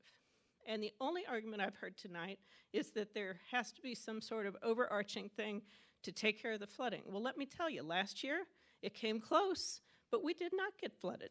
Our building did not get flooded. I've talked to a couple people in the audience tonight. Their buildings did not get flooded. So really, do we still have a blight problem? I mean, I want you to really think about what you heard about blight. Those pictures were selectively chosen, folks. Selectively. And I'm going to say one more thing. Out of frustration and anger, I thought to myself, laughing tonight, I'm going to come drive up here and I'm going to take some pictures of myself. I suggest you drive around back and look at your dumpster. I suggest you question how old this building is. It's over 52 years. You know, I think maybe it might be an asbestos nightmare. You know, I think it...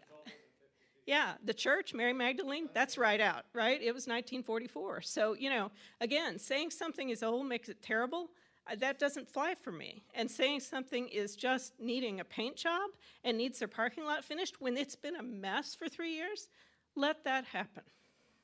And thank you very much for listening.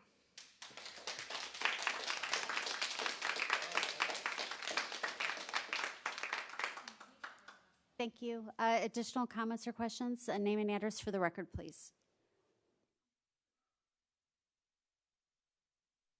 Rousseau, 8513 Manchester Road, 8605 Manchester Road. If they could please put those pictures back up that you got up there of the two largest commercial buildings there that's empty, could they please put those back up? If you just go ahead with your questions right now. Okay, Yeah. well, in there is some pictures also of like the properties. There's the dumpsters and stuff. There was massage parlors. That's not us. That was the massage place or whatever it was. And it was there. We got a letter on it 4 days after I was up there and seen the city of Brentwood with their trucks and their dumpster, and they were dumping it into the back of the city truck and hauling it off. We get the letter like it's ours. That's not ours. That's not ours. And it wasn't ours. And we don't leave it like that. And as far as the buildings being empty, okay, my husband was born and raised in Brentwood. We have our family businesses there.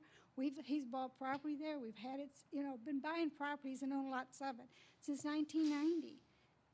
He started our business. He's been there 35 years. We had our business.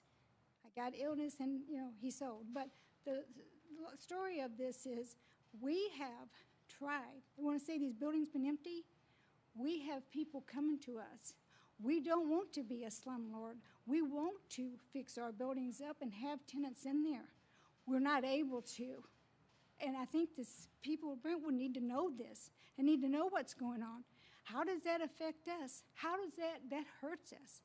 Can you imagine owning commercial property and homes and having them sit and you can't get a tenant in there because you were told we're fixing a flood. We're not going to bother you. We're going to make sure that your property is still going to be good.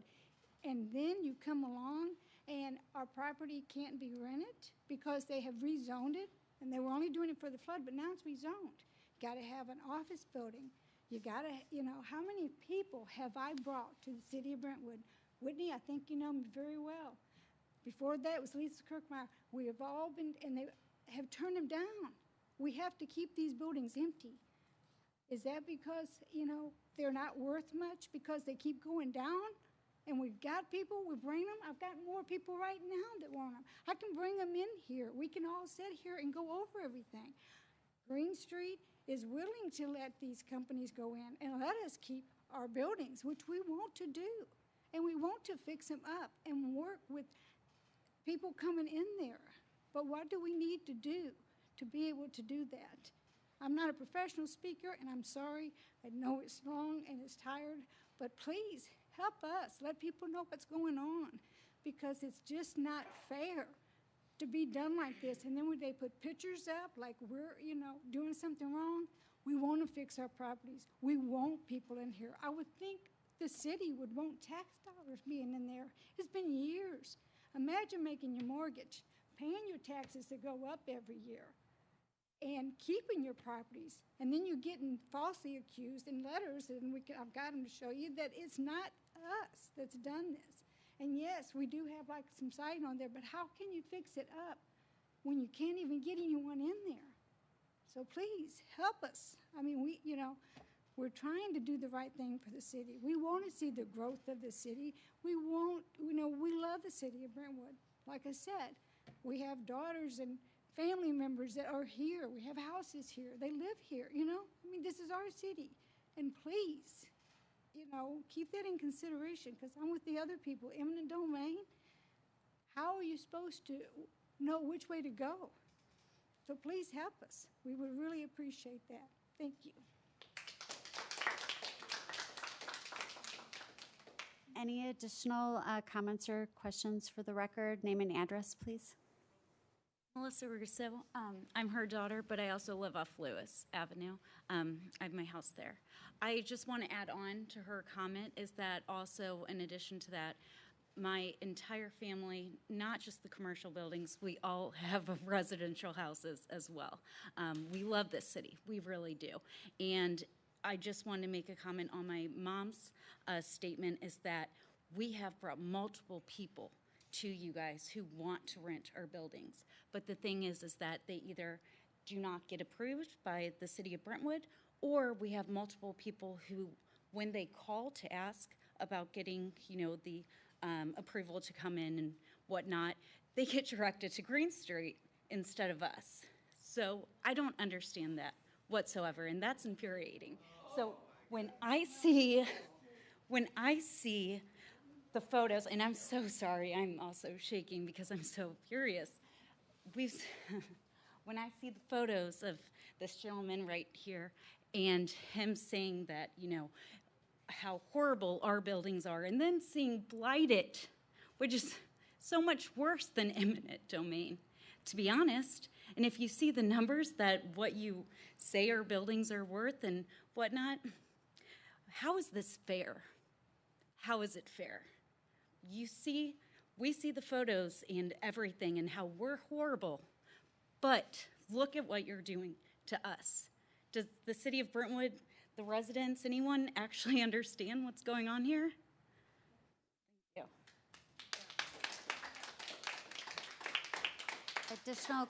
Additional comment or question for the record? Name and address for the record. Anthony George, 9137 Lawn Avenue. Jeff, you made a comment earlier. You said, what are the cons of, I think it was Agenda C?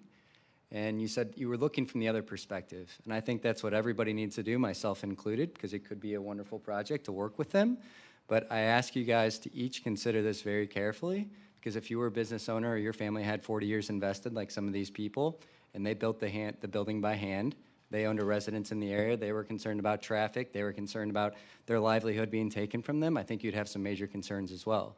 So I ask again, I've asked this since last year, just please help us as the residents that have paid the taxes, the business owners that have paid the taxes, that have supported you, please support us. Help us find a path forward to navigate this so we don't have to stress out every single day. Please. You guys are elected officials to help us and hear us, so please help. Thank you.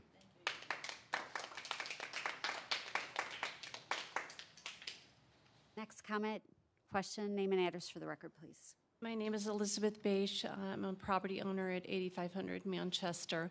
And just to echo a little bit of what's been said, first of all, I'm in this blighted area, but my property value went up 40%. So I think that's really interesting. I would love to fix my parking lot. How can I invest any more money in this property when I have no idea what the future holds for me? I have one vacancy now. My flood insurance went up, my taxes are going up, I have a vacancy. How am I going to get anybody in there? Are my obligations going away? No. But with all of this going on, we have no idea how long it's going to take, no idea what it's really going to look like. All we ask is that you work with us. You have no idea what that building that you wanted to point to where something wasn't painted. Why would anybody paint their building there right now, guys? And it's up to you guys to deal with the weeds and the trash. Why aren't you doing your jobs? That shouldn't be there.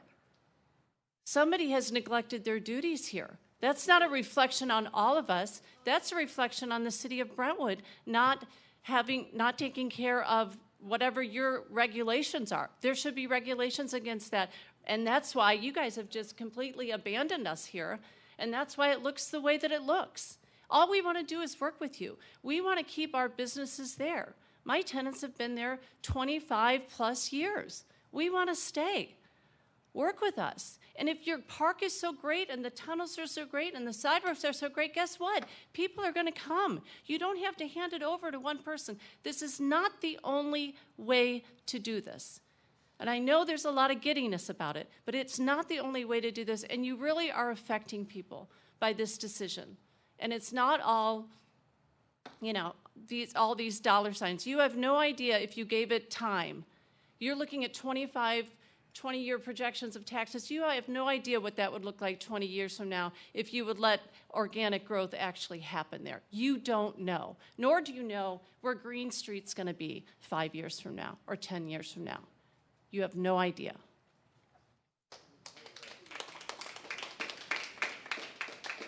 Any additional comments or questions? Name and address again for the record, please. So of course you knew I would have something to say, but Karen Smith Harrison.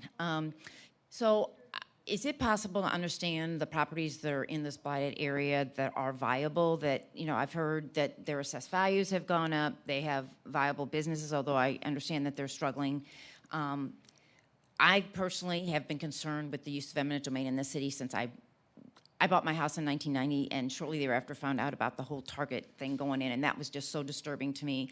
And every time I've been told, you know, we're just gonna get this one development done, then we're done, but then it just keeps getting used. I'm very concerned. I'd like to understand, that was mentioned earlier, that there's criteria that's used. I'd love to know what that criteria is. I don't know how I could get a copy of that, because I do feel like, to the point that was just made, like I feel like as a citizen, I want to work with my alderman to make sure that my community doesn't fall into that disrepair, have that same kind of stuff used against us. Just because it's not happening to all of us today doesn't mean that it can't. Those people that live probably west of high school, there was a comment made in an aldermanic meeting early on in this process that talked about a divide. There's the Delmar divide in St. Louis that most everyone knows about. But they commented that there's a divide in Brentwood. There is a divide in Brentwood. It's west of high school. If you're west of high school, you probably don't have to worry about this, but if anybody else in Brentwood, I don't know why you'd buy property in Brentwood, because I just don't feel that my house would be, my property rights would be respected. And when you look at some of the things that I'm hearing about how people have not been able to develop their businesses, like the comment that was just made that they can't rent because they can't get occupancy permits, and someone else had said they tried to buy the property next to them, and that was a willing seller that wanted to sell part of a parking lot. This was an earlier meeting. They couldn't do that. The city was told that that you couldn't do that. I'd still, and have not had this question answered, how did Navigate build a building inside this blighted area? They were able to buy a piece of property and build a building, and it doesn't meet the, I guess the code, or it doesn't comply with our comprehensive plan, because the parking lot is not behind the building, it's in front of the building, and it had to be in front of the building because when the building was built, it was still in the floodplain. But how did that happen? And all of these people are not able to move things forward. And just as an FYI, our city parking lot didn't look so great until just recently when we just repaved it. So I feel it's unfair to penalize people for a parking lot. And if we feel that parking lots needs to look a certain way, then again, can we let everyone know what that is so that we can all make sure that we're keeping our properties up to speed? Thank you.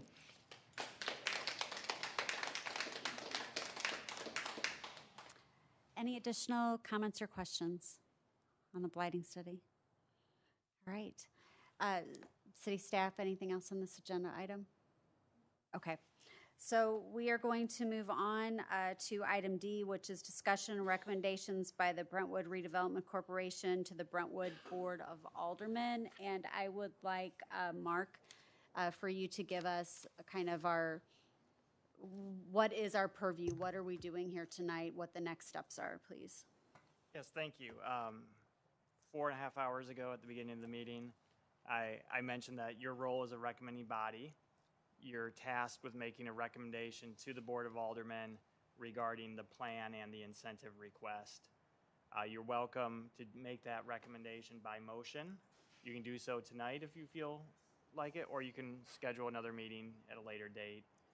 The Board of Aldermen has, and city staff is scheduled a public hearing on this project for July 5th.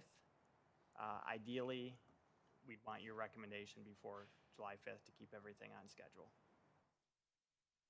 Great, thank you for that summary. So further discussion by the board, Alderman Plufka. So I've listened to 4.5 hours, mostly of comment. I mean, with the presentations as well, and I think I have an obligation. I think that voice my thoughts before we vote, before we decide what we're going to do. So I was going to take that in 3 parts. First, I put this into 3 different decision-making categories. One is to talk about whether or not, and this is from my perspective, whether I would be inclined to want to vote for a comprehensive plan as opposed to I'll just call it a piecemeal plan, an organic plan. I think I heard that term just recently. I prefer the comprehensive plan, but it's not for the reason that was talked about at the podium, and I'll tell you why. Because people don't oftentimes understand that zoning restrictions restrict the city, not the applicant. The legislation that says you are zoned for this or you are zoned for that doesn't operate as a restriction on people coming into the city. It operates as a restriction on us from acting arbitrarily and capriciously. And so when we list a number of uses that we find recommendable within a particular district, whether it's residential, whether it's commercial, whether it's planned development, whether it's all of the different designations that we have, whether it's Manchester Corridor, the language in there is to keep the city from acting in an arbitrary way when an applicant comes in who meets the criteria of the application or of the zone, and we still say, no, we don't want you here. We're going to say goodbye. We do that at our peril. That's when lawsuits get filed, rightfully so, by applicants who are treated that way by cities. When we want to engage in a piecemeal or organic development process, we have zero control over what goes in next to what and what follows this. And the other thing about it is this: we would never get in organic development $23 million of investment in further infrastructure. I was unmoved by our former mayor's speech here earlier tonight, and I'll tell you why. We did invest $30 million in that property to bring it out of the floodplain and try to make it safer, and try to make it safer for the folks that live and work in that area. But it's going to take further infrastructure investment, and we heard about it tonight. Do you think that a single developer of a single parcel is going to sign on for their portion of bringing up to code the sewers that have to be done on Manchester Road on both sides? There's no way that's going to happen. There's no way. It's going to fall back to the city to have to eventually take that on. With a comprehensive development, we have a developer here who's willing to take that on and take that as their risk investment. I find that to be a better solution to this, or a better way forward from this, than to rely on organic development, piecemeal development. The second thing is the incentives, the abatements, the sales tax. Once again, you know, the mayor said, we already invested in all this. We did all the heavy lifting. We should not let a developer enjoy any kind of an abatement or sales tax. I think we had a great presentation from PGAV that basically said, without incentives, without some sort of incentive package, there is no way that this thing is going forward, not by Green Street or anybody it's ever going to go forward. And I'm convinced by that. I thought that presentation was one of the best presentations of the night, to be honest with you. My final element is Green Street itself. And I'll tell you something. I was initially very impressed. I wasn't rah-rah, and I wasn't giddy, and I wasn't, you know, a cheerleader for the city of Brentwood, but I was impressed with Green Street, not only its track record, but the inventiveness with which it came to the city and the things that it proposed. I will tell you, I am disappointed in how that has morphed into tonight.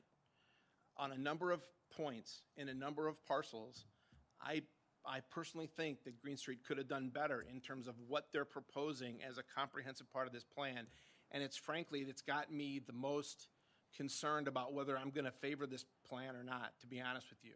And I have to say, Karen, you and I, we agree about maybe 5-6 times a year, but I think you were well spoken tonight when you talked about the fact that this plan, there's elements of this plan that are simply not consistent with the comprehensive plan that we voted on and that we had input on. And I believe that to a certain extent. Now, I'm still in favor of voting this up to the Board of Aldermen. I believe that the Board of Aldermen needs to have this full-throated discussion and conversation.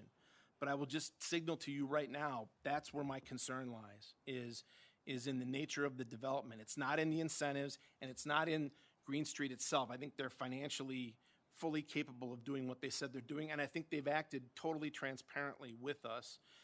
Everything they've said they're going to do, they've done. My concern is the nature of the plan, to be honest with you. So that's my 2 cents. Thank you. Other comments, questions by the board? Sorry. Okay.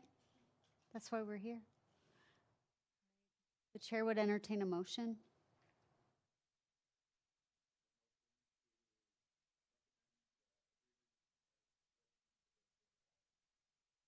Second.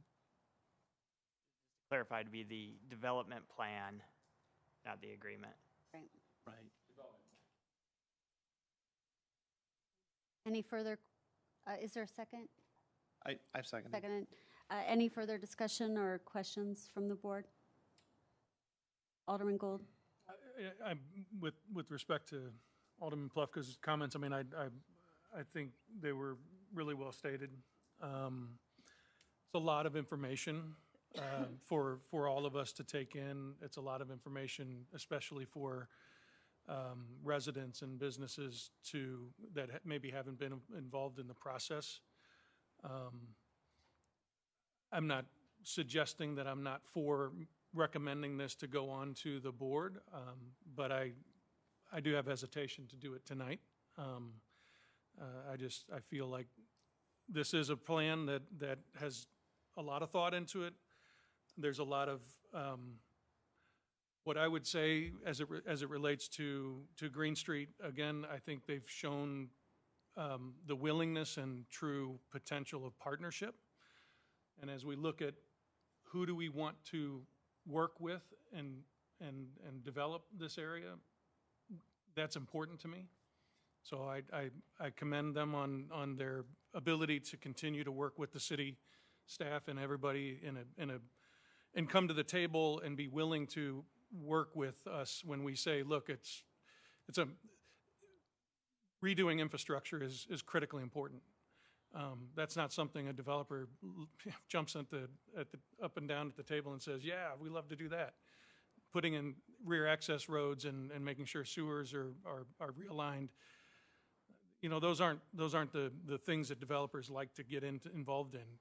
Putting in, you know, working with us on, yes, an incentive package needs to happen for any developer to come to the table. But to really work with us and say, okay, how do we get this layered in so that it doesn't burden any one party, but allows for, you know, everybody to kind of feel like there's some skin in the game, but then also they're not being taken advantage of. I do have concerns about the use of eminent domain. I always have had an issue with that. But I also recognize that, you know, a lot of times those are there for, in order to get some people to have some negotiation and come to the table when a big community project like this is happening.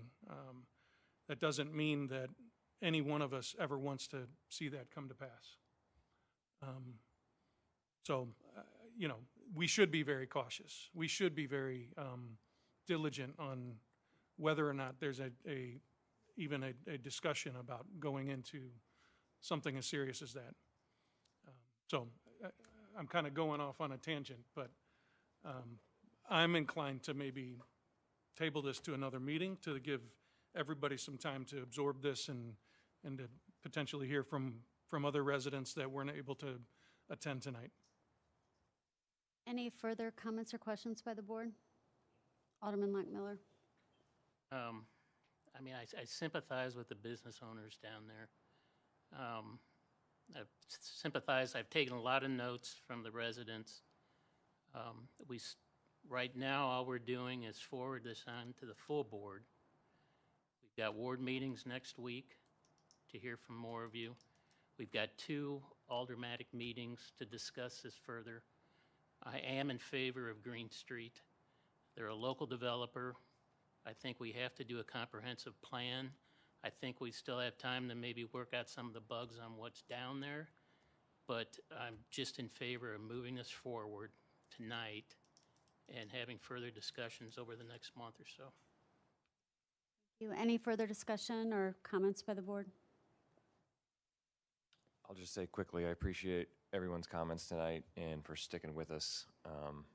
It's definitely appreciated to see the civic engagement, and we do want to hear what you have to say and continue to do so. So, as was mentioned many times, this is going to be a pretty long process with lots of decision points and steps along the way. And I think the more engagement we continue to see, the better the final result is going to be, whatever that is.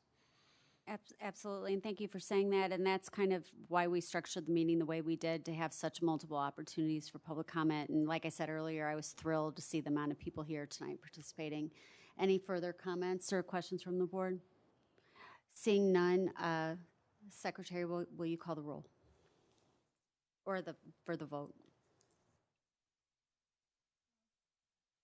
Alderman Lockmiller? Yes. Alderwoman Sims? Yes. Alderman Plufka? Yes. Alderman Gould? No. Andy Burkemper? Yes. Slusser? Yes.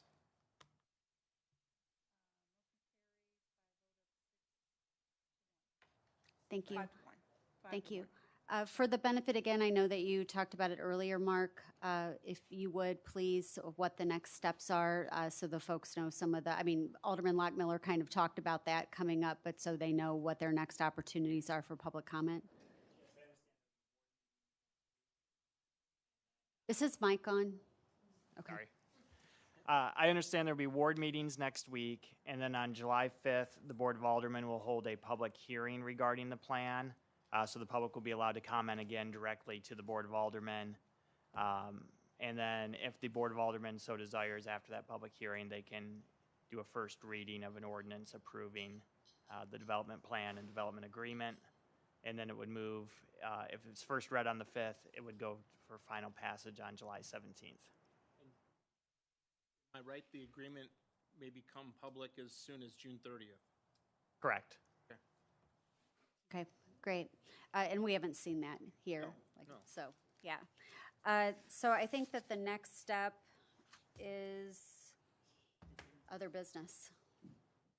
Yeah. So we don't need to schedule a next meeting date? Okay. Does everybody, are you sure you don't want to get your sleeping bags from the trunk? And we've got plenty of room. It's only 11:35. We're good? Okay. All right, motion for adjournment? Second. All in favor? Aye.